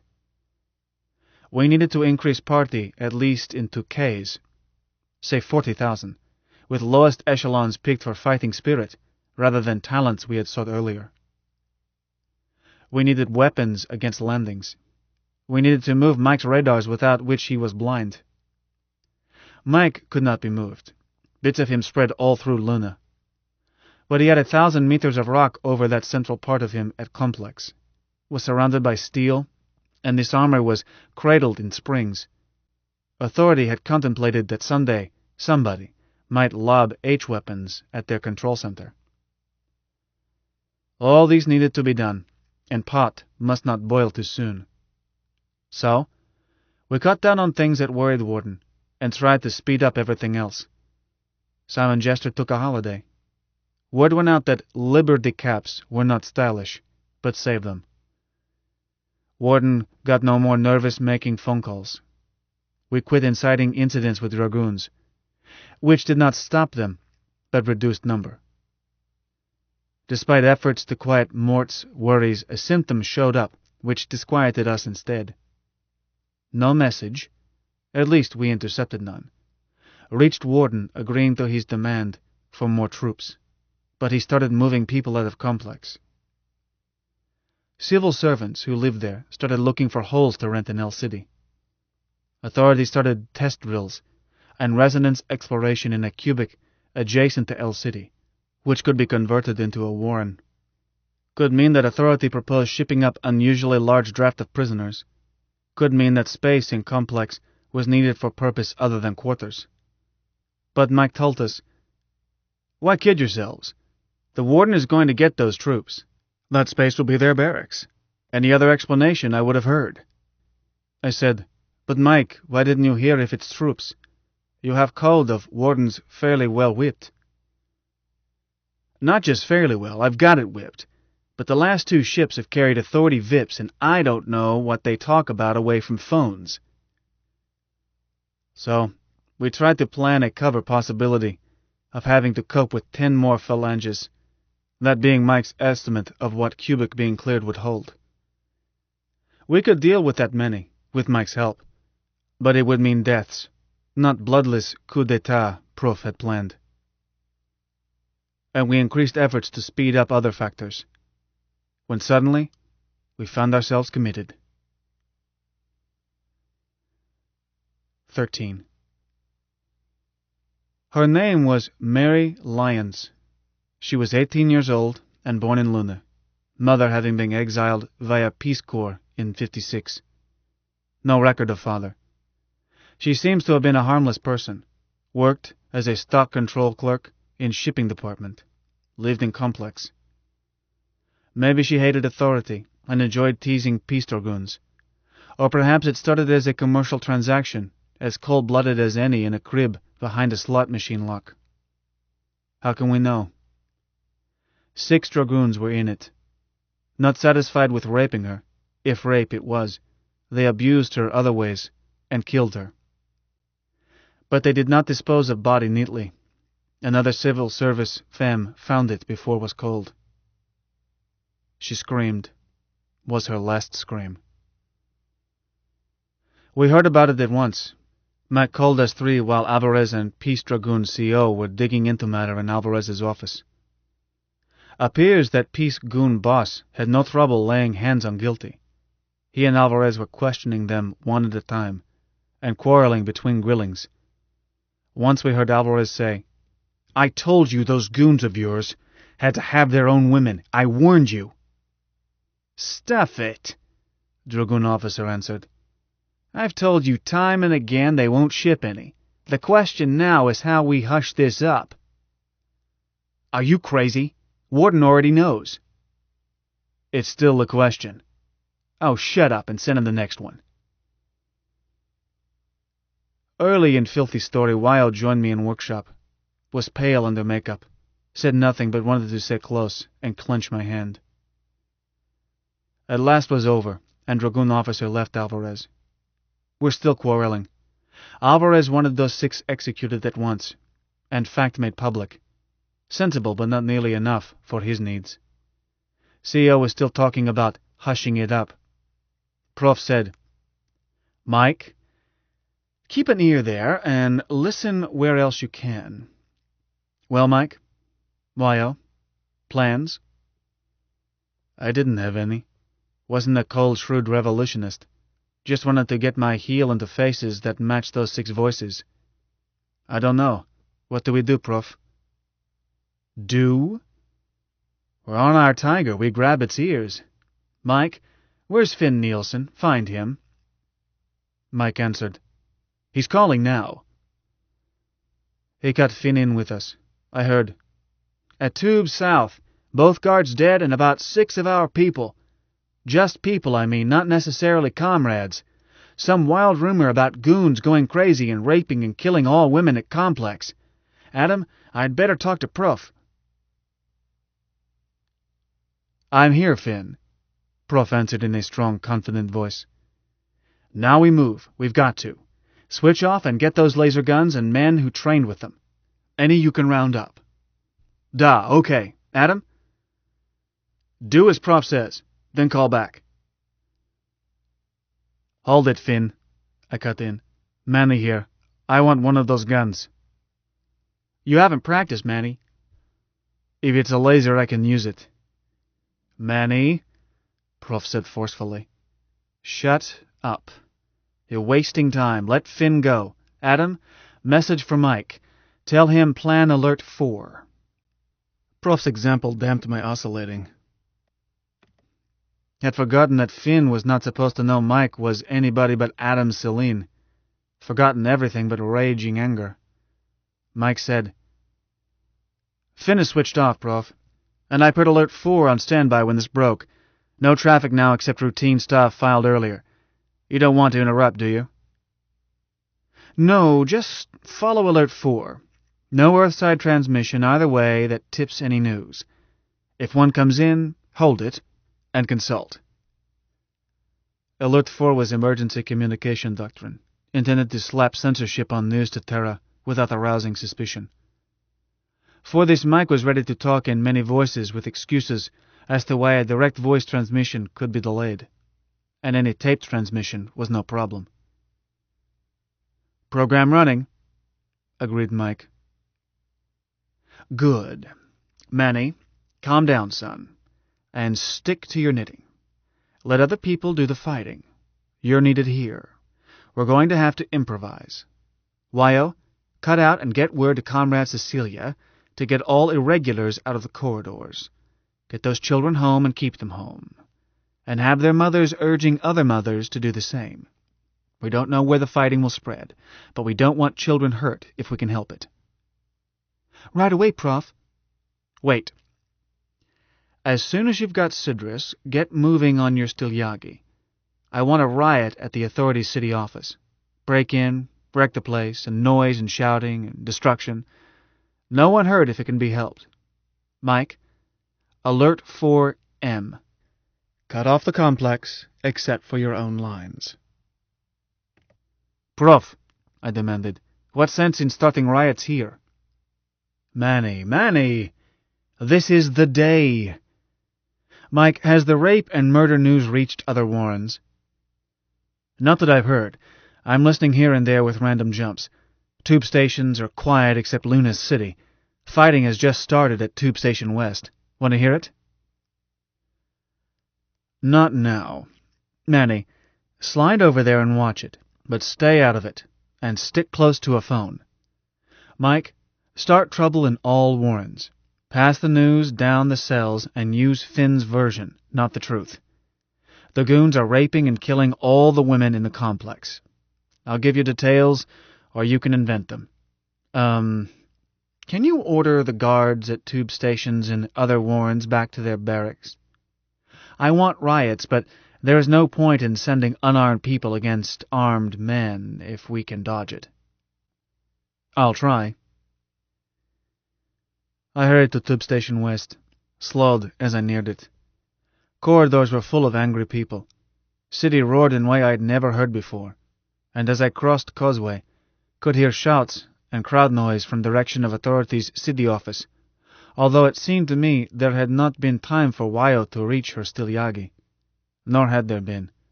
What Proof had tried to start was underway spontaneously. Station was mobbed, and I had to push through to see what I assumed to be certain, that passport guards were either dead or fled. Dead, it turned out, along with 3 loonies. One was a boy, not more than 13. He had died with his hands on the dragoon's throat, and his head still sporting a little red cap. I pushed way to a public phone and reported. Go back, said Prof, and read the ID of one of those guards. I want name and rank. Have you seen Finn? No. He's headed there with 3 guns.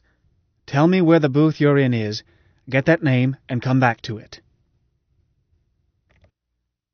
One body was gone, dragged away.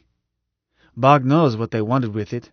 Other had been badly battered, but I managed to crowd in and snatch dog chain from neck before it too was taken somewhere. I elbowed back to phone. Found a woman at it. "Lady," I said, "I've got to use that phone. Emergency." "You're welcome to it. Pesky thing's out of order." Worked for me. Mike had saved it. Gave proof guard's name.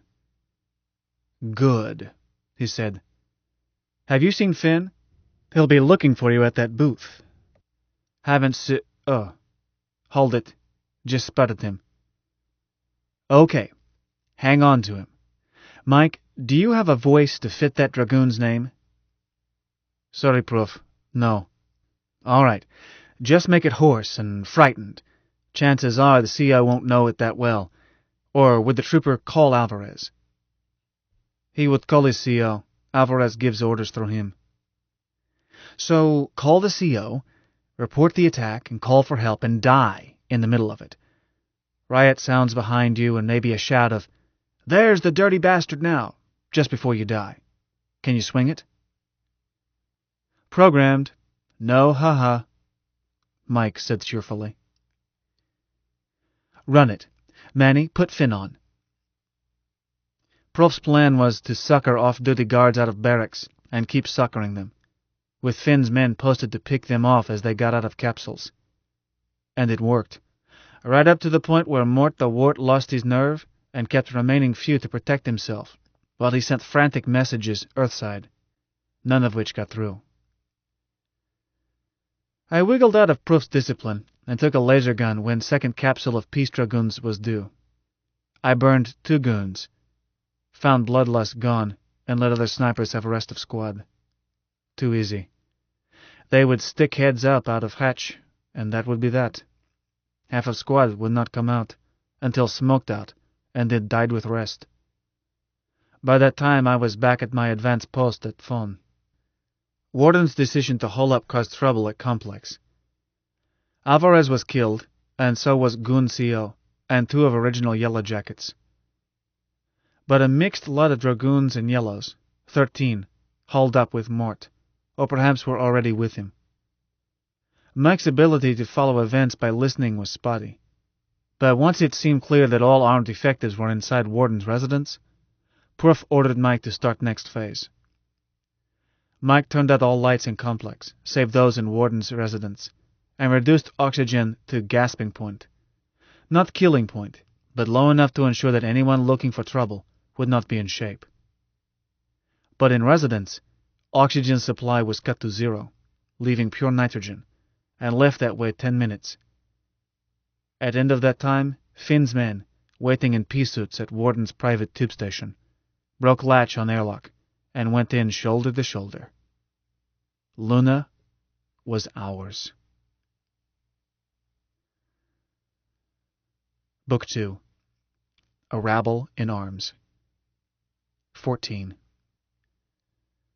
So, a wave of patriotism swept over our new nation and unified it. Isn't that what history say? Huh, oh brother. My dinkum word, preparing a revolution isn't as much haha as having won it. Here we were, in control too soon, nothing ready, and 1,000 things to do. Authority in Luna was gone, but lunar authority Earthside and federated nations behind it were very much alive.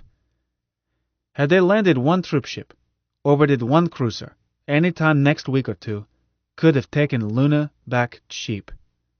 We were a mob. No catapult had been tested, but canned rock missiles ready to go you could count on fingers of 1 hand. My left hand. Nor was catapult a weapon that could be used against ships, nor against troops. We had notions for fighting off ships. At moment, were just notions. We had a few hundred cheap laser guns stockpiled in Hong Kong Luna. Chinese engineers are smart, but few men trained to use them. Moreover, authority had useful functions, bought ice and grain, sold air and water and power, held ownership, or control, at a dozen key points. No matter what was done in future, wheels had to turn. Perhaps wrecking city offices of authority had been hasty. I thought so, as records were destroyed. However, Prof maintained that Lunis, all Lunis, needed a symbol to hate and destroy, and those offices were least valuable and most public. But Mike controlled communications, and that meant control of most everything. Prof had started with control of news to and from Earthside, leaving to Mike censorship, and faking of news until we could get around to what to tell Terra, and added Subphase M, which cut off Complex from rest of Luna, and with it Richardson Observatory and associated laboratories, Pierce Radioscope, Selena Physical Station, and so forth. These were a problem, as Terran scientists were always coming and going and staying as long as 6 months, stretching time by centrifuge. Most Terrans in Luna, save for a handful of tourists, 34, were scientists. Something had to be done about these Terrans, but meanwhile keeping them from talking to Terra was enough. For time being, Complex was cut off by phone, and Mike did not permit capsules to stop at any station in Complex, even after travel was resumed. Which it was as soon as Finn Nielsen and squad were through with dirty work. Turned out Warden was not dead, nor had we planned to kill him. Prof figured that a live Warden could always be made dead, whereas a dead one could not be made alive if we needed him. So, plan was to half-kill him, make sure he and his guards could put up no fight, then break in fast while Mike restored oxygen. With fans turning at top speed, Mike computed it would take 4 minutes and a bit to reduce oxygen to effective 0. So, 5 minutes of increasing hypoxia, 5 minutes of anoxia, then force lower lock while Mike shut in pure oxygen to restore balance. This should not kill anyone, but would knock out a person as thoroughly as anesthesia. Hazard to attackers would come from some or all of those inside having P-suits, but even that might not matter. Hypoxia is sneaky. You can pass out without realizing you are short on oxygen. His new chum's favorite fatal mistake. So Warden lived through it, and 3 of his women. But Warden, though he lived, was no use. Brain had been oxygen-starved too long. A vegetable. No guard recovered, even though younger than he. Would appear anoxia broke necks. In rest of Complex nobody was hurt. Once lights were on, and oxygen restored, they were okay, including 6 rapist murderers under lock in barracks. Finn decided that shooting was too good for them, so he went judge, and used his squad as jury. They were stripped, hamstrung at ankles and wrists, turned over to women in Complex. Makes me sick to think about what happened next, but don't suppose they lived through as long an ordeal as Mary Lyons endured. Women are amazing creatures. Sweet, soft, gentle, and far more savage than we are. Let me mention those Sphinx spies out of order. Wyo had been fiercely ready to eliminate them, but when we got around to them, she had lost stomach. I expected Prof to agree, but he shook head. No, dear Wyo. Much as I deplore violence, there are only 2 things to do with an enemy. Kill him, or make a friend of him. Anything in between piles up trouble for the future. A man who thinks on his friends once will do it again, and we have a long period ahead in which a think can be dangerous. They must go, and publicly, to cause others to be thoughtful. Wyo said, Professor, you once said that if you condemned a man, you would eliminate him personally. Is that what you were going to do? Yes, dear lady, and no. Their blood shall be on my hands. I accept responsibility. But I have in mind a way more likely to discourage other thinks. So, Adam Celine announced that these persons had been employed by Juan Alvarez, late security chief for former authority, as undercover spies, and gave names and addresses. Adam did not suggest that anything be done. 1 man remained on Dodge for 7 months by changing warrants and names.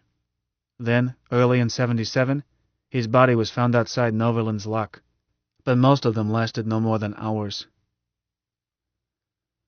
During first hours after coup d'etat, we were faced with a problem we had never managed to plan. Adam Celine himself. Who is Adam Celine? Where is he? This is his revolution. He handled every detail. Every comrade knows his voice. We're out in open now. So where is Adam?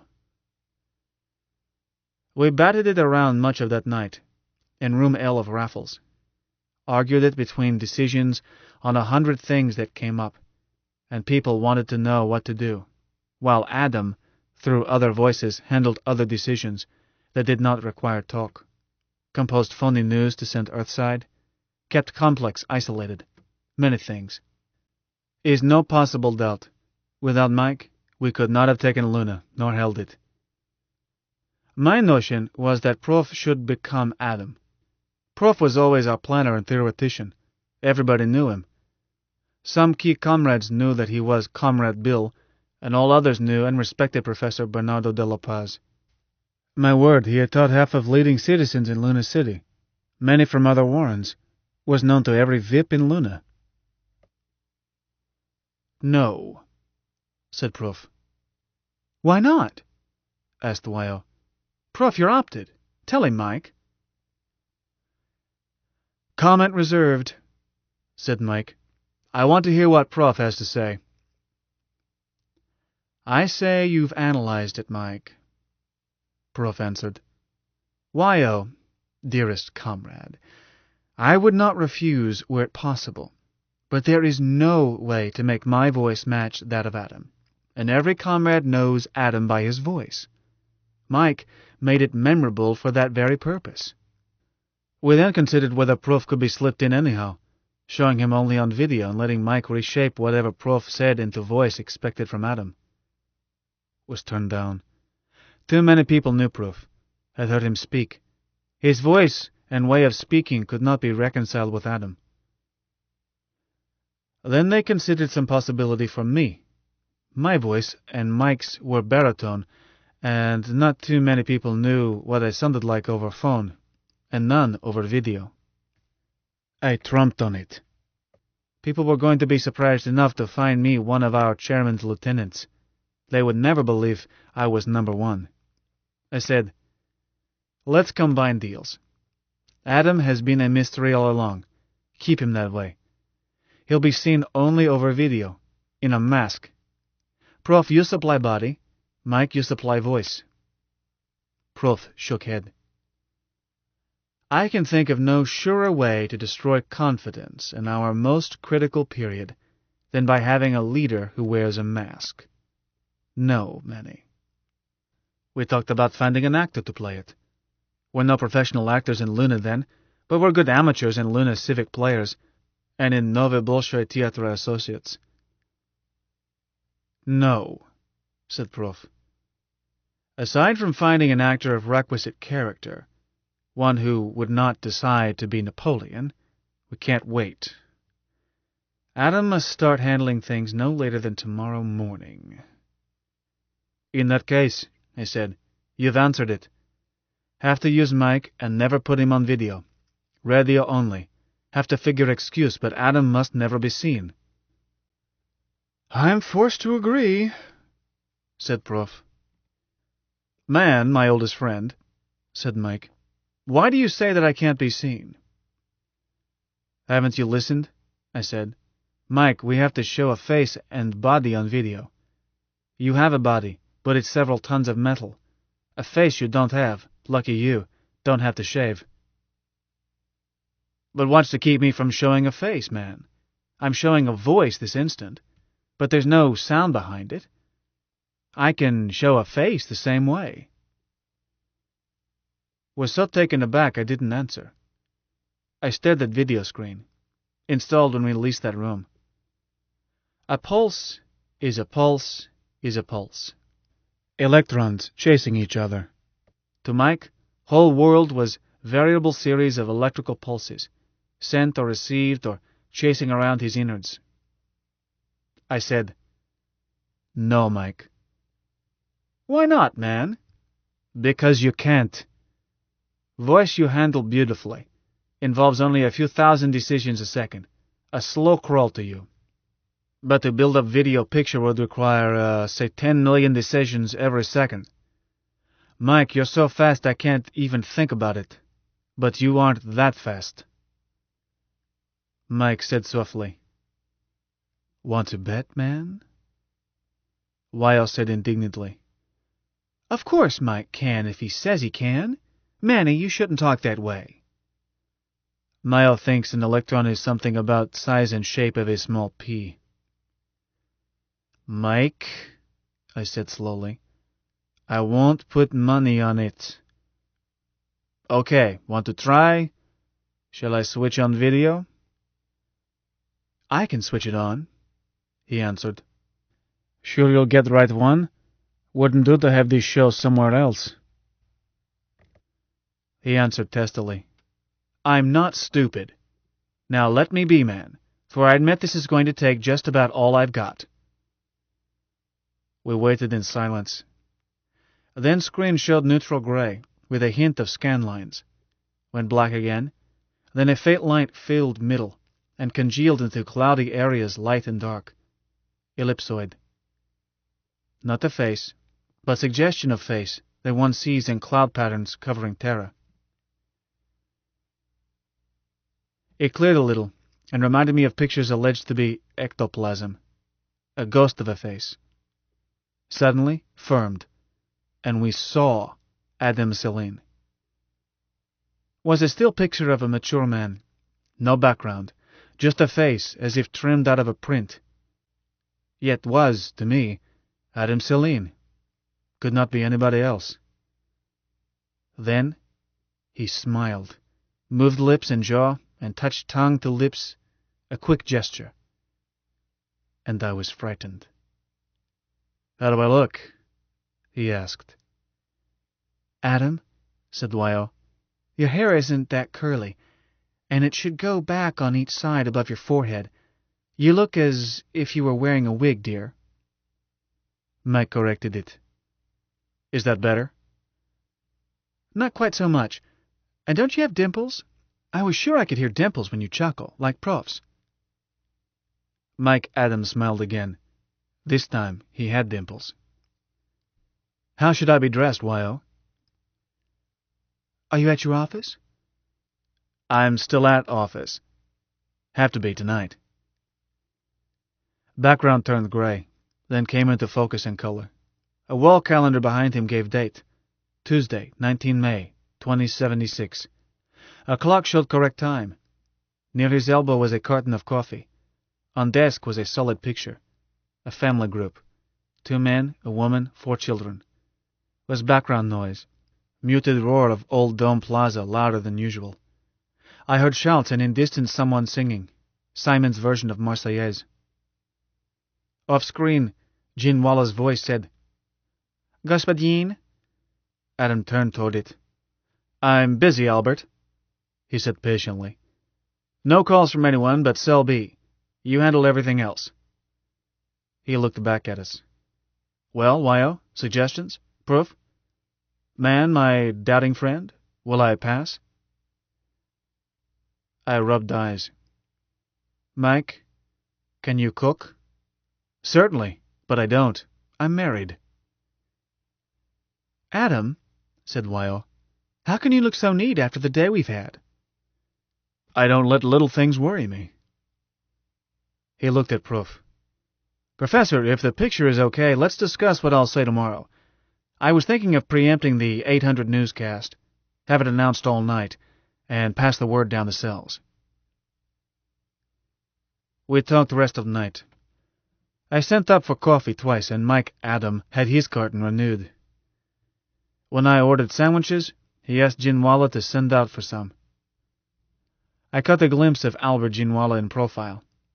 A typical Babu, polite and faintly scornful. Hadn't known what he looked like. Mike ate while we ate, sometimes mumbling around a mouthful of food.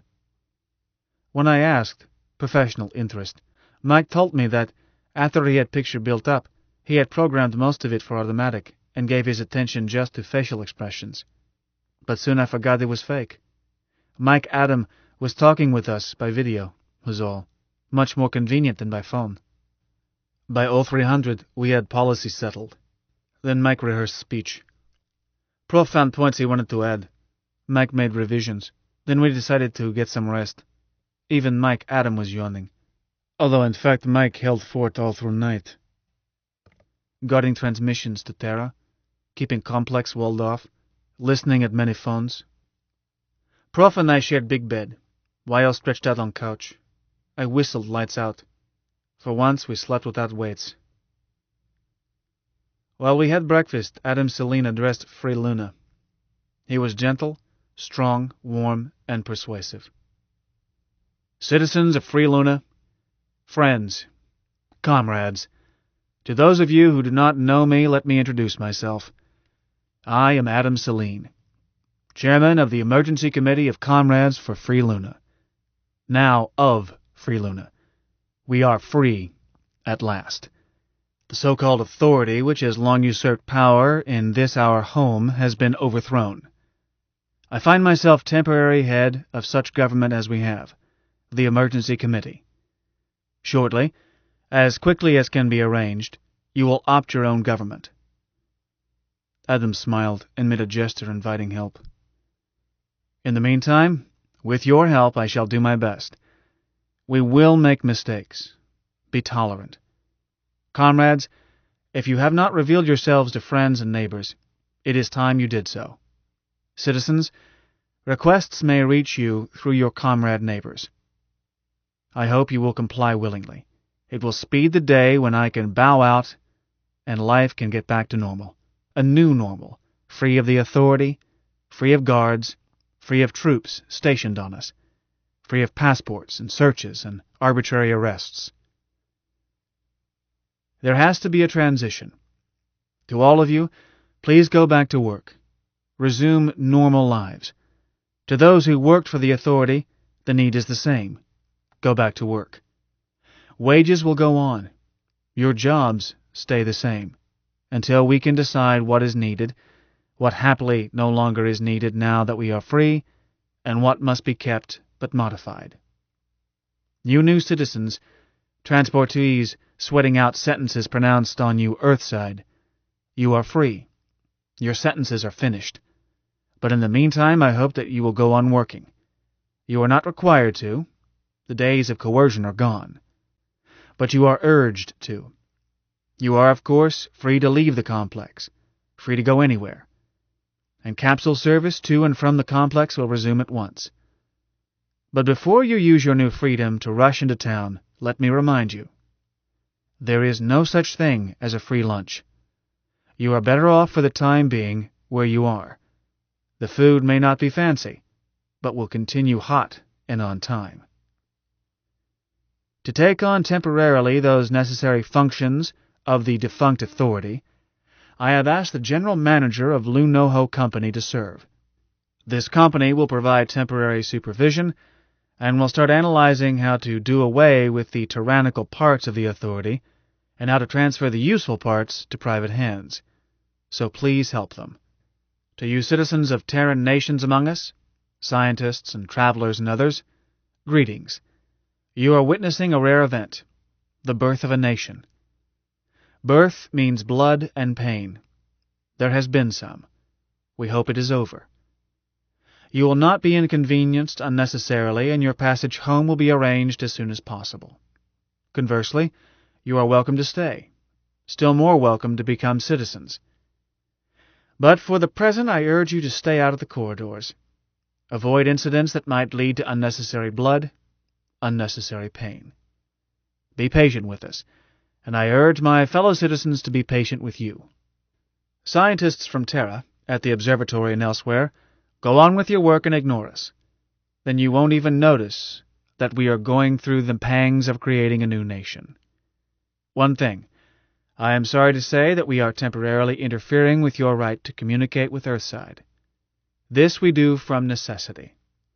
Censorship will be lifted as quickly as possible. We hate it as much as you do. Adam added one more request. Don't try to see me, comrades, and phone me only if you must. All others, write if you need to. Your letters will receive prompt attention. But I am not twins.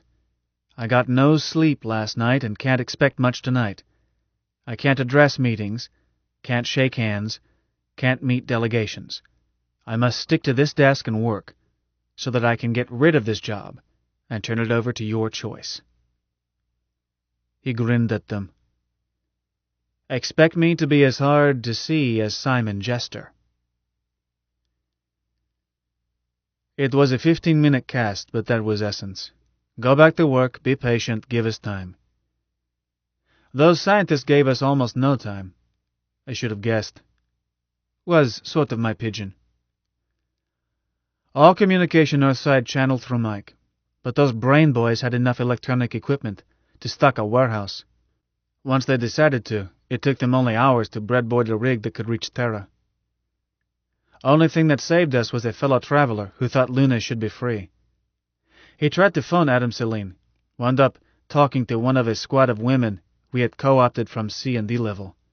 A system thrown together in self-defense as, despite Mike's request, half of Luna tried to phone Adam Celine after that videocast.